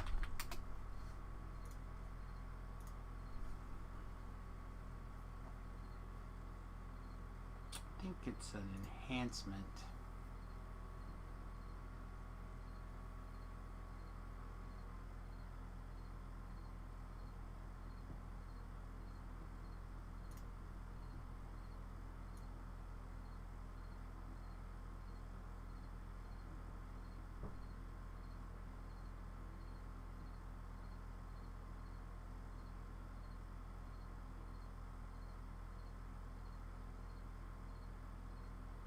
Enthrallment. That's what it's called, enthrall. So enthralled monsters have a chance of breaking free when damaged.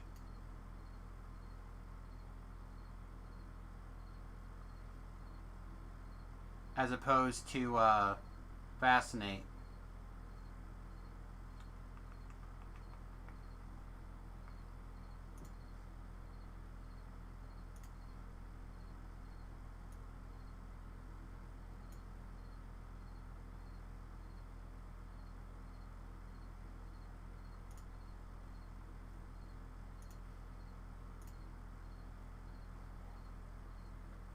Fascinate will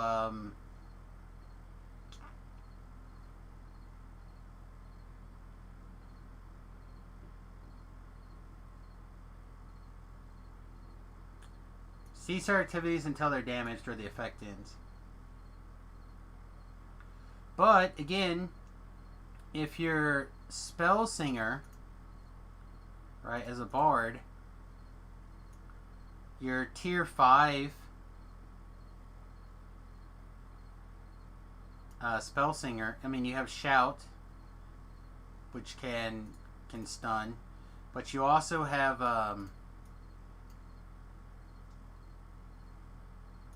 your SLA is mass hold monster.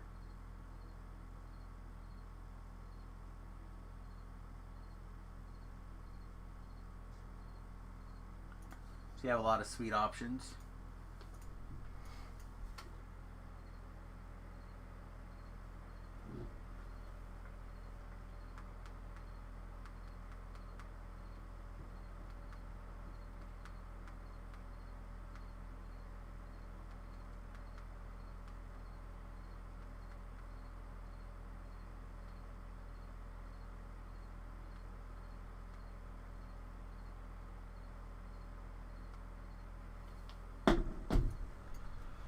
Okay, let's see. Let's get this going here.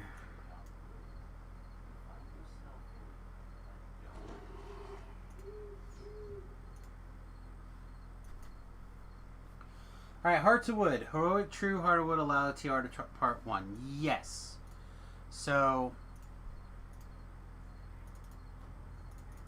almost all of them will let you go back to level 1. Unless you are an iconic, then you need an iconic Heart of Wood to take you back out. Whether you want it to count as a racial life or a class life is the difference. So basically, the Heart of Woods are what you want it to count as. Do you want it to count as a race, or do you want it to count as a class? Epic does take you back to 20, yeah.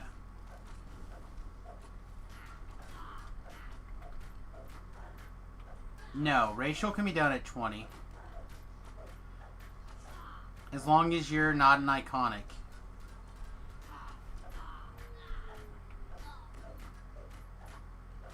Yeah, just iconics have to go to 30.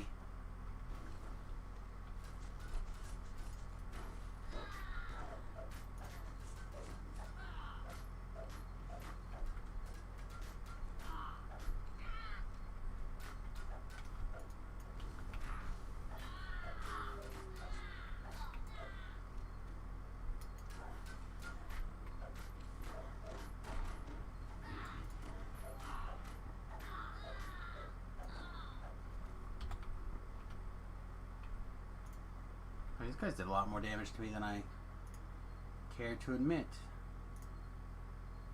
It's not the button I wanted to push. See if the hireling will heal us while I'm waiting here.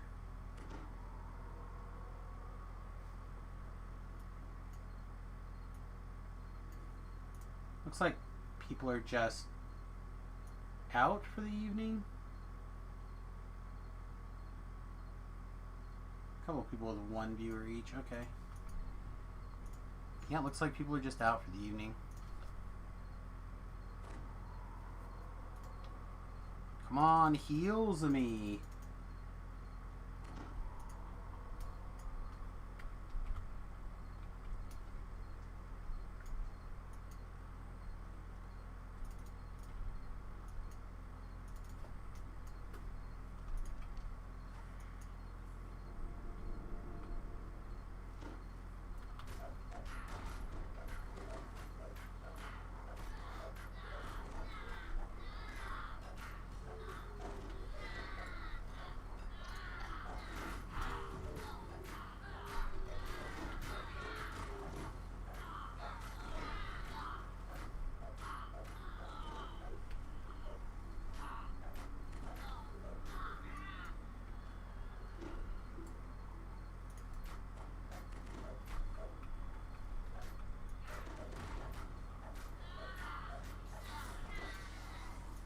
Oh, man. I know I'm not ready for bed, but I am tired. Today is... don't want to say warm me out because that's not the right answer, but or phrasing. But man, it long maybe, I don't know. All right, let's go in here.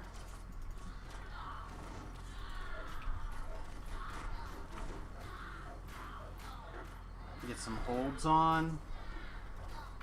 Not quite far enough. Alright. Let's go in here.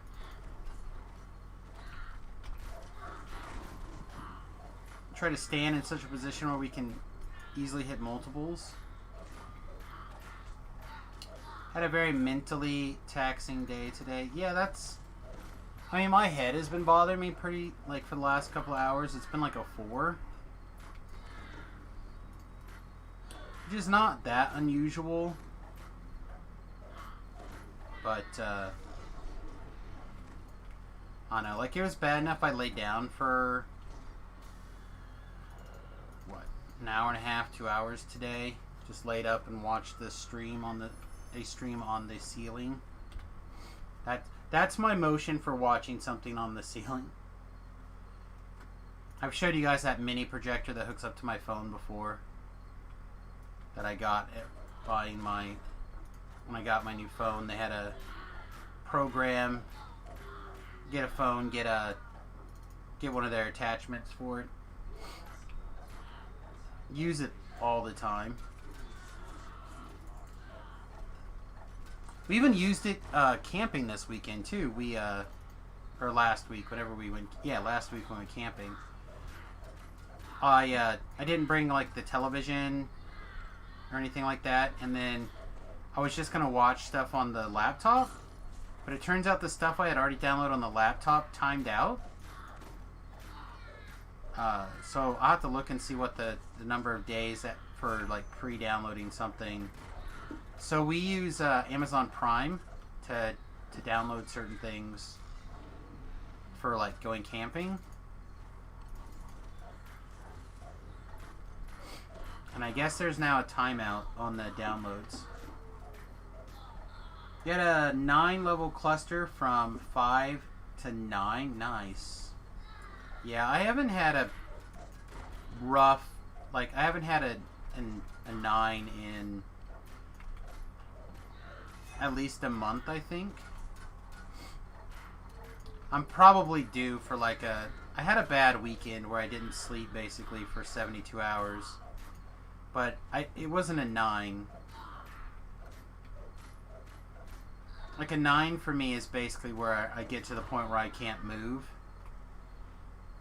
Anything short of that is not a 9 for me. Yeah, I've almost never am willing to go to the hospital. In fact, I haven't gone to the hospital for migraines in a long time. I'll just lay and cry like a little guy. And I have no qualms with that.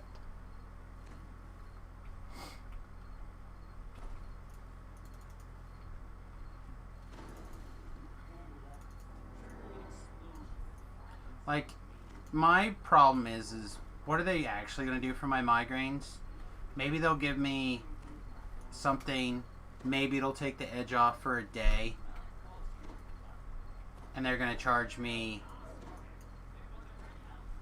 what, $300, $500? No,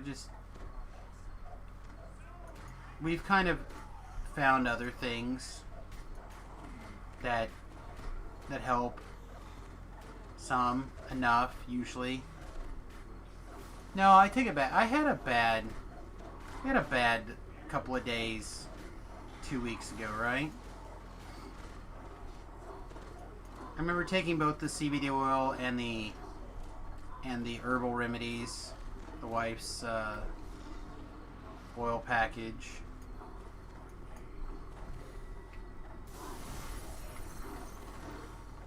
Yeah, our insurance is not bad.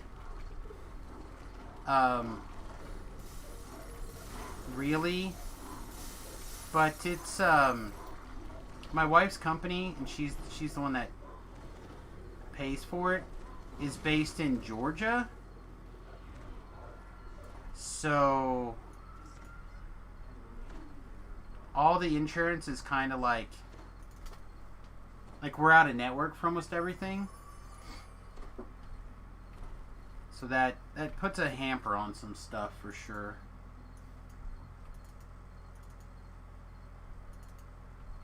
I'm just not allowed to walk out this door.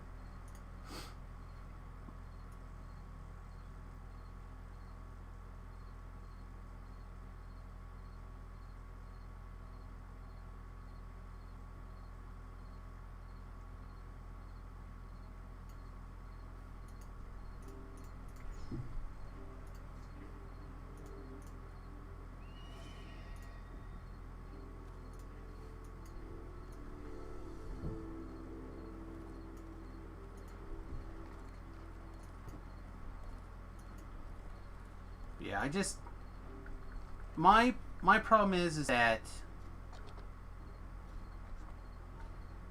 I'm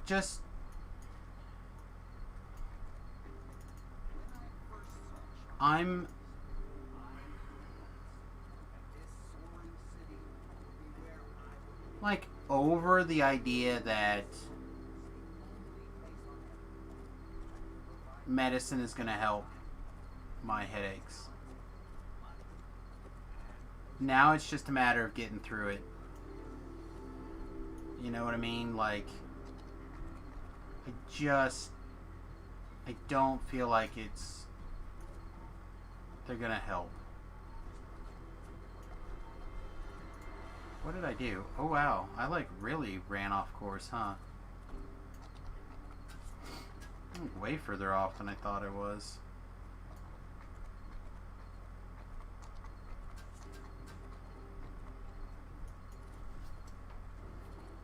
Yeah, I've had numerous MRIs.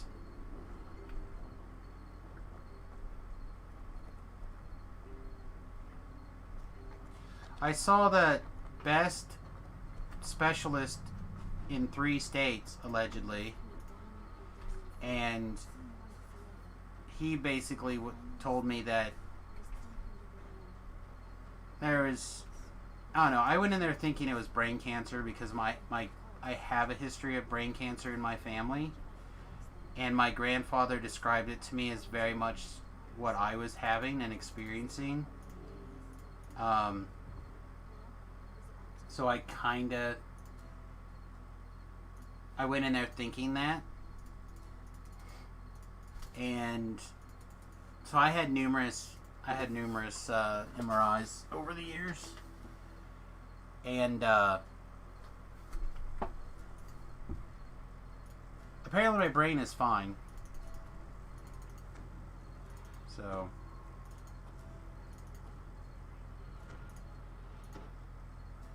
we know that one of my primary triggers is my C1, C2 are messed up. Have I tried nicotine? I mean, I've tried nicotines, but not with the idea that it would help my migraines. The main thing is that my triggers, like, the pain never goes away even when the trigger is reduced. Like, the best I feel is like a 3. Right? Like, it's always there. I mean, you know. I think it was you. Maybe it was Smash. We've talked about this before. Nicotine will dull your 5s to a 3. Huh, I haven't considered. Like I said, I use, when it kind of gets over a 5 or a 6, I'll have the wife make a mixture of, I don't remember what it all is now, but she wanted me to try this mixture. I'm trying to think if I know what it is. She literally told me last time she made it.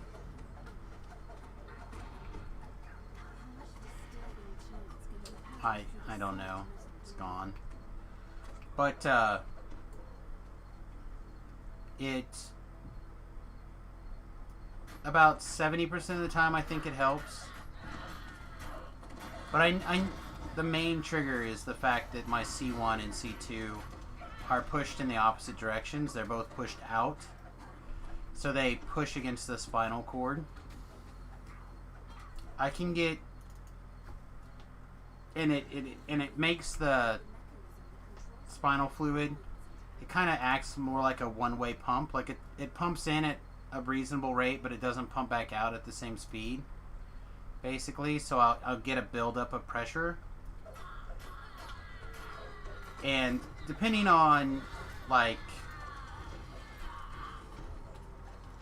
the right kind of chiropractic adjustments, or sometimes my head will be in the right position while I sleep, that it uncorks, and I'll get relief for a while. But it's also why I'll wake up in the middle of the night with pain, because it'll pinch the other direction, and it'll just be like pumping in one way. I can't sleep on my back. That's a big part of my problem. I literally just will not sleep.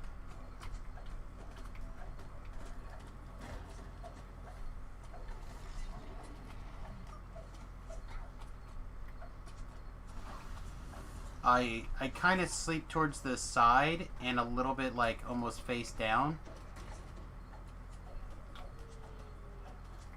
So I have a special pillow that I use, and that helps, and the purple mattress helps. Like it all helps a little bit. Like I said, I spent what feels like my whole adult life, definitely the last 10 years, trying to deal with my migraines. So, deal with the nausea. Nausea really is the worst. Can I please get something to... Guy ran off. Can I get you guys to hold still, please? Thanks. My try without a pillow. I've slept without my pillow and I don't sleep. Again, I sleep, if I'm really lucky, I sleep like 5 hours a night, just because of how the head hurts. It hurts when I'm trying to relax, and all that's in there is you're trying to like go to sleep, and all you get is that pain counting down. It keeps you from sleeping. Unless it's really bad, and then it puts me to sleep. Like there's a window. So I have like normal pain levels. It's aggravating, but it's fine.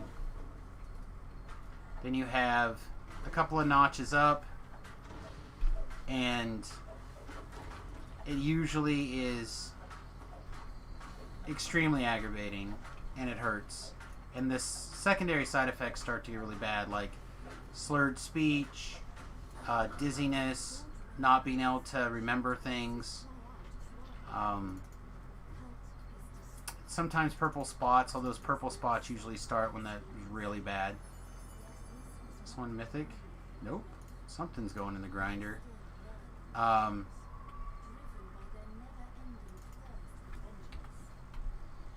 then I have another tier after that, and that like wants me to go to sleep at all costs.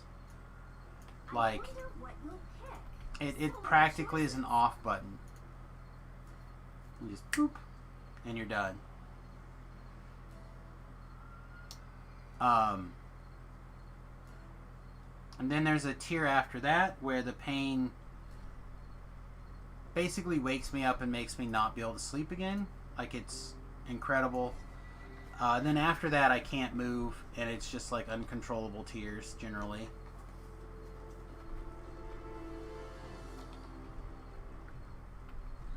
So,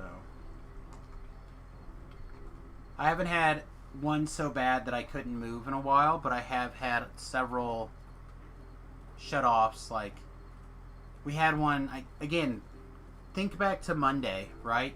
Monday before we left for the vacation. Like, it was bad enough on Monday that I turned the stream off an hour early. And I was going to come back for the afternoon stream like I had planned to. And I just couldn't. And that was pretty bad. But then I saw the doc on Tuesday morning before we left. And kind of cracked everything. Got that pressure to start to release. And got the fluid to drain out, and then I was able to function.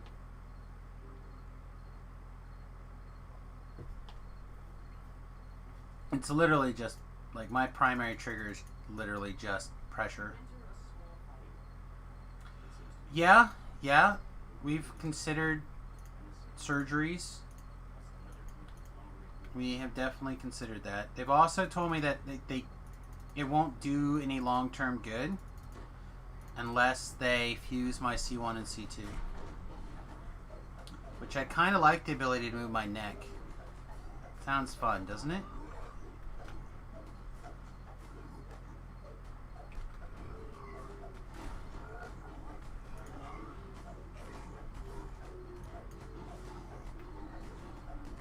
And like I said, me today compared to me 2 years ago before I was at this point, it's a different story. Me then, I was probably at a 6 all the time. Like 6 was my bottom.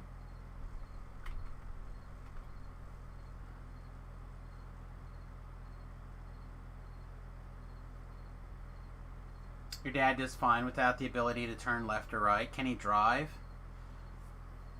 Because remember, I'm about to take my whole life on a school bus.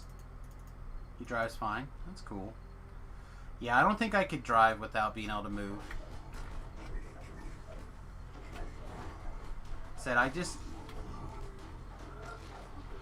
don't know. I'm not about surgery, and that just because it's the primary trigger doesn't mean it's the only trigger. Like, that's the one that I can control because I understand it. But there's plenty of times my migraines are really bad and it has nothing to do with what's going on in my neck and spine. So it's like, would it help? Probably 70%, maybe. But then I still got to deal with the 30% flare-ups. Try without a pillow and a nicotine patch. Yeah, that's... I appreciate it, but I would never sleep.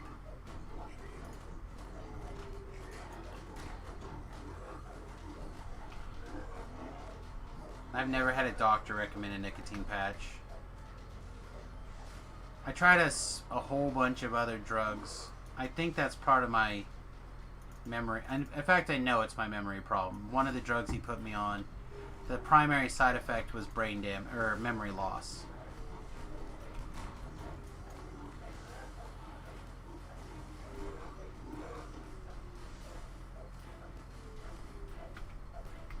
Well, not even a doctor, but I've got plenty of, like I see my acupuncturist, she does, it helps a lot what she does. I've seen a dietitian a couple of times, that never really helped. But I know that my diet certainly impacts it. Hell, a friend of mine, he's basically got his entire diet shifted around to control his pain. He's basically gone vegan. Mostly vegan, semi-vegan, I don't know. There's still some stuff on his okay to eat list, but he's basically protein free. Except for like eggs and milk in breads and things.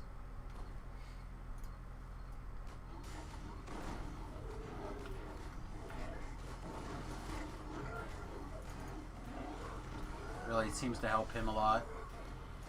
You're just a guy that likes drugs. Yeah, I mean, part of my problem is not for me personally, I feel like I just need temporary relief sometimes. You know what I mean? Like, I've learned to deal with it. Whether that continues to weigh on me over the next 20 years, and I'm like, I'm ready to end it all in 20 years or whatever, I don't know.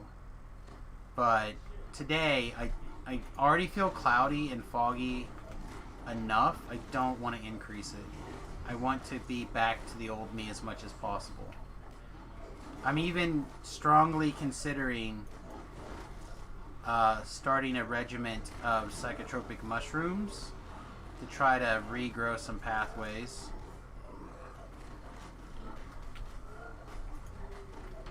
I've had nicotine in the past.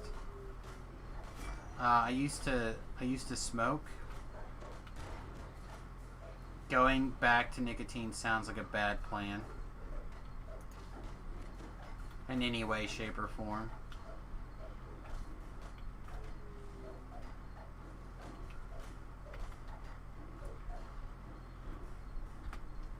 Well, just nicotine in general, like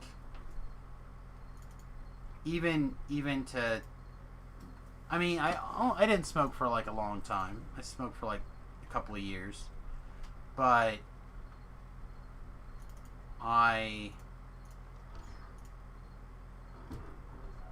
even occasionally I want to have a cigar. You know what I mean? Like, still there. I really don't feel like uncorking an addiction.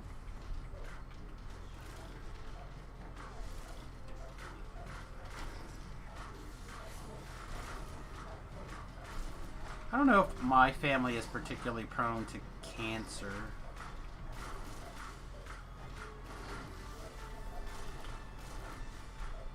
I mean, we had a brain tumor, but it wasn't cancerous. Actually, my grandfather had several brain tumors, but none of them were cancerous.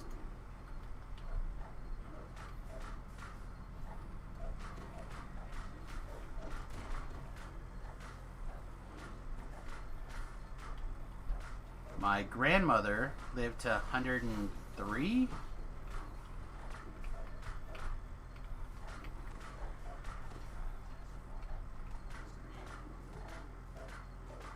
The patch is just the patch. It's medicine. Yeah, you say that until my body starts to accept nicotine, and then all of a sudden it wants more, and it's right back. It's not how addiction works. At least not how things like that work for me.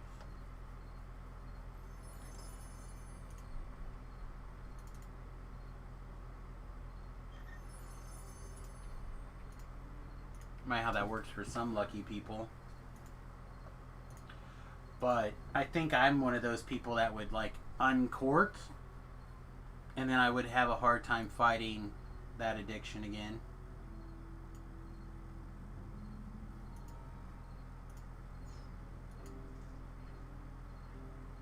Easily to regulate one patch a day. Yeah, that's sounds like somebody who doesn't have an addiction. Or maybe you do. I don't know either. I'm just saying, I don't know, that sounds crazy to me. That's all.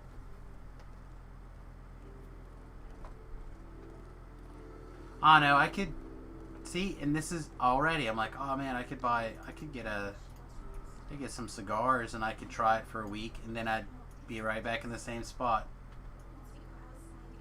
Can't imagine you being addicted to a patch you haven't smoked in 7 years. Yeah, I haven't smoked in longer than that. Alright, so that's a 16. This is a 16. Alright, the rest of these are 16s. Alright. So we'll bail out of here.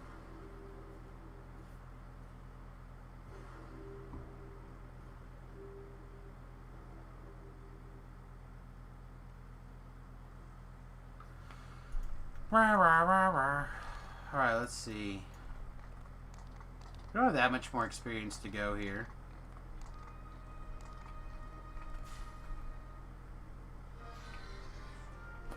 Yeah, so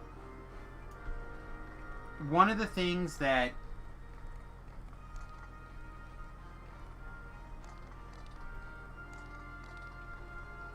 I'm trying to figure out how to word this. That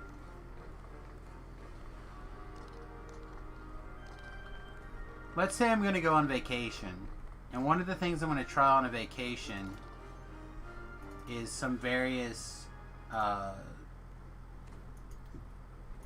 wacky tobacco products, and I'm just going to see if any of those things help. Same thing with like the shrooms, specifically the magic mushrooms. I think the research has pointed really good to that's why I take these lion manes mushrooms. Also, these actually help with my migraine too. I actually ran out last week, and it took me a while to get another set in.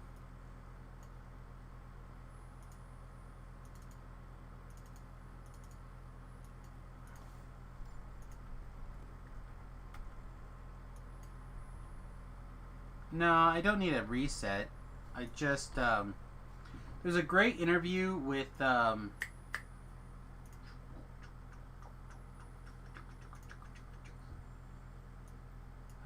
and a lot of his paperwork is actually really awesome as well. What? John? I feel like John is his first name.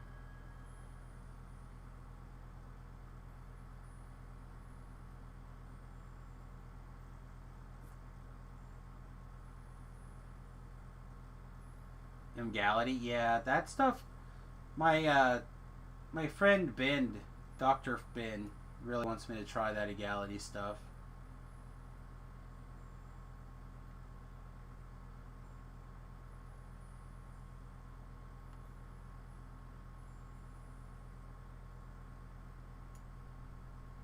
Or he did anyway.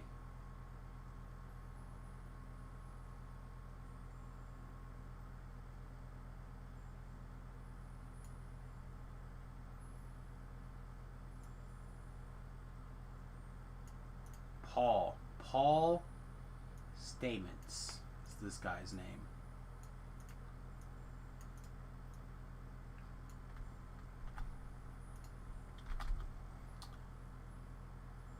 Did that publish? That did not publish. Copy. There you go. Paul Stamets. He's got a YouTube channel, but there's a really great interview with him on the Joe Rogan podcast. Right? And he'll tell a couple of stories in particular. And if you search for him,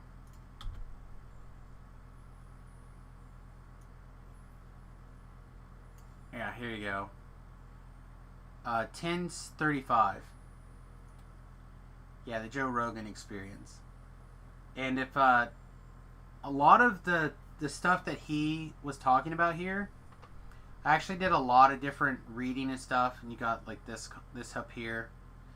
I've done a lot of reading with him and his mushroom stuff, and a lot of it looks real good. And that's why I've started taking this. This is actually his company, Host Defense. I really like it. But yeah, he also talks about his mom was diagnosed with cancer. And he basically has been using mushrooms to treat her since she was diagnosed. Yeah, these are legal. These are just white mane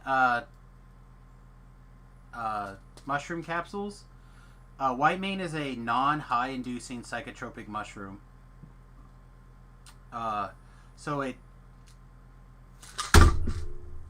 helps with memory and neural pathway regeneration and stuff like that. This helps, but it doesn't. In my experience, like I take these for like a month, and you guys will see me go back to where I was, right? Yeah, there's no visuals. There's no. Like, you can go and buy white mane's mushrooms at the grocery store, cut them up and eat them. Like, all these are is, it just happens to be in capsule for the dosage. Like, if I hold one up to the camera, It is literally just the ground mushroom in the capsule.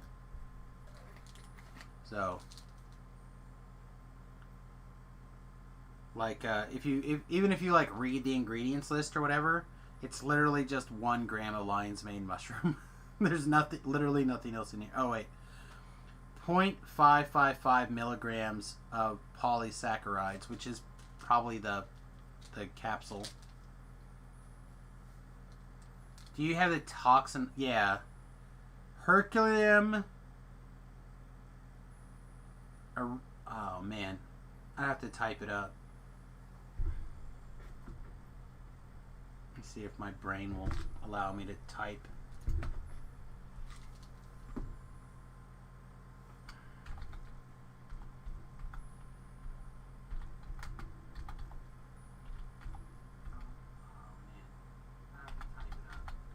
Oh, I unmuted myself and not typed. Oh, there you go. Yeah, Herculeum, Aranus, Melcium, the mushroom. But that's it. Said I've seen them, but I've not. Ooh, let's get this thing. Yes.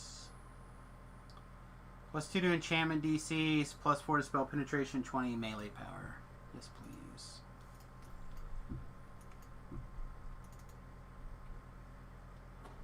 Yeah, those guys, they're good. They're good. Wikipedia link, the bot flips out. I don't know anything about that.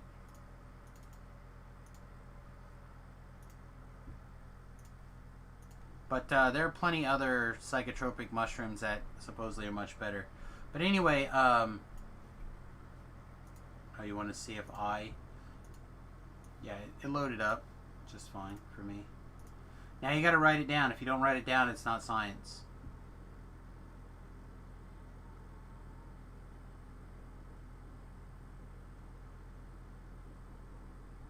Did you write it down?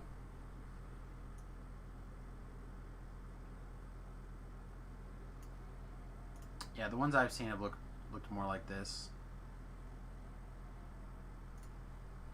But yeah, if you get them from the grocery store, you can like literally cook them up and eat them.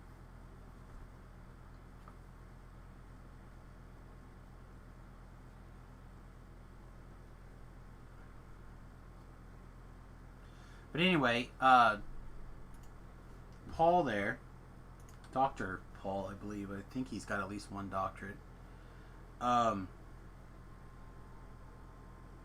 He tells this really awesome story on the Joe Rogan podcast about how he had a stutter, and he got some magic mushrooms, went out in the forest alone, enjoyed his magic mushrooms, and well, that's the reason why I have one. Or I take 2 1-gram capsules a day. So because of the way the servings are worked out, that's why I take these. Anyway, he tells a story about taking the magic mushrooms, and then I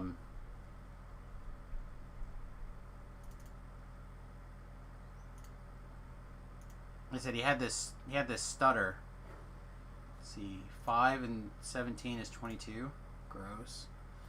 And he like goes out into the wilds, and basically as he's high as all hell, he starts repeating, "No more stutter, no more stutter, no more stutter." And for the majority of his life now, since that day, he has basically been stutter free. I guess occasionally the stutter comes back, like when he's really, really tired or overly stressed.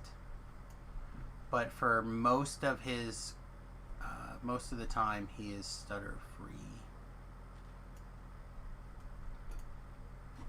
Allegedly.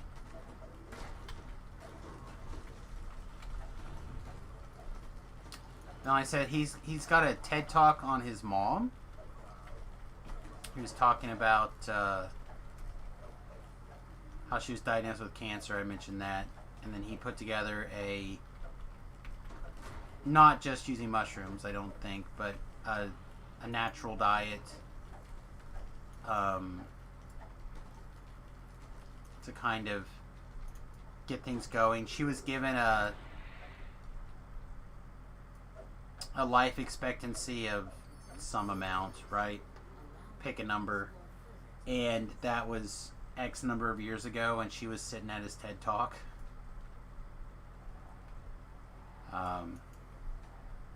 So like, oh yeah, I forgot these doom spheres start showing up around this level range, don't they? So much fun. Doom sphere. Shoo-ba-doo-wah, doom sphere. Yeah, I don't know. I'm a big advocate of natural medicines and doing research, doing trial and error on your own particular body chemistry, taking notes of things and figuring out, does this work for you? Does this work for you? I feel like I spent too much time. Again, I have almost 2 years that I just are gone. They didn't happen. I know they happened. I remember bits and pieces, but for the most part, they're just gone. No, Doom Spheres don't have anti-magic beams.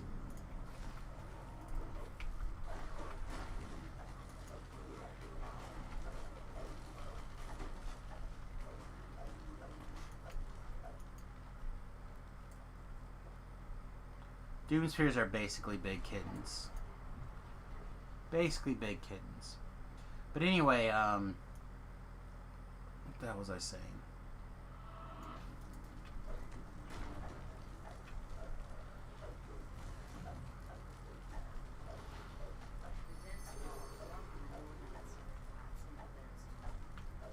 Oh yes. There's basically 2 years of my memory that are gone. And the reason why was I was stubbornly taking the prescribed medicine that I was prescribed by my neurologist to try to fix my migraines, to whatever it took. And my wife and I would have the same arguments over and over and over again, and I didn't remember them. Like, and they were almost always about my memory. Apparently.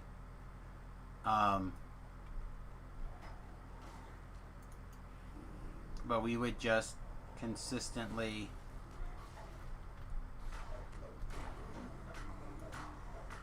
I just remember one in particular conversation,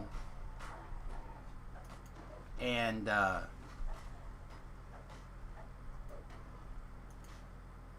she had told me something some amount of times, right? I'm like, I've never heard about what you're talking about before. She's like, I told you about it an hour ago, I told you about it 2 hours ago, I told you about it 3 hours ago. You've been told about it very consistent. I don't remember what it was. Like I said, it could have been, we're going to so-and-so's house tonight. I don't remember. But I remember the conversation where she's like, no, I told you about this like 5 times in the last 5 hours, every hour on the hour. And I remember that sticking out like a sore thumb. And then the next day, I got a work phone call from a guy. He's like, hey man, is that project that I asked for done? I'm like, I was sitting there working on it. I'm like, no, not yet. I'm about halfway done.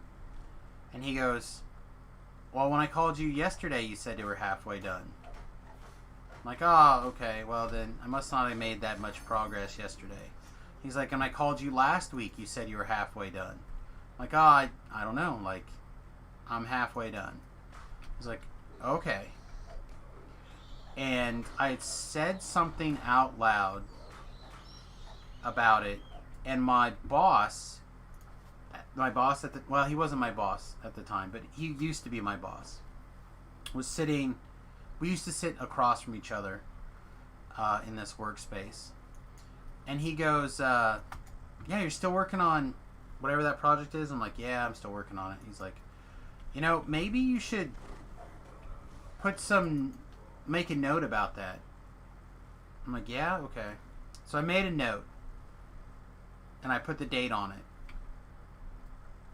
And then the next day I came back, I sat down, and I looked at my notes, and I was comparing, because every day I always read my notes before I sat down and started working, right?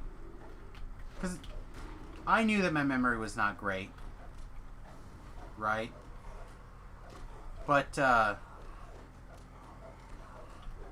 looked at my notes, because I had all the notes for the project on there and everything.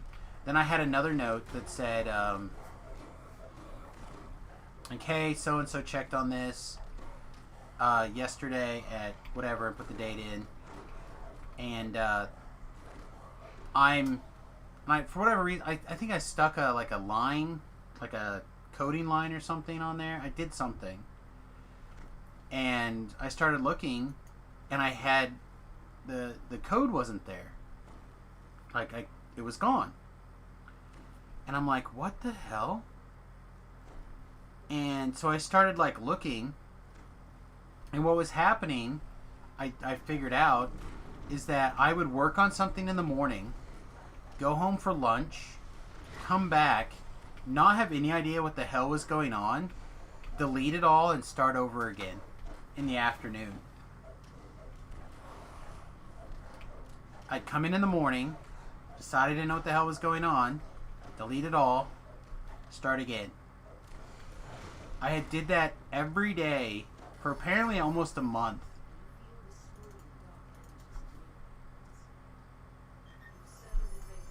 Yeah, more comments. But those two events happening close enough together that I remember them, was the trigger to change things. I got off of those drugs. And the conversation that happened with the next time I saw my doctor after that was the reason I stopped seeing him. Stopped seeing that neurologist. I explained to him what was happening, and he goes, yeah, that's not what I'm doing. That's something else. I'm like, are you sure? Because the number one side effect on this, the prescription you wrote for me, is memory loss. It's like, yeah, not like that. I'm like, okay. So,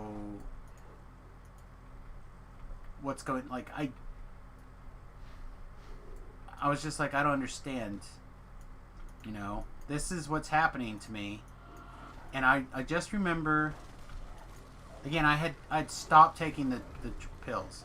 And it was one of those things that you're supposed to work on, work off. Over the course of 6 months, we upped my dosage to where he wanted it. And I should have weeded myself off of the dosage, but I stopped taking it. I think that somewhere in that week I stopped taking it. And it was an expensive prescription too. Even after my insurance that paid 80% or something at the time, it was still $150 a month. It was not a cheap prescription.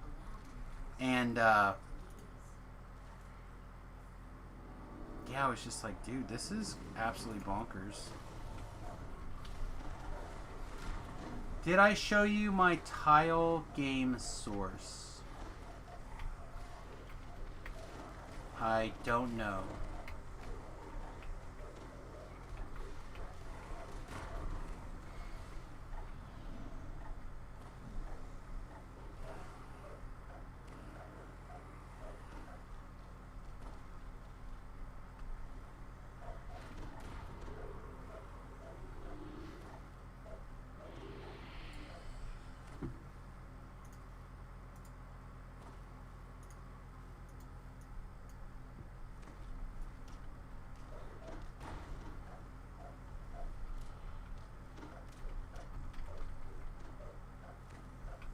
I think that's a link to your tile game.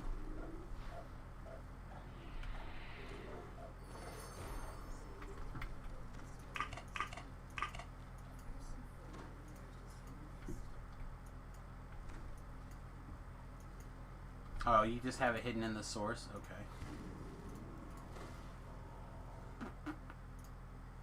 Almost did that automatically.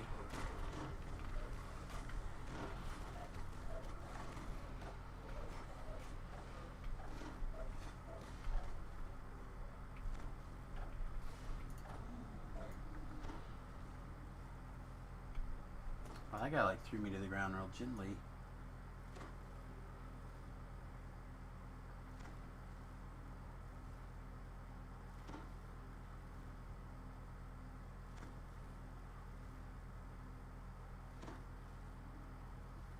Yeah, I mean, you've got some comments in here, like what the function does at every function, pretty much.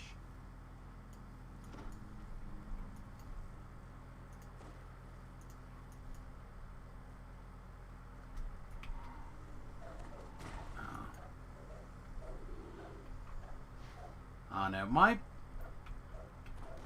My thing is that when I was... My memory used to be... is the problem. It was so great. So, like, I never commented anything. Not only that, but I used to... I don't want to say get in trouble, but I would basically get in trouble when people, like professors or whatever, back in college, would look at my code. They always wanted you to have like these really intricate, detailed, descriptive variable names and stuff. And I just named everything Bob. Like Bob 1, Bob 2, Bob A, Bob C, Bob 2A. Like I would just be absolutely... And they would always be like, what the hell does this mean? How is anyone supposed to know that in the future? Yeah, I did Bob. I did Bob 1, Bob 2, like, together.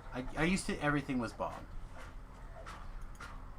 And it would literally count off on my grade in the sense that it's like, it works good, but who can figure this out? So I'm like, I remember I started doing like the Bobbyist. I don't know, man. It was weird. And then I went from where I was to this. And I have not emotionally recovered from not being me anymore.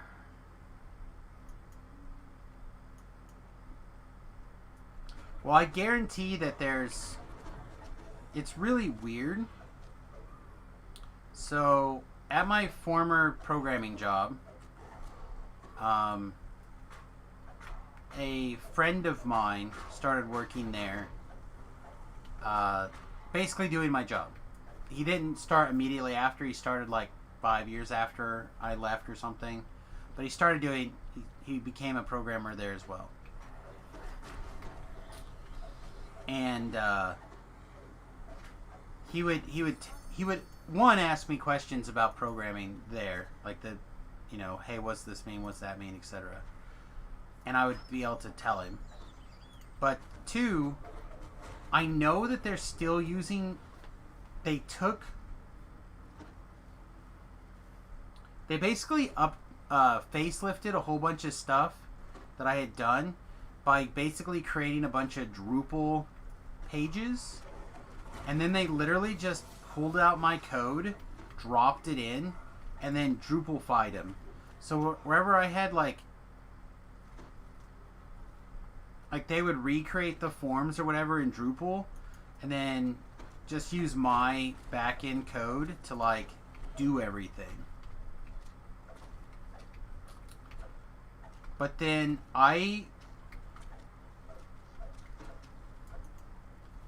there's a lot of variables and stuff that I controlled from like a database table for different things.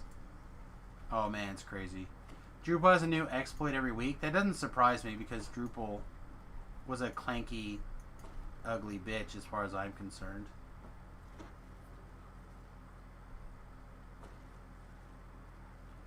But yeah, if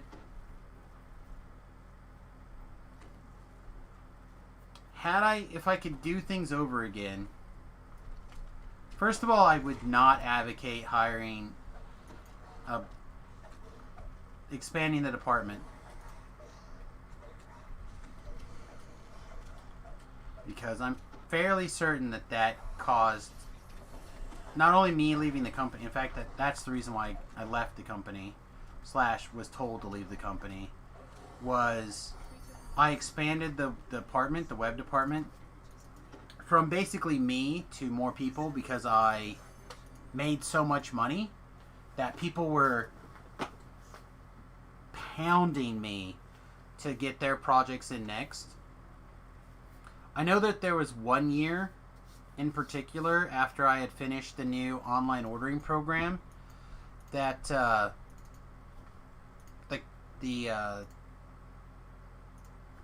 the company was basically divided into 3 parts, right? We had corporate, then we had I don't feel like I should say the names, but we had like Company A and Company B, right? So Company A's sales were like part sales, for example, had never reached more than $1 million a day, right? However, after I updated the programming and got everything going and got the prompts in place to do things, and it was all so user-friendly, not only did we start having like sales increased specifically due to the online sales increase. So, how to put this? Big companies will have different areas where sales come in, right? So you'll have phone orders, you'll have email orders, etc. Well, we used to have, I don't know, something like $250,000 a day part sales on average from the online section.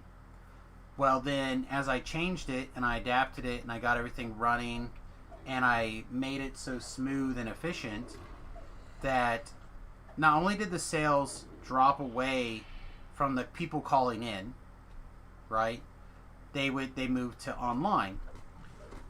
The difference is that as they bought the parts and stuff, it also increased our sales overall. And we actually ended up setting new records every year on individual part sales. So I think the year that I left, we were up to $3 or $4 million of part sales a day online. And that was up from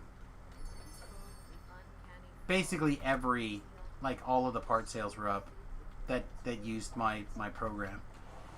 That was for the bigger company. My company used to manufacture that I worked for. The smaller company did yard equipment, and the bigger company used to do farming equipment. So you can imagine farm parts, for like planters and harvesters and stuff that attaches to your tractor, but not your tractor. Right? You're talking about machines that are $10 million a machine. So the parts for those things are pretty expensive.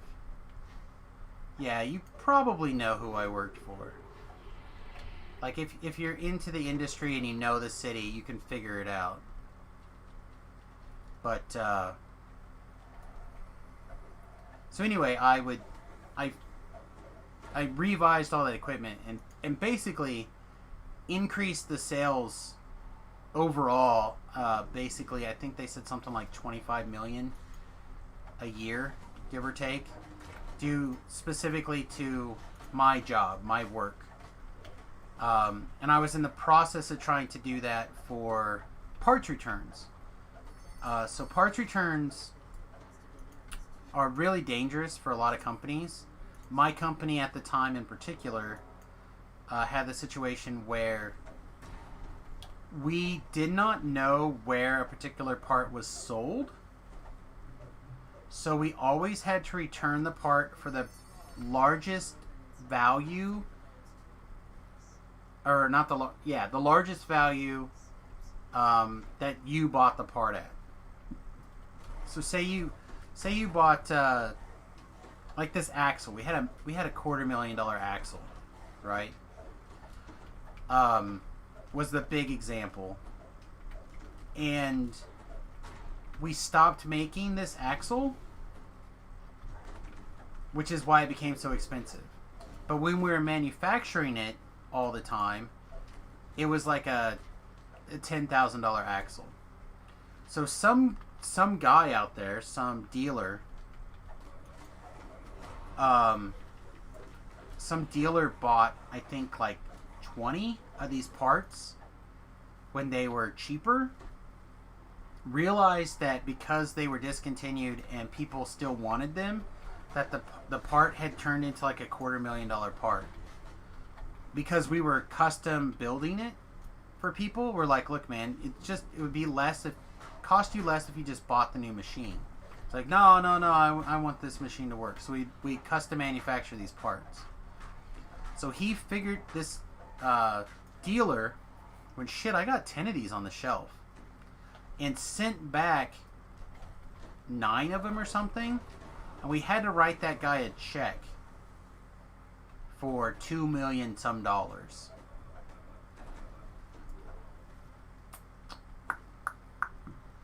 And that is when they decided that I should do my magic on the parts return system. But the part return system is really complicated.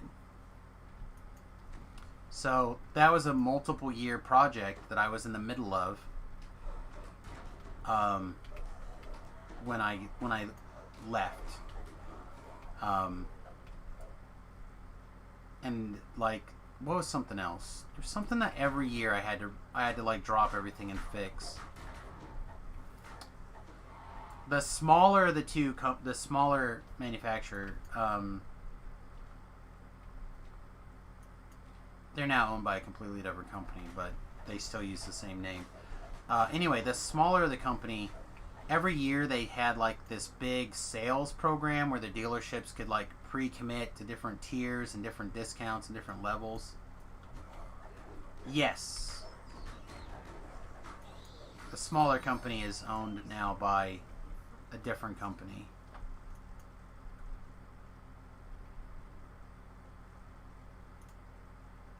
They're still housed in the same building by the same people doing the same job. It's just now they're owned by another company. But every year I had to drop everything to make this work for... I mean, you're maintaining... I don't know. You're talking about... What did we have? 2,000 some dealers with all these different tiers and different levels, and the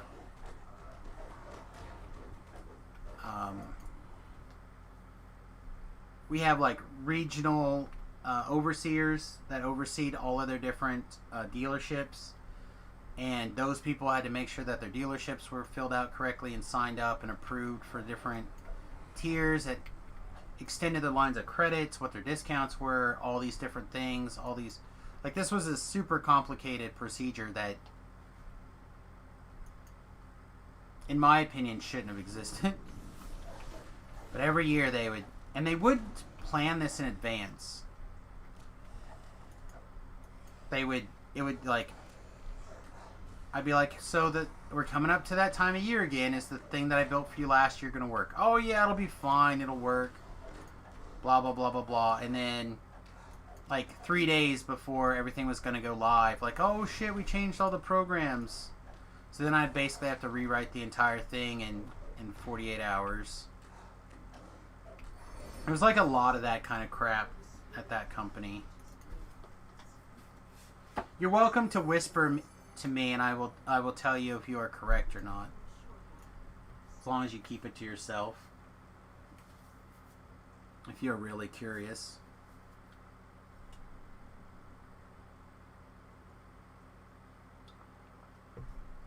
But anyway, I was so... I was in such demand at my company that I couldn't get everything done. Toilet, Heart, and Friends?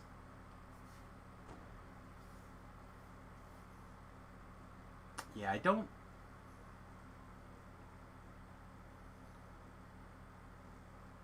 Toilet Heart. Yeah, if it is a cinnamon, I don't get it. I don't think that's correct.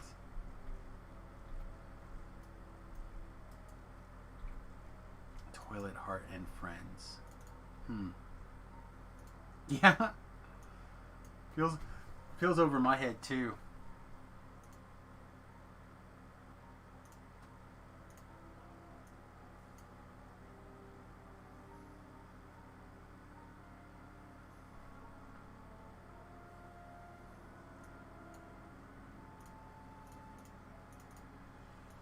Now I'm curious who you think Toilet Heart, or who Toilet Heart is. I'm intrigued.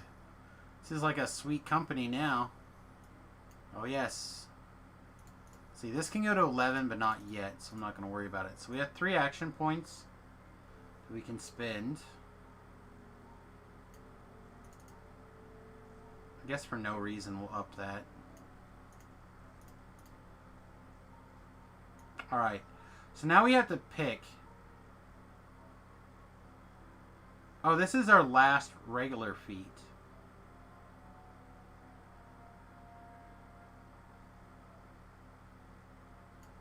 So we have like greater focus enchantment if we really want it. Although I think if we're going to take that, it'll be something else. Oh yeah, no, it was not John Deere.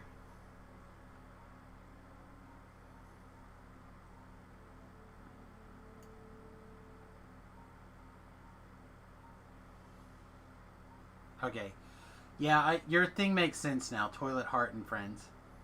Yeah, that's not it. We didn't make tractors. We made farm implements that were not tractors.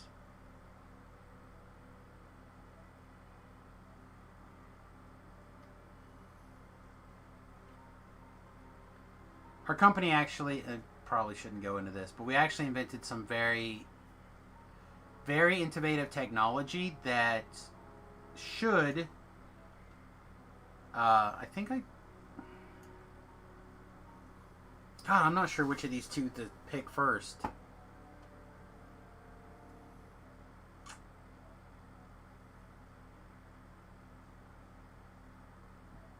Probably Heighten.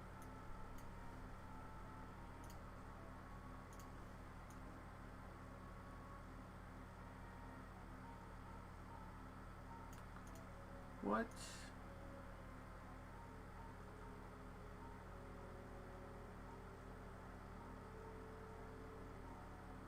Yeah, I never need to spam. I like Heighten here, but I have a feeling I'm going to be unhappy with this. I think I need to double check something.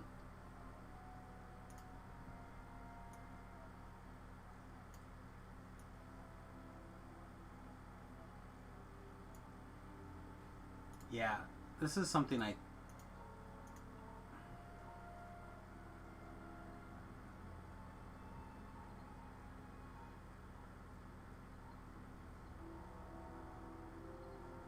No? 08?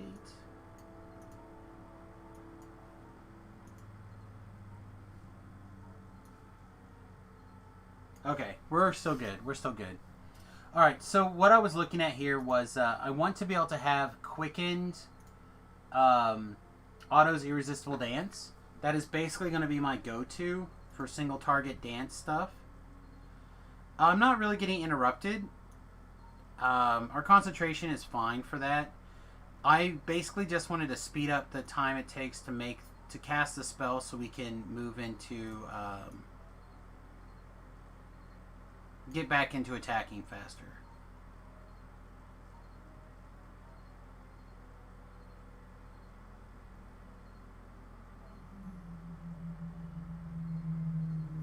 So this should be level level 14. Yeah, so this is our last, we're going to go up to 3 level 7 spells, so we definitely need a level 7 spell, but I also think we're going to want to pick up our Finger of Death DC should be pretty reasonable.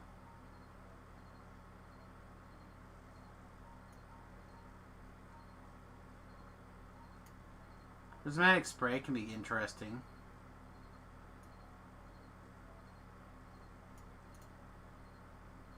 There's Color Spray also. Color Spray is good. They added that in the thing. Is Greater Teleport just Teleport Mass renamed? Yes and no.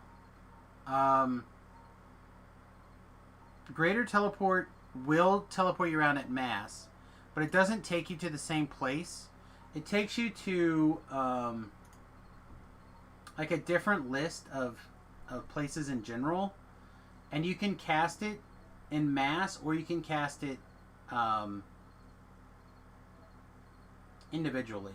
Hang on, let me see if I can pull the actual list up here.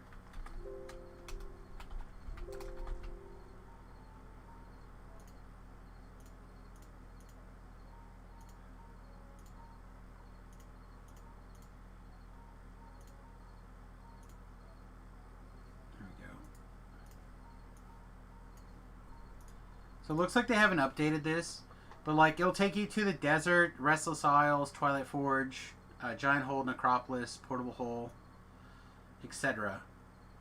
But you can take everybody, or you can go by yourself. Yeah, it's got a different list. No, so Teleport's list is much different.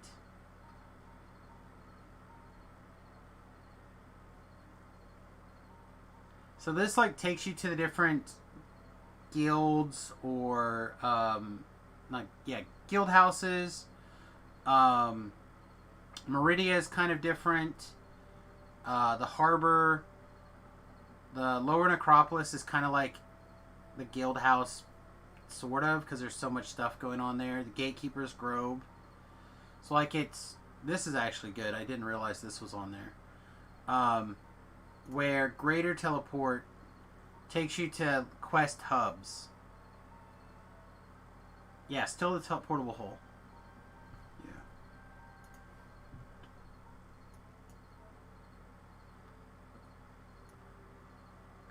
Yeah. It's between one of these two, I think.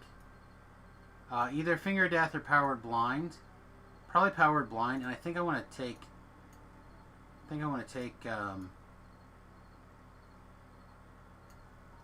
Greater Heroism, I think. So I don't think we're getting anything out of Tinsers.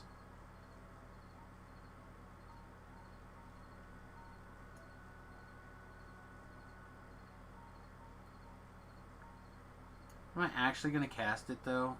Don't think so. I do actually like Mass Suggestion a lot, too, by the way. Yeah, screw it. I don't think I'm actually going to cast GH. The H that I get from the here is fine. Otherwise, I got to take this out and put them someplace else and reset this, and I'm just not going to do that.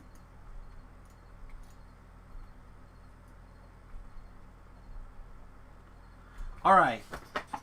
The thing that we're going to end on. I hope everyone is ready. Because I'm ready. I'm ready. I'm ready. Okay. Step 1. let's look up the sentient weapon stuff. Boink. Okay. Sentient weapon. So first of all, what do I need to take a sentient item out of a thing and put it into something else?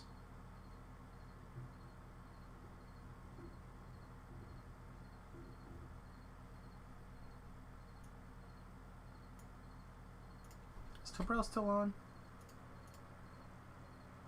He is.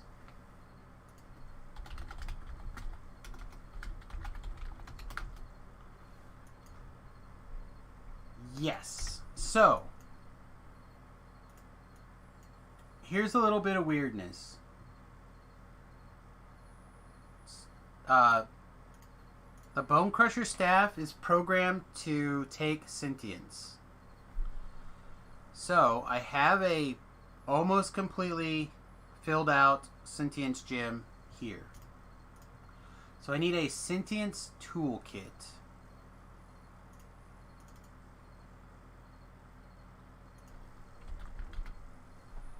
I have 10. Doink. Alright. So. Oh, I'm not high enough level to use it? What? No!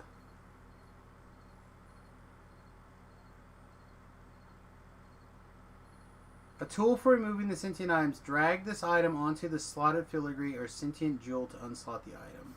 Alright, hang on. So if I drag this to here.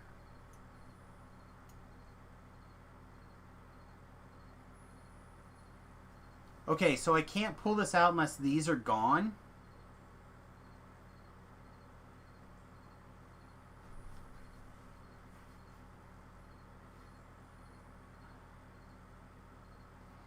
Alright. So I...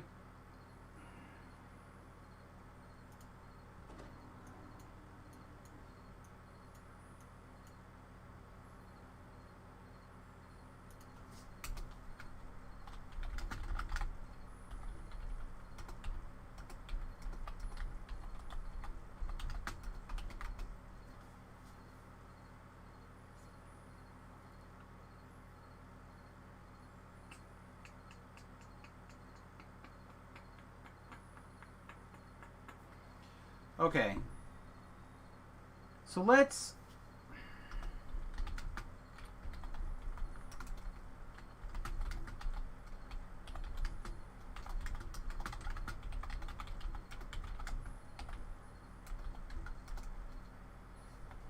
Hang on.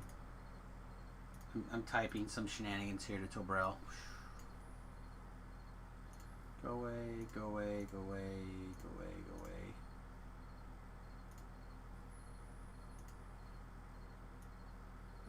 Hey. So, I'm becoming annoyed. And I've been trying to figure out some shenanigans. So,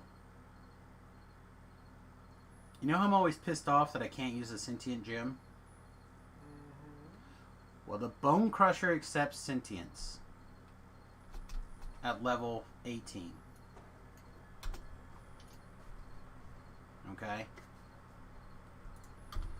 So what I'm thinking about doing is that I've almost capped out the experience for the gym that I have. And I'll probably finish it up. To 7 or 8? To 7, I guess? Okay. It's almost at the 60,000 experience points, and I have the Spark Gem. Does it go to 7? Oh, so you have a Spark. Okay, so yeah, so take it all the way up, put the thingy on it, and then you can go higher. It goes higher than 7? You can go, yeah, you can go to 8. And if you do any of the new raids, which by the way are much easier than the last new raid, you can go to 9 if you pull the fancy gem. Okay.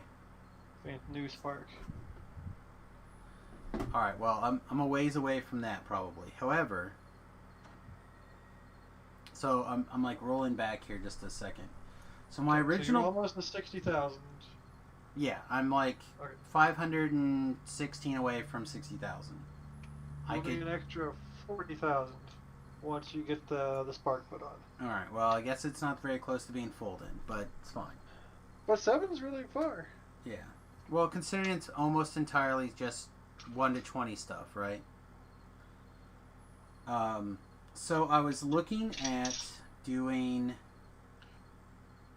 At first, I thought I would just be able to pull out what I already have and use it, because I stuck that Frozen Wander in there, which seems fine for this build again, because I have a 4-piece set, and then the 50, or the 4-piece of that is you do an extra 46 points of cold damage every attack, which I realize over level 20 that doesn't really mean a lot, but below level 20 that sounds pretty fucking good.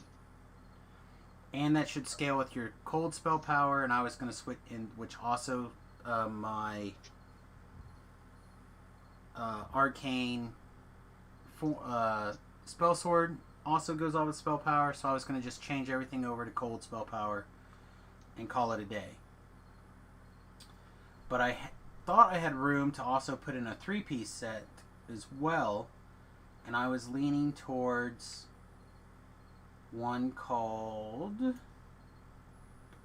Long Shadow. Suma says it doesn't work with cold spell power. I know that when I was using it, You might double check just to make sure, because if it doesn't, a quick, just for the proc, the Sonic one only requires 2 pieces. okay, If you want something like that, What's to get the- that same kind of proc. okay. And it's the same amount, and if it doesn't scale with any kind of spell power, What then is that? that's What is that cheaper. called? The Splendid Cacophony? Yes. I think. That does not have any damage proc on it. One of those that does, and it's Sonic. And when I get back to my computer in just a second, I can find it. Reverberation, perhaps? That's the one. That's the one. That sounds. It sounds something or other. Okay, yeah. That sounds like it. So the reason that I could do that, obviously, if I don't think I have any of those. So I've I basically can thrown do everything. Huh? I can loan you or just give you any commons. Yeah. So I've basically just thrown away every common. Oh. So let me. All the commons I've had, I basically have just thrown away. Basically. So let me see which of any of these I may actually have. So you have 7. What kind of is? Are you going to be doing a bunch more like EKs? I don't know, but I'm likely to do some more quarterstaff builds and just use this Bone Crusher, so just like damage is good. Oh, okay. So melee. What's your main stat you're doing? Well, right now it's intelligence.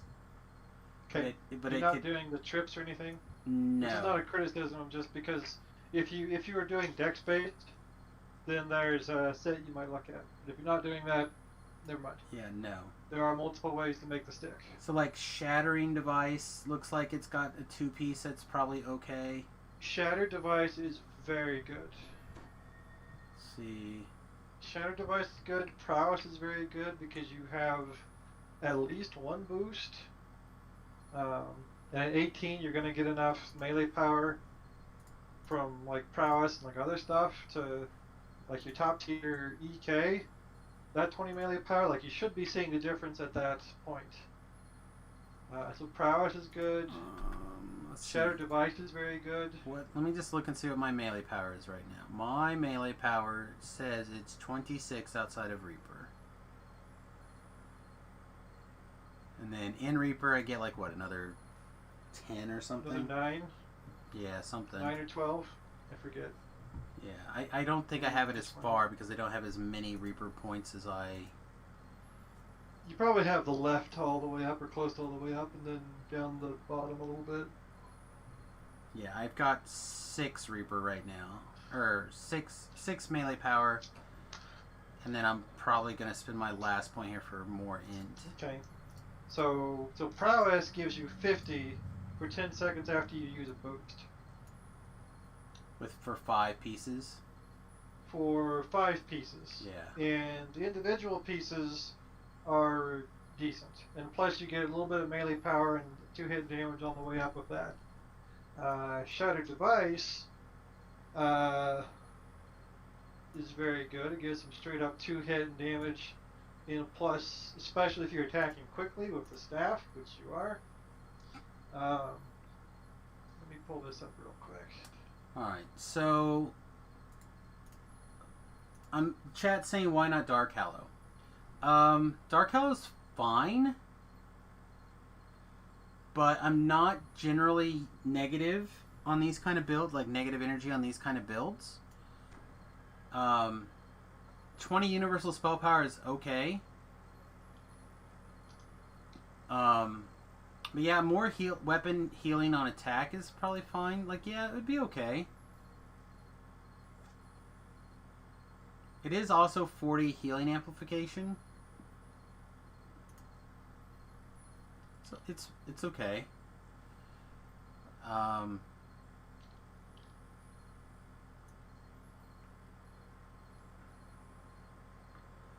Shattered Device just straight up 3 attack and damage, 3 double strike. 4 and 5 pieces are where it kind of starts to get a little spicy.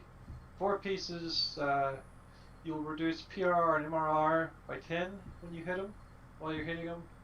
And 5 pieces will reduce their melee and ranged power by 10 while you're hitting them. And that, if your attack speed is fast, that goes on almost instantly. And then all the things that get you there, like the actual pieces themselves are good. It's like melee power, attack and damage, fort bypass. Pieces themselves are really good as well. For which one were you talking about again? Shattered Device is a pretty good one. Prowess is another good one. They're saying Dark Hollow? Well, it's because I'm currently running as a Pale Master, and I like running as Pale Master typically when I have the opportunity. But I'm not like very Pale Mastery. That doesn't look really good. Yeah, I mean, I'm using You a lot get of... a bit of amp, but... I'm doing a lot of like spell casting. So like right now this build is focusing on hold monster to like do extra damage. However, you having trouble with your hit point total? Because otherwise Dark Hallow's... No, it's like 900. Like it's fine. You're not having troubles with healing or anything? No, it's fine. Then like I said, I think it's probably fine. No, I'm interested in things that are either going to like lots of ints, boost my spell DCs, boost a elemental spell power, so I can like refocus in on an elemental power, so I can like do my kind of like primary for like spell sword move into. Stuff like that. So like one of the ones that I think I was messing around with on the hardcore server was Eye of the Beholder. Beholder is top tier. That I believe that's the one that gives you more spell points and DCs. I think. The set is concentration, spell pen, DCs. Alright, well there's another one Zargran that is also... the one that increases DCs also. Where's that at? Arcane Enlightenment. I know, my original kind of thinking was if I could just add like 8d6 to my weapon attacks, it would be insane. For level 1 to 20 or whatever. Right. Like I said, you can, let me find, it's Auto and Beholder are the caster ones that are good. Yeah, I forget which one is which. One of them the is better procs to do don't first. stack with each other? Really? It says it does. Yeah. The DC, like all, okay, so Auto is the one you would do first if you're doing those. Alright, hang on. 4 pieces of Auto would give you 2 DCs, 200 spell points, 5 MRR, and a int and some arcane spell failure if you needed that, which you probably don't. I mean, I'll take it. Could give you a This pinch of build, it con. doesn't matter, but I always like having it. Alright, well you get some more con. get some more. Okay, pitch so the points out assassin one is one that I was looking at because it's a 3-piece set that has 46, and there. it What is says that one called? the assassins. It's the Long Shadow, I think. Yeah, Long Shadow. So I was thinking like a 3-piece Long Shadow to go with like +1 to hidden damage, +1 intelligence, and like plus The Long Shadow. the Long Shadow, and then like +3 melee power. Like those three things kind of go together in my brain, and then I could get away with like a 4-piece auto and kind of like hybridize the two.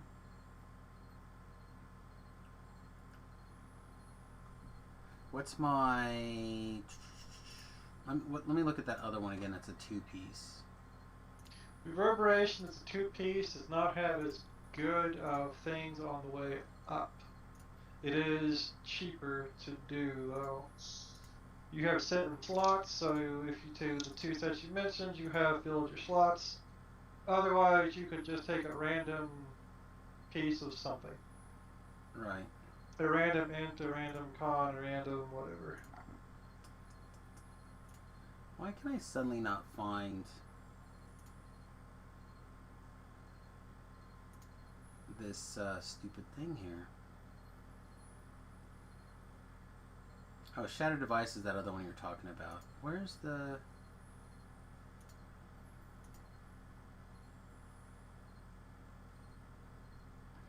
Alright, we'll just click on this again. Reverberation. Now the proc, I don't know how well it's going to work. As part of it is it does 46 plus a d6 per epic level. Yeah, well that's just it. I did not realize. I guess when I read it before, I did not see the not when I was reading that said this does not affect with other sentient weapon procs. I guess I read it as this will stack with other sentient weapon procs. So I was like, fuck yeah, I'll just stick 2 of these No, yeah, weapons. you can't just put a whole bunch of those together. Yeah, like I'll just put these 2 things together and I'll just like lightsaber things, you know. So I misread how that kind of works. So yeah, if I did a 4-piece auto, then the stick would still be good for both in my, for most of my spellcasting stuff in general. Would not be a waste in the future. Alright, so do I literally have any of these autos? I can spell auto, I don't need to copy auto. I have literally no autos. Alright, and what's the other one they were talking about potentially? I have That spare one's, autos. that one's medium. Eye of the Beholder is... I think I have some eyes. I have exactly 1. I have the Willpower rare. Let me double check that in this gargantuan bag that I don't have any. Yeah, I think I have them all weeded out. All the filigrees weeded out of here, and I think I literally threw away every common. Only kept the rare ones. Okay. Shatter is the one that you're talking about. That's the enemy PRR MMR reduction. That one's a lot better than it looks like on paper. Yeah, I mean it probably would be. I just don't know how much it actually matters. You could do 2 pieces of Sucker Punch, 2 pieces of 1 against many, and 3-piece Long Shadow. That would give you 19 melee power and 46 more damage.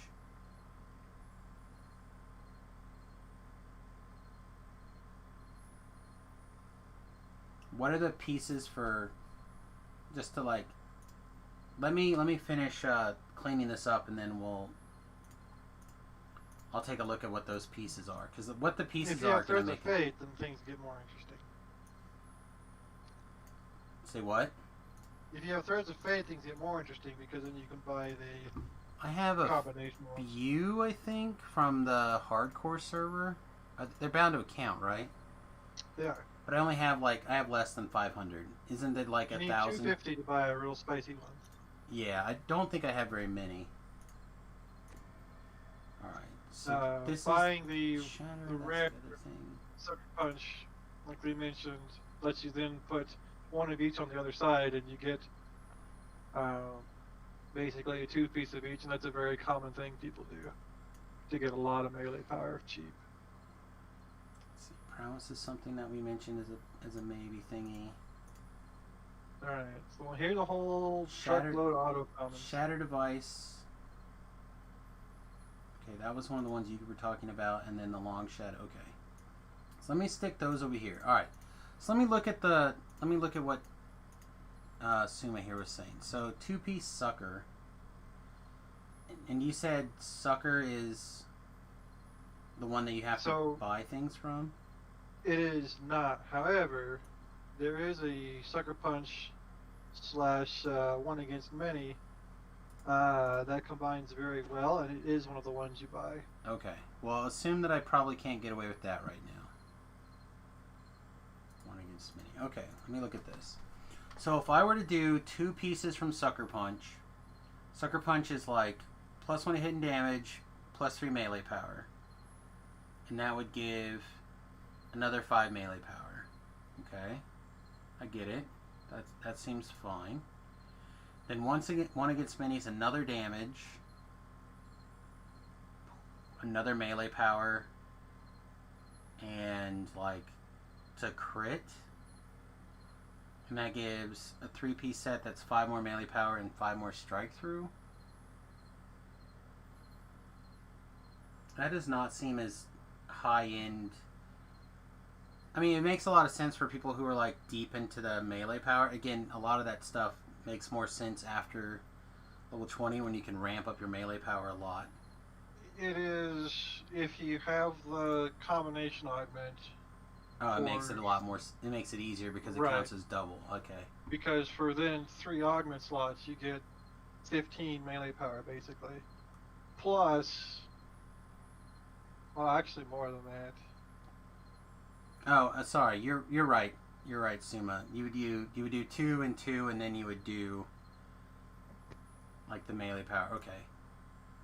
The long shadow one, I think there's 3 things you could hit easily enough with my build: the hit and damage, the intelligence, and the melee power. Okay, I kind of see. That makes sense now. However, if I did Ja'ados,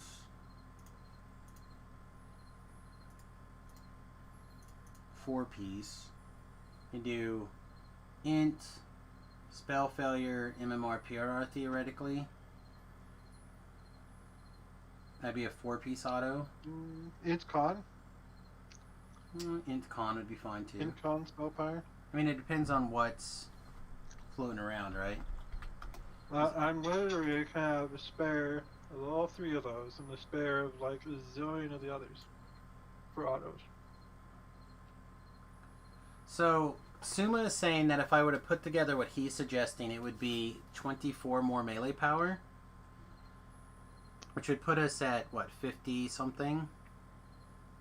What do you think, Tobrel? Is that enough of an increase? That would you recommend like the 50 melee power over the like spell DCs? Well, your goals are diametrically opposed. So is the melee power or is the higher DC the thing you want to do? Column A, column B? I don't actually know. Like I said, I was just thinking about how much more useful that I would like making the tool as multi-purpose for me as possible. Having the DCs is probably more likely to be valuable for more lives for me, right? You see what I'm saying? Right. But I would say, I'm presuming you got all your other stuff on your body, so you could use this. What even is this thing? The Bone Crusher? The Bone Crusher is slightly above average DPS weapon, I think. Okay, so... Which is also part of the issue, right? So Kuma says, my thought is that you're putting it with the Bone Crusher, so we'll be using that for melee. Which is true, but I'm also a person that, I mean, I've often used melee as a caster as well. So the melee power will always be useful when you're attacking as melee. That's true too. If Yeah. you are not going to do caster things, or not try to put caster things on it, that drastically changes what you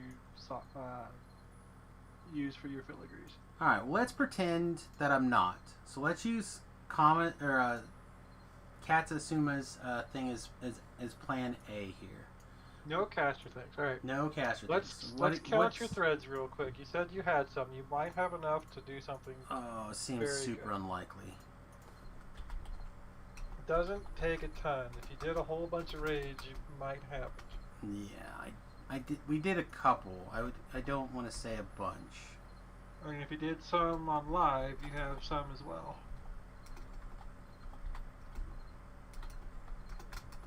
Why can I not spell threads?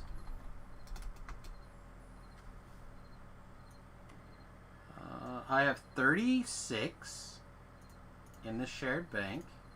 Mm-hmm. And I have to go switch to the other character to see what I have. Okay, so it doesn't take a ton. Alright, just uno momento, por favor.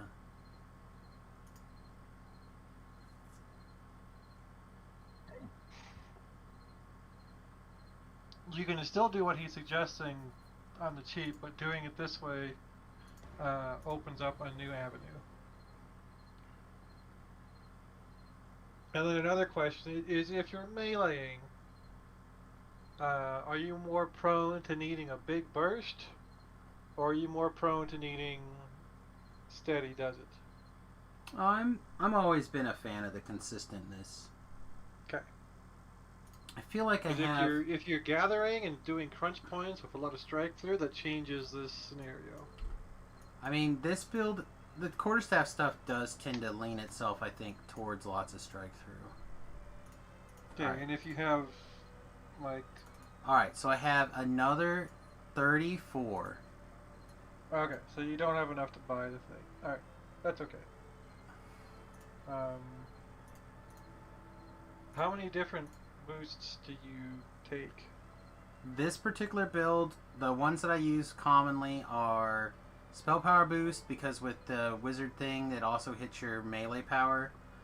The melee power Right. one and the double strike one from the Reaper. Quite a few. But keep in mind that the spell power one and the melee power one are on the same timer.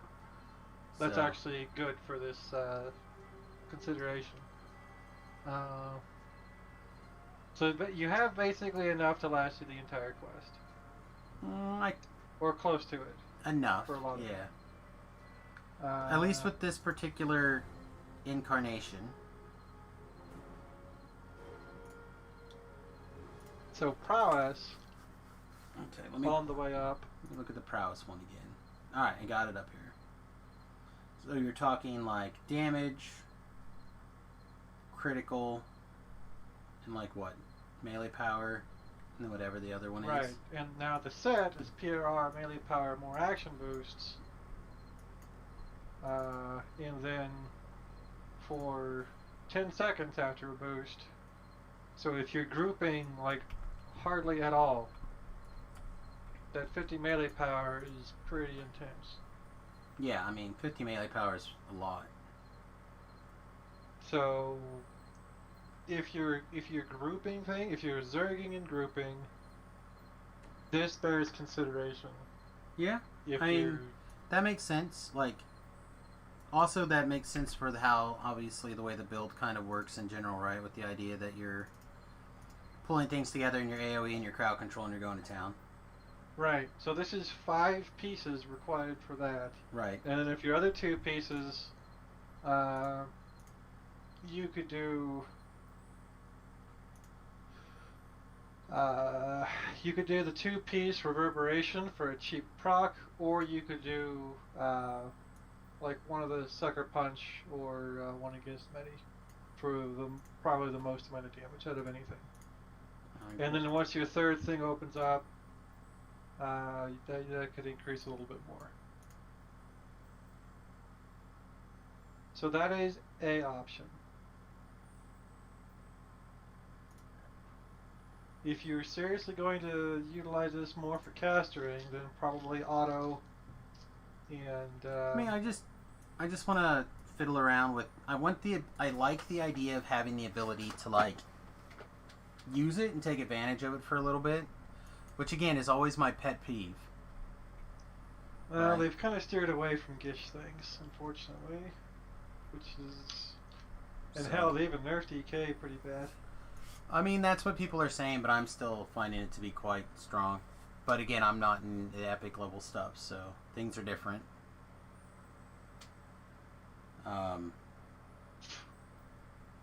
Yeah, I mean, I would try that 5-piece set, and then I'm not sure which one's better. I kind of like the idea of just the damage, like the 2-piece damage, to get things going. Prowess and then reverberation would be all right. Yeah, I think I like the idea behind that. Assuming that you have the ones that I could to steal off of you. Let me see which of these I happen to have again. Let's look for prowess. If I'm allowed to actually type. Let's see what we got. Alright, so attack and damage is probably... So I have a prowess, dexterity, prowess, strength. Those all seem bad for me.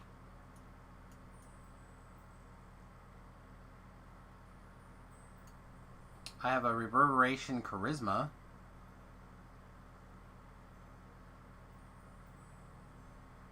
Alright, none of these seem great.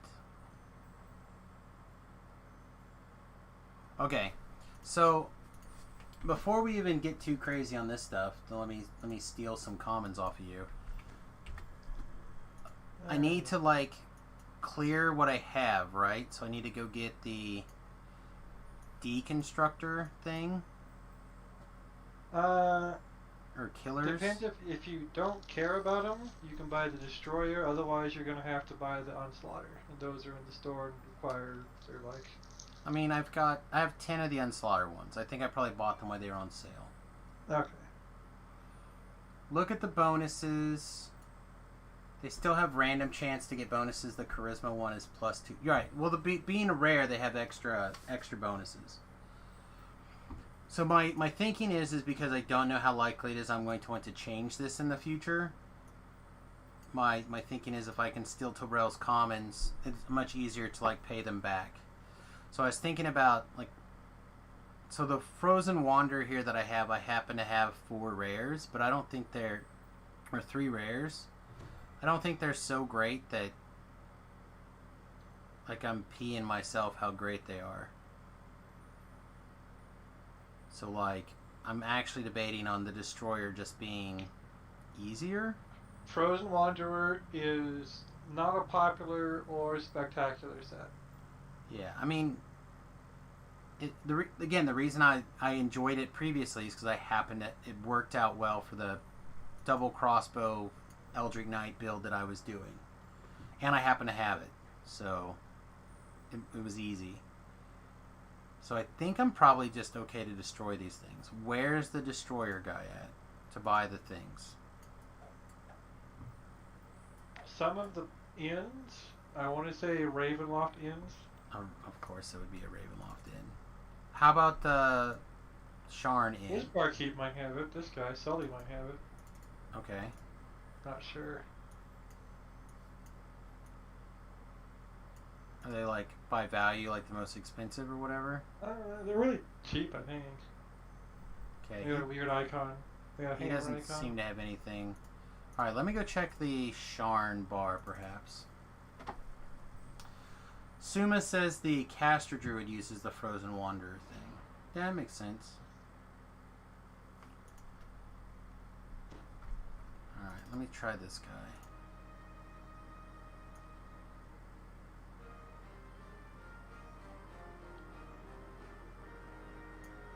Let's see what. don't Dexterity is probably the best stat for you, since you need I like mean, strength's probably not gonna do you much good. both dexterity and strength are both the same as medium. So, well, dexterity is reflex saves, so well, not unless for you've me. done something there. That's int based. Alright, so Alright, the well- destroyers are not there. Either one, whatever one you had to moat, like, if you're there, you have the same amount, then it doesn't, like, they just don't matter. Strength is knockdown, so it's Cyclonic Blast and crap. There you go. Okay, where else can I get these deconstructors? Because not that one. Do not have a spare melee power one, because those are hard to get. It's fine. I'll just... Beggars cannot be choosers, right? So they got attack and damage, extra critical confirmation, PRR, MRR, and I threw an A strength. Sounds good.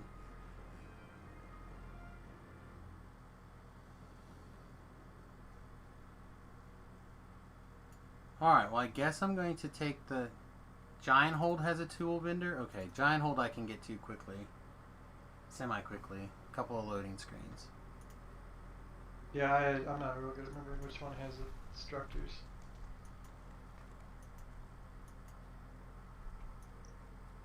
Yeah, I don't know how heavy they are either. But I think you can buy a whole bunch and stack them up. Oh, it's fine. Figure it out. Like I said, I just need enough to, like, clear this. So, am I allowed to, like, go to Giant Hold, please? Oh, apparently I have to talk to this person first. Okay. So stupid. Teleport me to Giant Hold, please. Thank you, Suma. Suma, like I figured it out right as I start to see your message come across the screen. Oh man. Okay. Tool vendor. Is it the barkeep or is it? Barkeep or some of them.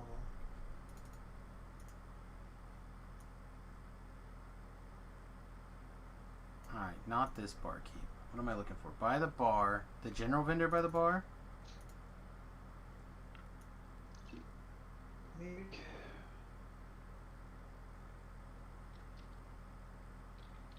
Sentience Destroyer. Okay. Found they're, it? yeah, they're not a big deal. Yes. Maybe like 10. Okay. Giant Hold General Vendor. There's some other people here and there that have them too, though. Yeah, I think I've seen this icon in places.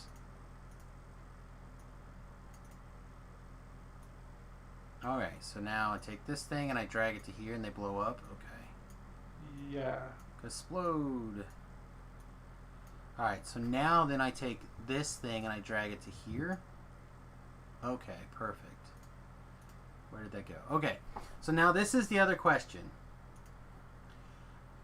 Do I want to use that gem? Or do I want to use the dragon gem? Where is it? I have it. Is your one gem just a Dorcas gem? Like a freebie gem? Yeah, it's the hopeful one. No. Do you listen to your gem? I have it turned on now. Have you heard the dragon gem? I have not. He sounds like Bane with voice effects to make his voice deeper. He sounds like Kane. Bane. Bane. Like from the new Batman movie. Hang the on. Christian Bale Batman movies. I feel like there's probably somebody out there with the supercut, right? Let's see, what's the name of this thing? Sentient Jewel of the Dragon.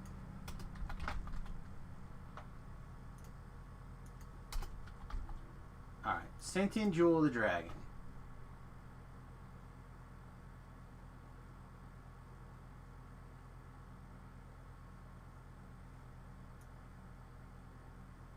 There's seriously none of these.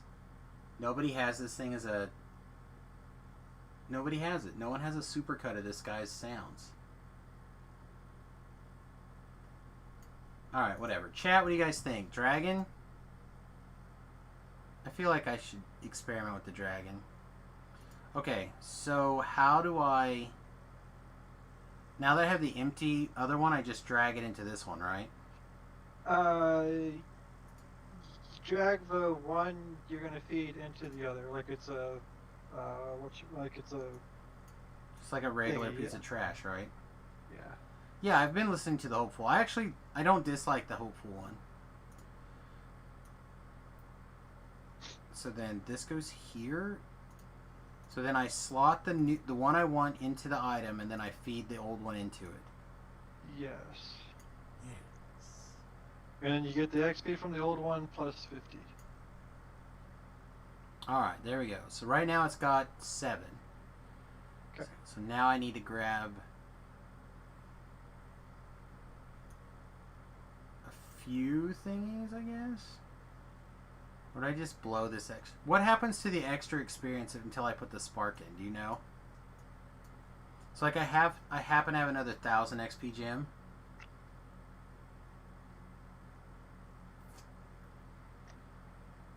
I'm not sure. Okay. If you have hit the 60, I have not yet, but I would if I would Uh, have 500 or 400 more over the sentient experience for the 60. you'll be okay. And you can go ahead and use your spark now if you're all the way up to there. Okay, I can. Alright, the spark is in one of these bags. I think it's this bag.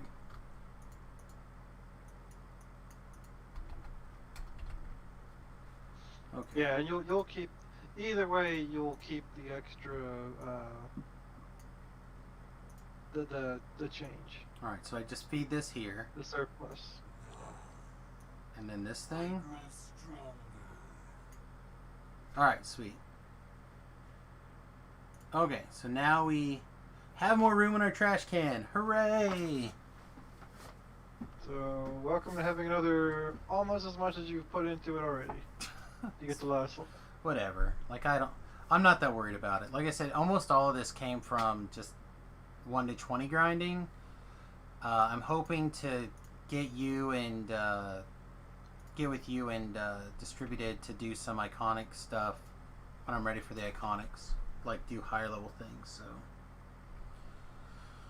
at that point, things should be easier again. All right, on my way back to the boat.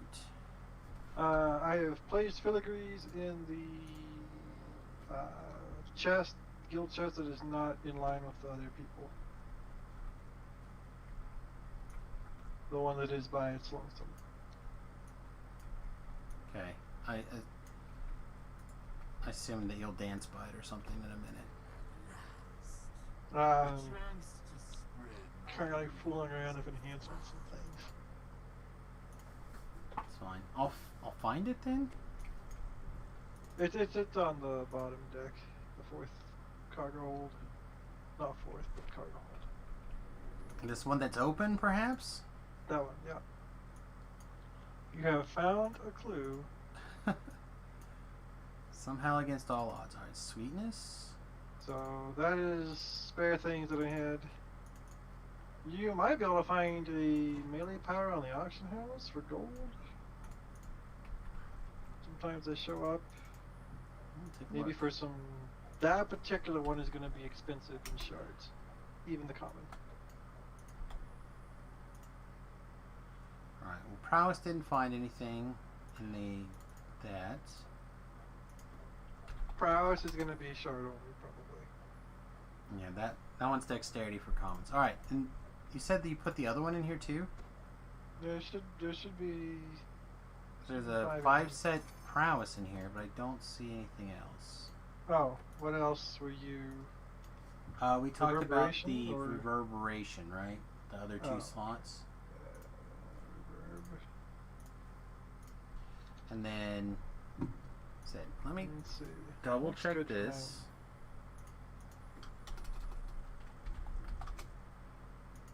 So you're probably universal spell power. That sounds good. Then you have options of PRR, reflex saves, 2 reflex saves, or 3 PRR. PRR sounds good.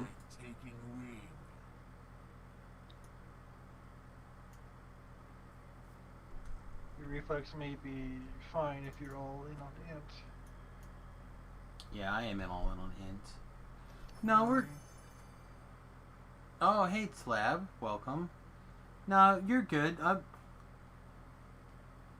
Tabrel and I have more than shared shenanigans with each other in the past, so... The only other things, you don't need charisma, do you? Not especially, no. Alright. Then the only, like, there's 5% sonic absorption, but that's probably not something you need. And sonic spell power, but yeah. The individual pieces are not fantastic, but it's a very cheap. Yeah, well, I've just got the two-piece 2 for the sets, proc. so... It's like that, or 2 int, or 2 extra damage, or something instead, you know what I mean? I feel like the 4 Your- damage seems fine. Level, I think this will outperform doing some of the other things. I think. And then my other sentient gem from the hardcore server is a 4-piece set already, and I'm wearing a Voice of the Master to get the complete 5-piece set, I think, for the autos, I guess. It's kind of cool. Which set are we looking at? The Reverberation, I believe. I closed my new window with all of those things in it. The other advantage to reverb is that you do not need to worry about unslotting those and like giving them back to whoever because they are super cheap, and people have a bunch of them. Yeah, I was only keeping the rare ones because Beef kind of like made the comment. Wonder if this thing updates. Do I have to click it again? Prowess commons are probably on par with Okay. other set rares, so be advised of that. Oh yeah, I don't know. Beef told me once that he basically throws away his commons, and my bag was full, and I was like, screw this, I'll just do the same.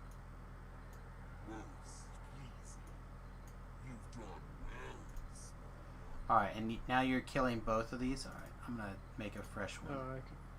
No, it's fine. I just want to make a fresh one so I can put it on and see how it does. One that's not Yeah, like let's make all it fine. pumped up by Yeah. you killing it 1,000 times. I had to find my 23 weapon anyhow. Oh, the dragon one was hilarious. You don't happen to have a spare unbound planar focus, do you? Of prowess of the like Con 3 variety? I would have to go look through like 1,000 characters, but I Don't worry about don't it. think so. Don't worry about it then. Alright. Besides, that shit's not anyhow.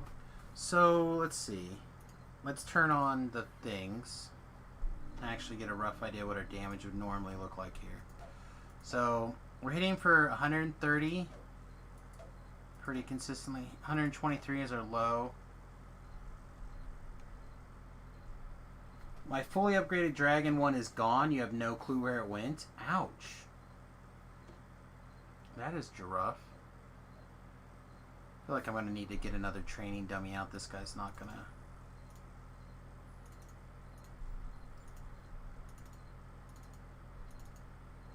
You told customer service and they basically said sorry. Ow. That is not cool. Oh crap, is this hitting the dummy from over there? Shouldn't be. No, it's fine. Alright, so now I'm going to use my Explosion boost. proc. Yeah, now we're getting some 200s in here. Yeah, it's fine. This will work. How much is that proc doing? I'm curious about that at lower level. 21, 27, 23. So Let me... Like, it's like 32. Like, it's reasonable. yeah, for But let two me- pieces, it's gonna be hard to beat that unless you dig away into melee power. Let me look at my... Sonic spell power is 234. I don't think we're going to get a noticeable bonus by clicking the boost. Yeah. It shouldn't. It's not supposed to go up with spell power. Okay. It's just a flat thing. But yeah, I mean, 46. Oh man, I just crit for 823. It's just, again, it's just because it's the only one that is 2 pieces for that proc that makes it, Yes. Sweetness. yeah, there's not a lot of other stuff for just 2 pieces that'll give you that much bang for the buck, except for the exception of those 2 that were mentioned earlier, either of the one against many or, the other one. Sucker Punch. Talab says I have any rares I can give you for some handy J over there behind these boxes. Right now I'm good. I think this is enough of a perk that I can like play with it, that it's fine. Like I just really wanted to. It aggravates me so much that I don't have the ability to play with a whole mechanic. And not just a little mechanic either, but like a big mechanic is unavailable to me. You know? So just being able to like screw around with it a little bit, even if it's not great. I mean, is Seeker 6, Dexterity 6 really like a great weapon for me? No. But like it gives me something to fiddle with, and it's a weapon upgrade that I haven't had in basically theoretically since level 12. So I'm just excited to like do literally anything with it. I'm gonna go kill a monster, I think. What's the level 16 quest? Something that doesn't suck. Guess we could go do like a servant or whatever that first quest is over here. You're always up for a mediocre handy, Jay? Let you know. I will always, as always, wear my sandpaper gloves. Urgh.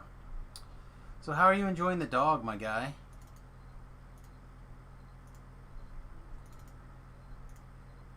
Tobrel, your shifter... Dog? Oh, I'm a cat. You're not a cat, you're a dog. Cat. Looks like a cat. Literally look like a dog. Half of them look like monkeys. Half of them look like monkeys. Some of them look vaguely like cats. So it's a little, there are some interesting things. It's a little spoiled for me because of the experimenting of EK. A little soured because of the severe nerf to that.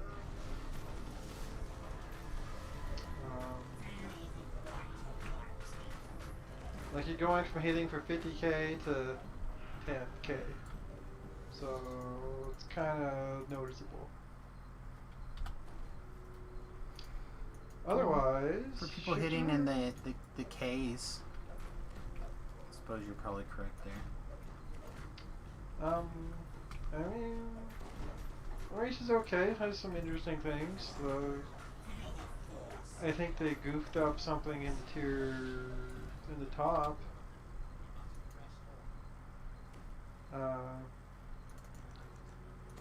Or miss an opportunity, I should say. Oh. When do they not miss opportunities? Oh no, I had somebody telling me that they were really disappointed in the fact that the way the shifter works and the monk stance do not go together. The iconic, correct. That there's an ability that would make it really good, but it uncenters you. And unfortunately, I haven't seen a whole lot of stuff to increase your dice. As much as like the monk levels would. Right. There's not enough to push it up. See, I was told Right. that it didn't uncenter you, that it just... One of the things does. Oh, okay. It's a little higher up, and it's one that would make it really good. unfortunately, because you don't get the same dice as the monk, that makes it not as good. So your base weapon dice are much lower than the monk, and your base weapon dice are much lower than like everybody. So you have the worst critical profile and lower weapon dice. So Yeah, but you kinda get to claw like, people. Hmm? But you get to claw people with your claws. I mean, you get the animation, I guess. But I mean, you can play it. You will kill monsters eventually, and it'll be fine. But it is not even with basically anything else.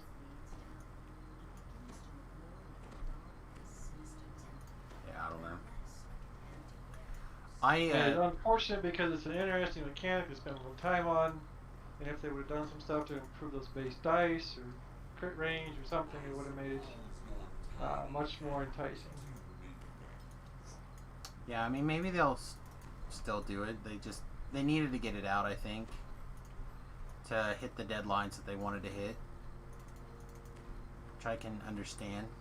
Trying to be able to give out those Christmas bonuses, you know what I mean? Well, feedback was given and acknowledged and poo-pooed on the Llama forums. Alright, so it looks like during the boost, we've got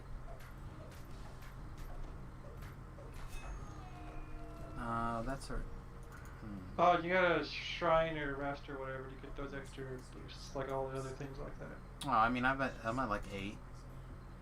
I'm at 8 boosts right now. That's bonus. You're gaining like 50 damage when you boost. Oh, I feel like it's more than that, isn't it?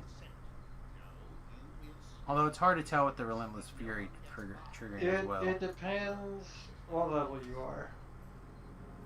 You are going to notice when you hit the boost. I mean,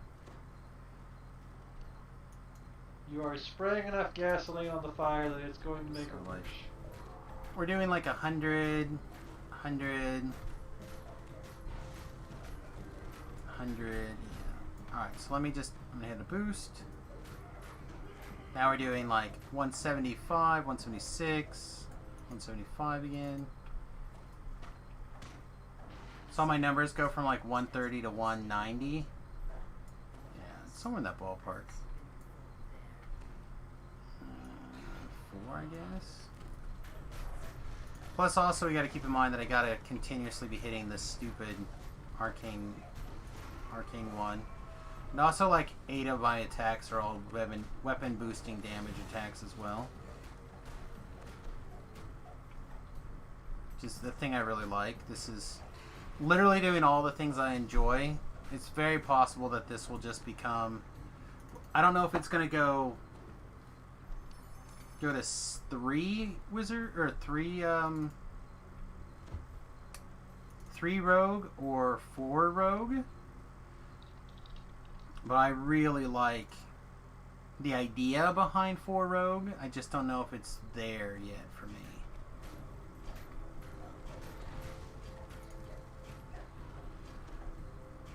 Yeah, I can hit boost for days, that's true.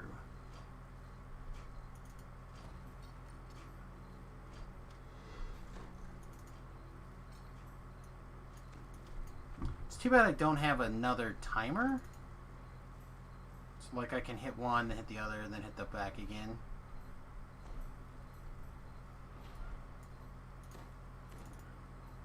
Of note, that particular set is also a little bit better when you're in Dreadnought. Well, I know that like on the hardcore server I had a bunch, and I was able to give them to, I think Apocalypse was like asking for them. One of the guys that I was doing the raids with. Wow, that was a big tick.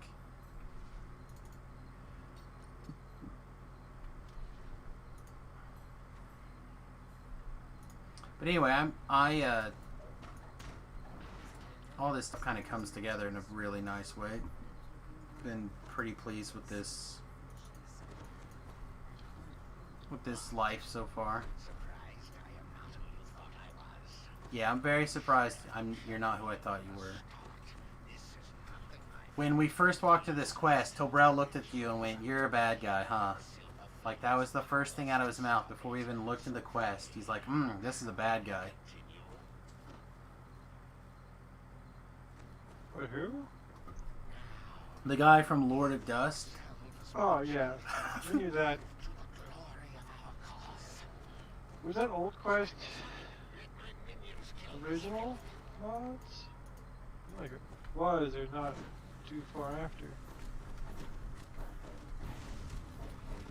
This was the first quest before the expansion. The other quest that he does, a low-level quest. Oh, I don't think he's been in another quest, is he? Yeah, he is. He's the one that tells you to go kill the halflings. Go kill the halflings. One of the really, really, really, really old quests. Oh, the Church in the Cult? One of those.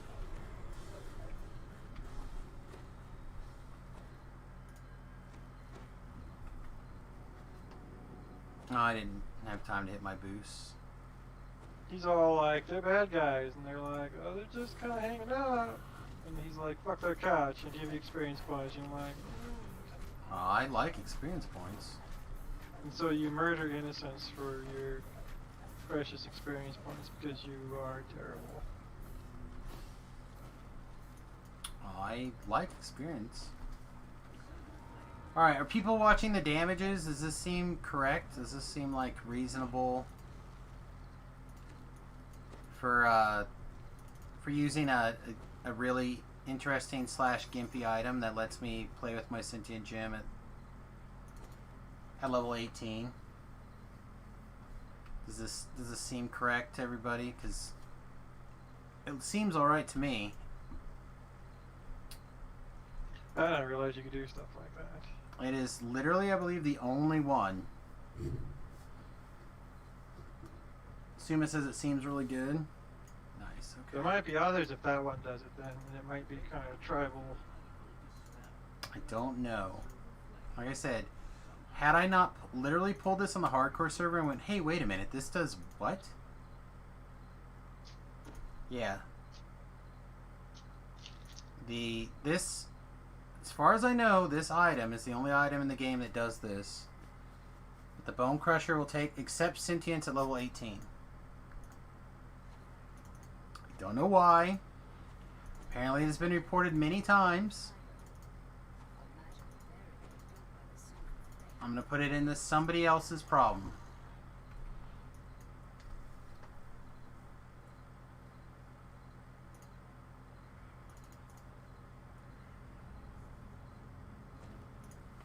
Well, you know our motto, right? Cheat early, cheat often? Yep. Judges will accept an answer. The technical correct answer is exploit, but close enough. Alright, we try not to drop the E word on the stream so they can't come back and be mad at me. This is not Jeopardy, so we're not gonna... You got the spirit of the thing. Some of us are learning languages. If you get it close to the right word, it's good enough. I no longer worried about exact grammar either, like there, and there, like all that, like whatever, man. Some of these people are ESL.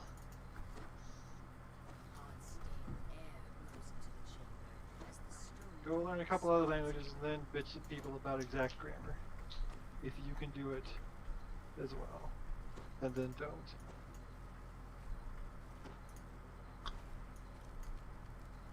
What? Stop. Don't ladder me, boy.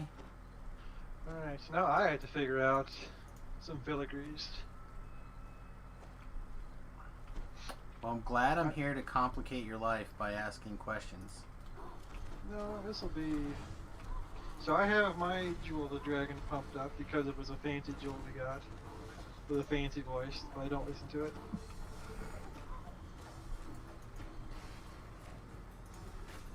I just have them on currently because, I don't know, I never got to listen to, I never listened to it forever and ever and ever, and then I was like, you know what, screw it, I'll turn all these game sounds on. And now that I turn my game sounds on, I've kind of gotten used to them. And my client like messes up like one every 8 times or something, and I'll get no game sounds, and I'm like, what the earth is this? No, why? Why did you ice storm? Who did this? Who ice stormed? Must be you.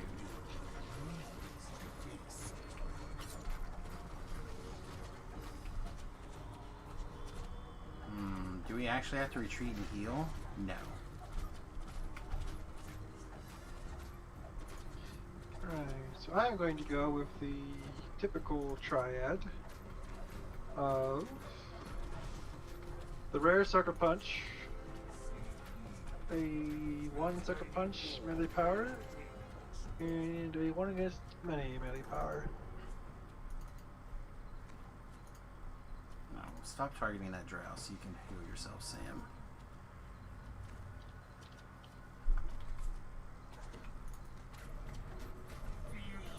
And I think I'm going to make this weapon have just generic prowess. Though I really like Shadow Device, but leveling up I think prowess is better.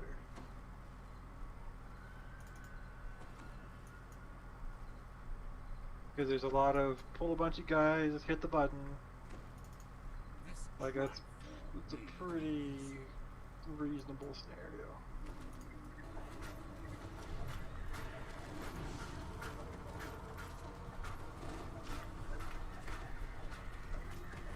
Of note, so you mentioned you have the artifact. On the other Samus, yeah. Right. Something you can do, if it's going to help, is in your hand and on your artifact. Normally you can't put in like also caster, let's say int and int. Oh, Normally you can't do that, right? Okay, I didn't know that.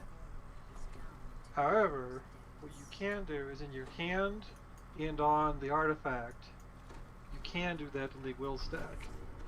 Oh, so you mean of the same set?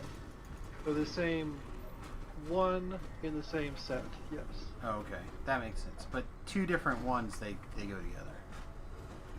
So if I did like Yes. int from set A and int from set B, they go together. Right. Okay.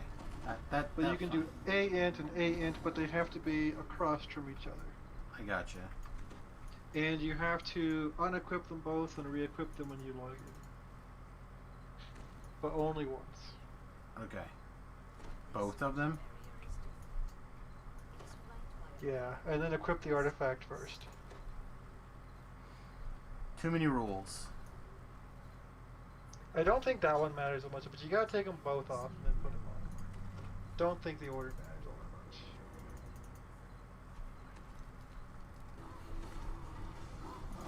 Alright, so what prowess thing am I gonna wear? Please, when I hit the boost button, hit the boost. Never mind, we're just gonna get killed is what we're gonna have. Alright. Let's hit this button again. Let's keep it generic, and let's go, I guess, MRR for the last one. Wow, what is... Let's get around this corner a second. Alright. Wow. Oh, hey, I got 6 stacks of whatever this is. 20% more damage. Alright, well that explains what the hell happened.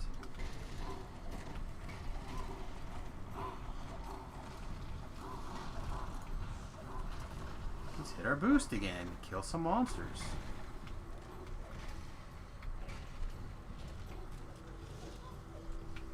I'm really sad the voice of the master doesn't have 3 slots on it, because that would have made it very compelling. Or even 2. Gonna say 2 makes a lot of sense to me. 2 would have been a very compelling argument for that versus something else. Like it would have been... 3 probably would have made it mandatory. 2 would have been a toss-up.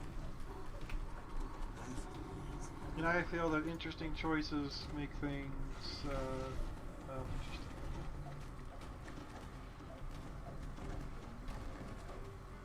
That's just me,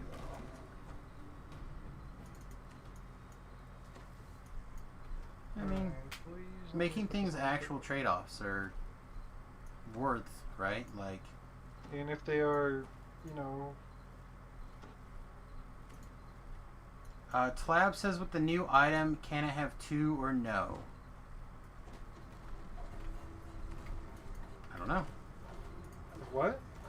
You mentioned the new item from the raids, like the new spark of memory or whatever. Oh yeah, so you can have 2 sparks now. You can have 9 total, and it costs so going all the way up before to 8 cost 100,000. Once you put on the new spark, you can another 50,000, so a total of 150,000 gets you 9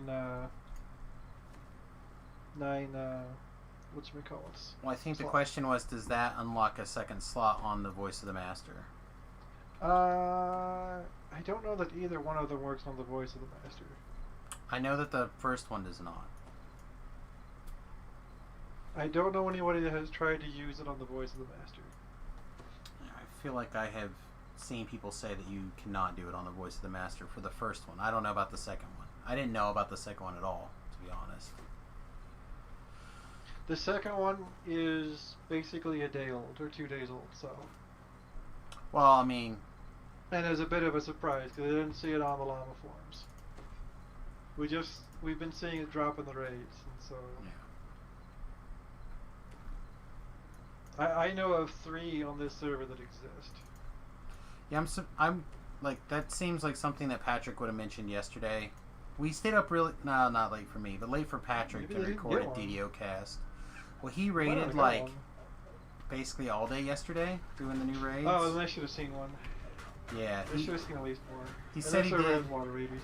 He did like, yeah, Lava Raiders, but they did like 8 Lord of Blades and like 6 of whatever the other one is, and like 7 of the other one. or They something. should have seen one because it can drop. It's been reported to me that it has dropped in every raid. Every Okay. of the new raids. Yeah, he just didn't mention it then. Probably didn't think it was Oh. important. Well, it's pretty. I To the conversation that we were having, or maybe he mentioned it in a previous DDO cast and I hadn't heard it. 9 versus 8 is pretty compelling.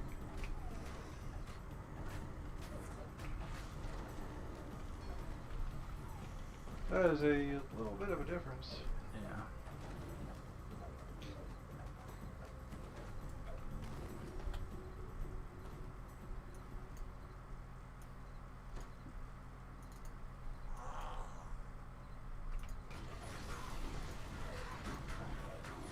I feel like I'm gonna have to put a bloody boost up in my number bar so I can hit it easier. I don't like that. That's aggravating. But it's good enough that I want to hit the boost button, so I feel like I have to. Yeah. It's just definitely more important later.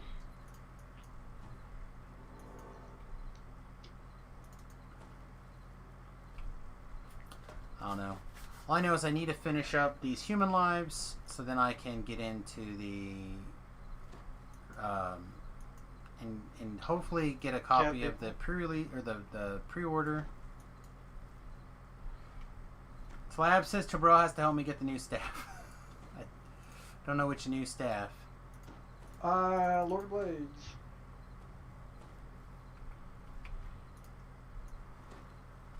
So What? the Lord Blades, there are now 4 dogs, Woo! and they can only be kited. And if your name is Samus, that is your only job. And they can only be kited by a character whose name has an S in it, preferably at the beginning.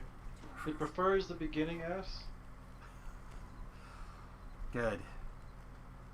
Also, they move twice as fast and spit more goo, Ah, perfect. but only at the kiter. And I also made all that up. No say. It sounds a little bit like Hokey Pokey. It is almost exactly the same. Oh, there Don't was have our to fight first the 1,500 crits of this life. Seems okay for level 18. Crossing over 1,000. using a quarter stack. Well, we've been getting pretty close to 1,000. Yeah, the changes you made are going will be noticeable. Yeah. Should be noticeable.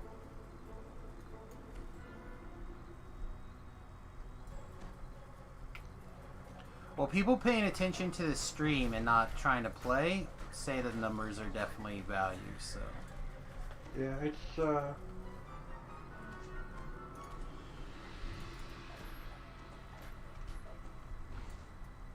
Oh, did I?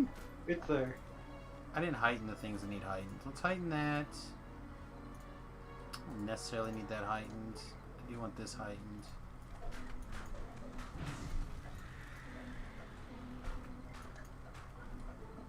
No, I killed all the monsters. I have more boost left. Oh god, I'm gonna be that guy now. Where?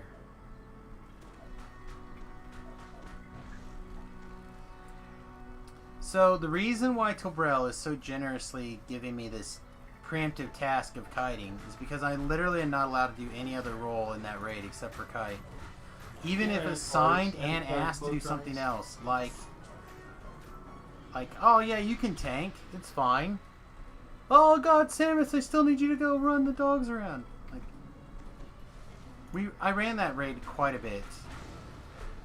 3 times. Well, JavaBot made a fully upgraded shield, and he's got a second, like halfway done shield. And I think I threw something in the trash, the Samus, that was fully upgraded, and I still have like 5 of those things in my bag. So, I'm pretty sure I hit at least a 20 completion with it on Samus. But yes, probably 3 times. Maybe 4. No, it's mechanically the same.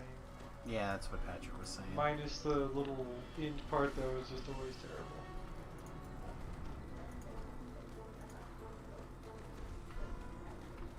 Well, a slight mechanical difference is that you can no longer use the water due to the fact it does a lot of damage. Even a tank will die. Hey. What's up, a heavy Quiet? tank ended up at like minus 6k. So, Real, that staff comes off wall. The staff that I want comes out wall. So you must want a different staff then. You don't want the melee staff, you want a caster staff. Yes, I want the Oh, okay. the acid one. Oh, yeah. Because I really do think that might make the acid poison alchemist better. Like actually playable, you know?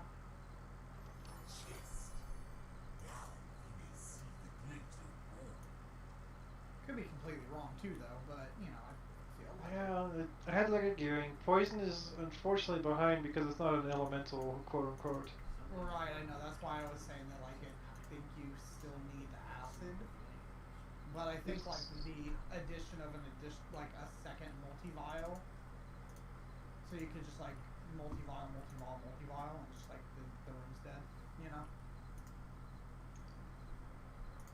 Even on probably like fairly high skull Reaper, you know? Do multi-vials of a different flavor not share the same timer?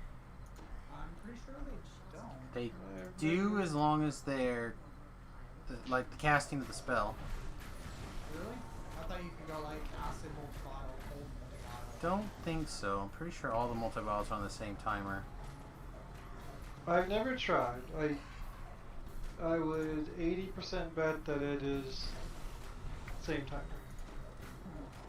I feel like I tried on my Alchemist Statement Life. has some credence. Well, I'm allowed to be wrong once every 3 months, you know? Wow, has it been that quick already? No, I'm just trying to get my quota in early. Okay. Reasonable, I suppose. You know, I mean, if I get it done early, I don't have to worry about it the rest of the months, right? I mean, month? I just thought that's how the year was like skipping forward in time. Oh, just every time I'm wrong, it just skips three months forward. Yeah.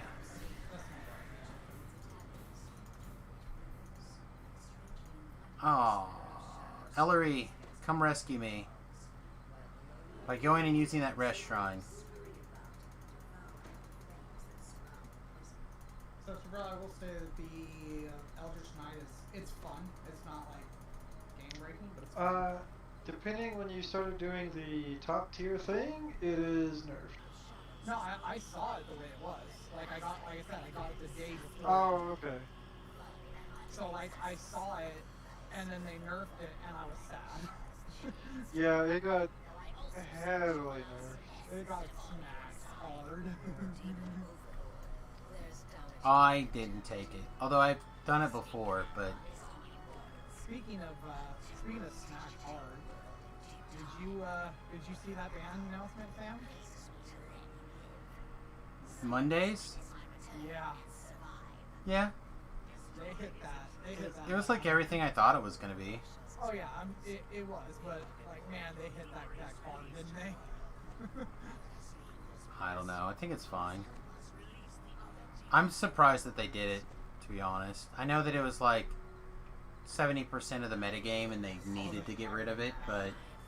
It was higher than that. It was like 80s. Well, I meant to of that tournament, the turnover or whatever. Oh yeah. Yeah, the girls, the Magics, they banned 3 cards out of one deck. Well, but one of those cards they had banned before, and the Lucky Clover deck was just too. It was very good. Lucky Clover should have been a legendary artifact to start with. I agree. As a legend, it would have been fine. Think so? Yeah. Because getting the first doubling, not a big deal. Yeah. It's the tripling. Oh man, I have been playing a deck in Historic on Arena that I think you would absolutely love, except for the fact that it's really hard to win with because you get timed out. Oh yeah. Yeah, it's that Saffron Olive, it's a Blink deck, it's a Bant Blink, but it's got like infinite combo in it for like you can make infinite mana, you can get infinite life, infinite card draw. It's sweet, but you get timed out like way too easy. So it's another situation where people are literally like, they recognize the combo, then say, okay, go for it and try to win before you die. Yeah, basically. Yeah, I've seen a couple of those. It uses the new Ashaya, where like you play like you have to have 3 Lotus Cobras, and then every time a creature enters, you make 3 mana, and then you can use the Unicorn to blink things to make 3 mana again.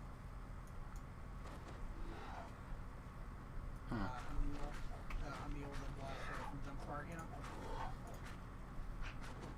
I don't know off the top of my head. I'm trying not to get eaten by the Spider Queen.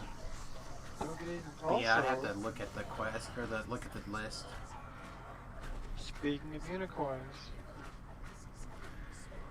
do you Yeah. believe that unicorns should or should not have a little goofy beard? I think it's fine either way. Let me rephrase this question.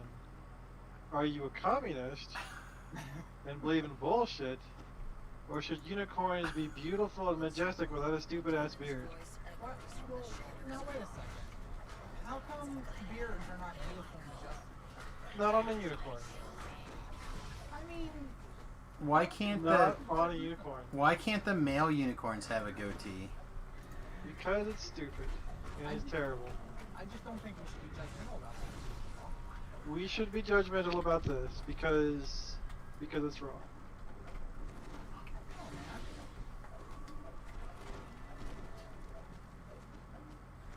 Oh, Fred, where are you? I need to like find all these people. I can never find Fred on the second in the Madness of the Crowds or whatever, like Age Rage. can never find him like the second time.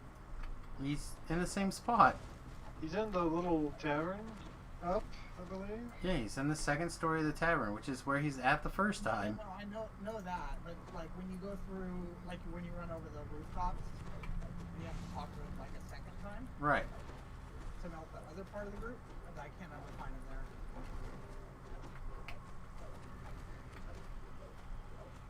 Yeah, I don't know. It's always in the same spot.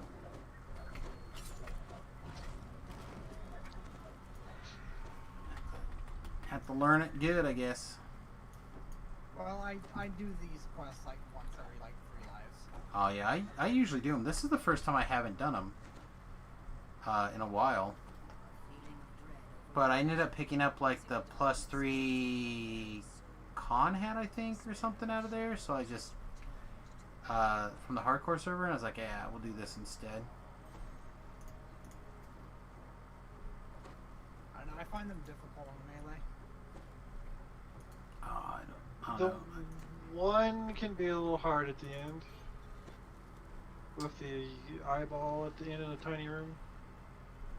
Oh, that one doesn't bother me. It's always the only one that's tough in there is the end quest. The end quest is a little gnarly. And it's because that end fight is Yeah, that's a little rough at times. more unbalanced than it should be. If you could just, if you have the staying power that you can just force it, then it's fine. You almost have to do mechanics. It is exceptionally difficult not to. Possible, obviously. Obviously, anything's possible. I mean, I've done it several times where I just go in there and kill the guy. It is Right. exceptionally difficult on high schools to do that. Yes, it is. Those eyeballs are a big challenge. Even lower schools, it's I would do mechanics.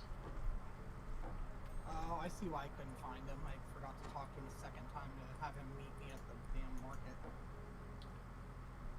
Oops. Oopsie.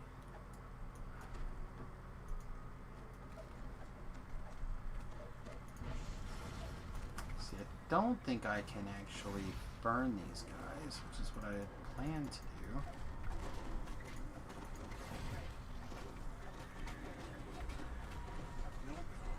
Oh, sweet Reaper, you're a massive pain in my butt. Well, if it makes you feel better, Taleb, I am on a stick right now. An EK stick. Oh, Because I wanted to do it, even though it's nerfed, and it is a sad reflection of its former self.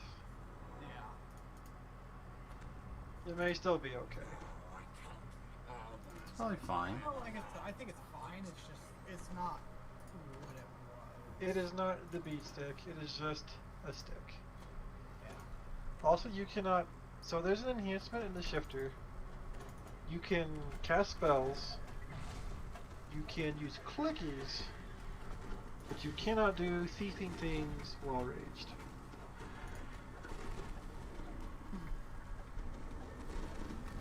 So I find it interesting the things it is allowing you to do and not do while you are raged. Right.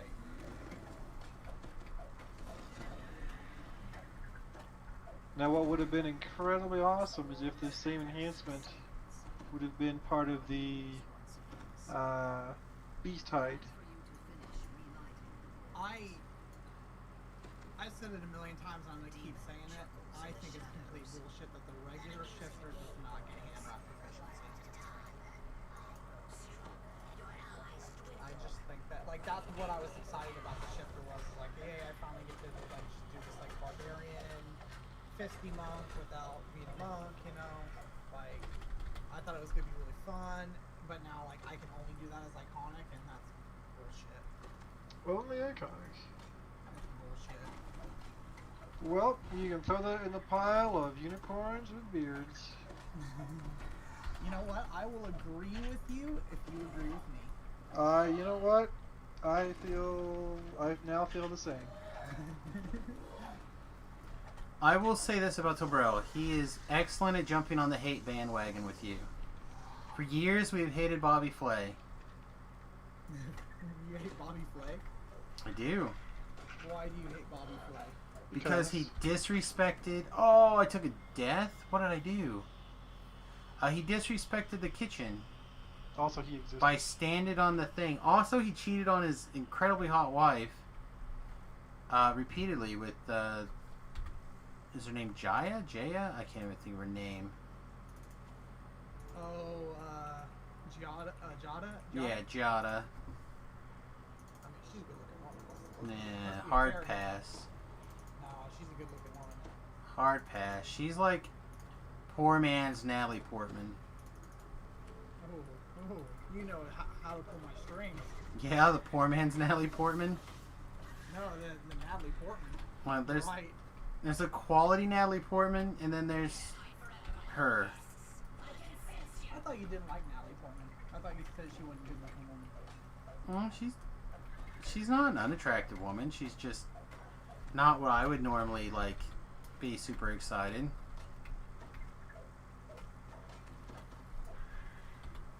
I mean, she's no Allison Hannigan.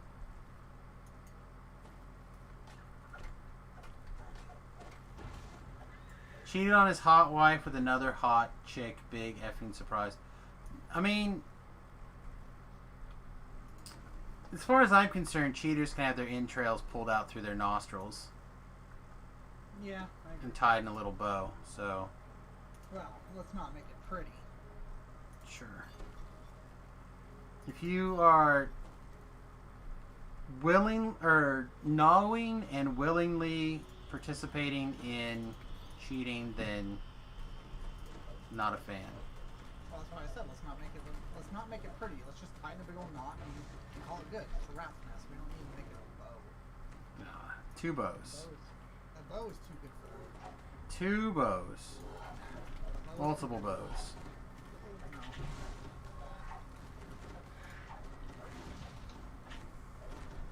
But come on. Okay, so equipping a Seraph and Filigrees has drastically increased the stick thing.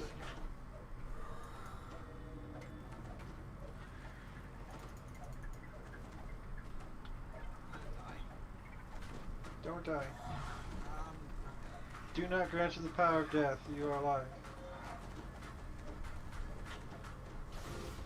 I have decreed it. I have spoken.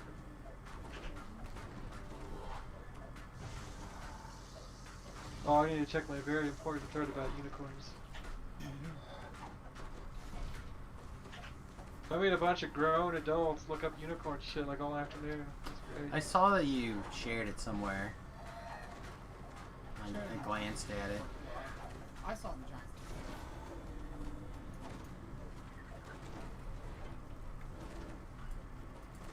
But anyway, yes,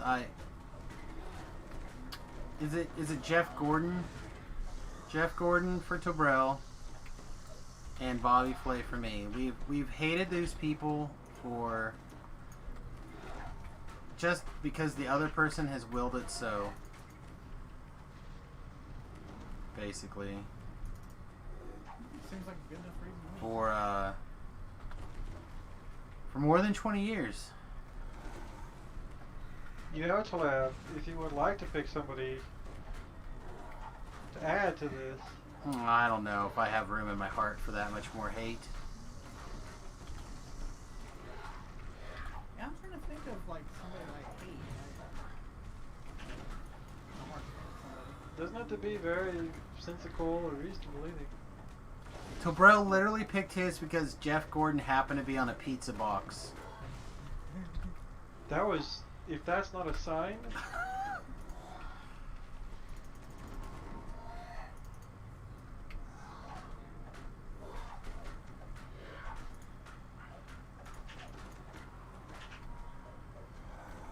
I don't know. Gavin Oh, Newsom Lord. was pretty shitty to me. who?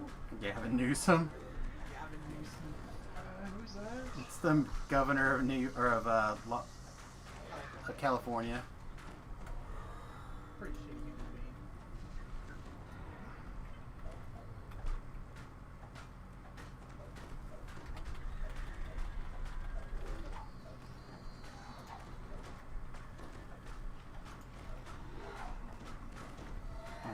So are we gonna have to like sprint? How many of these bits do we have?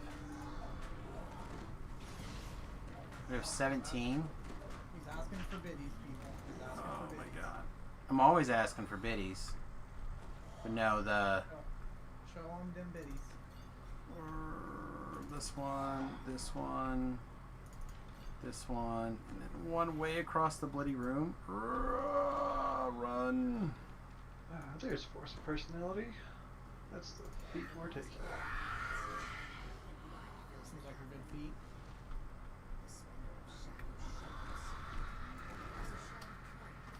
I'm enjoying this a small splash into this new Fae thing. The illusion one. I thought about that. I kind of was considering splashing into it a little bit.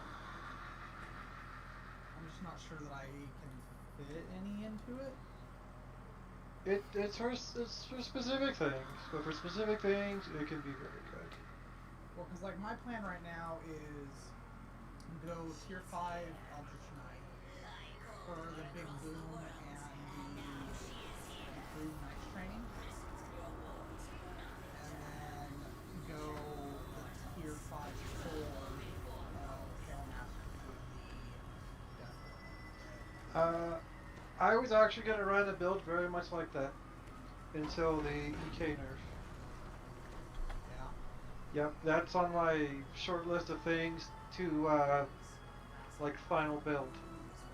Why did you want to go all the way up to tier 4 in the Pale Master? The last 4. Capstone. The Capstone with Pale Master. Capstone's good. The big Death Lord. Yeah, that's really good.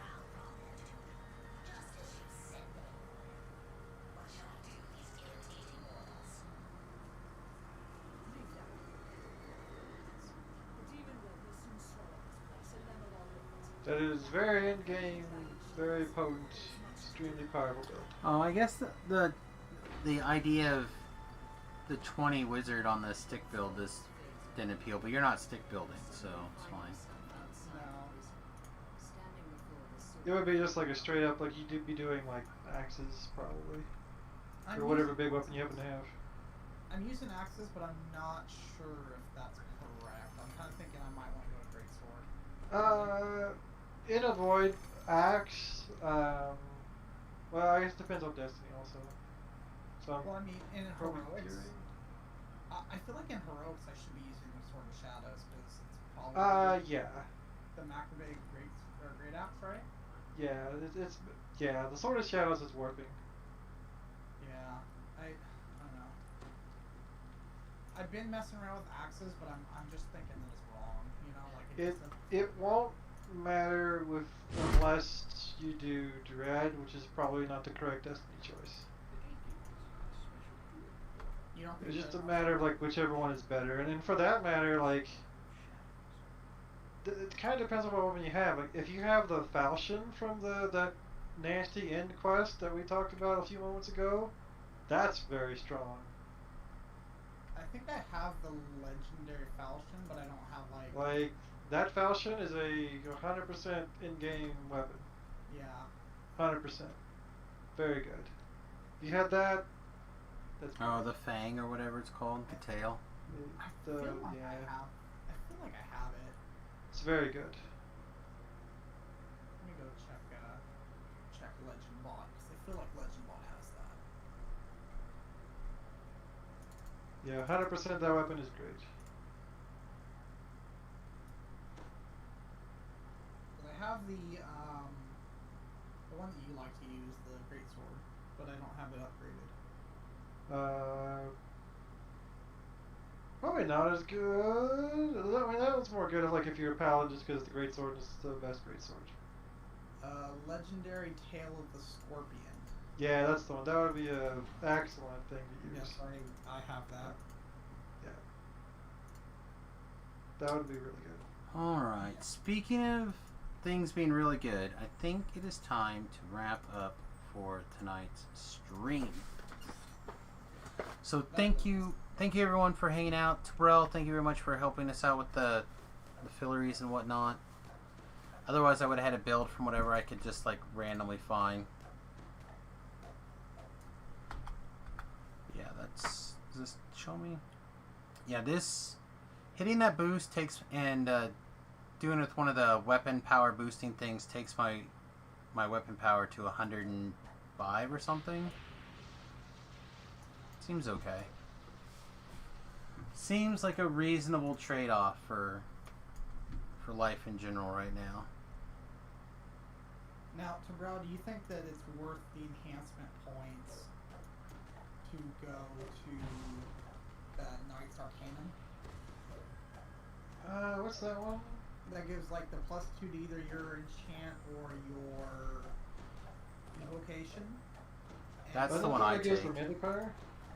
It does. It gets 20 melee power as well. Yeah, you need that. 4 pen and 20 melee power. Yeah, you need that. Okay. That's mandatory. That's what makes it good. Yeah, I was kind of going back and forth on it. No, it's mandatory. Okay. All right. Like, no question. Yeah, getting melee power is great, and picking up some DCs are great too. All right, I'm gonna go ahead and raid Dirty Leprechaun, aka Mulligan's Gaming Pub, and we'll see you guys in the morning. Thanks for watching, everyone. We'll see you then. Toodles.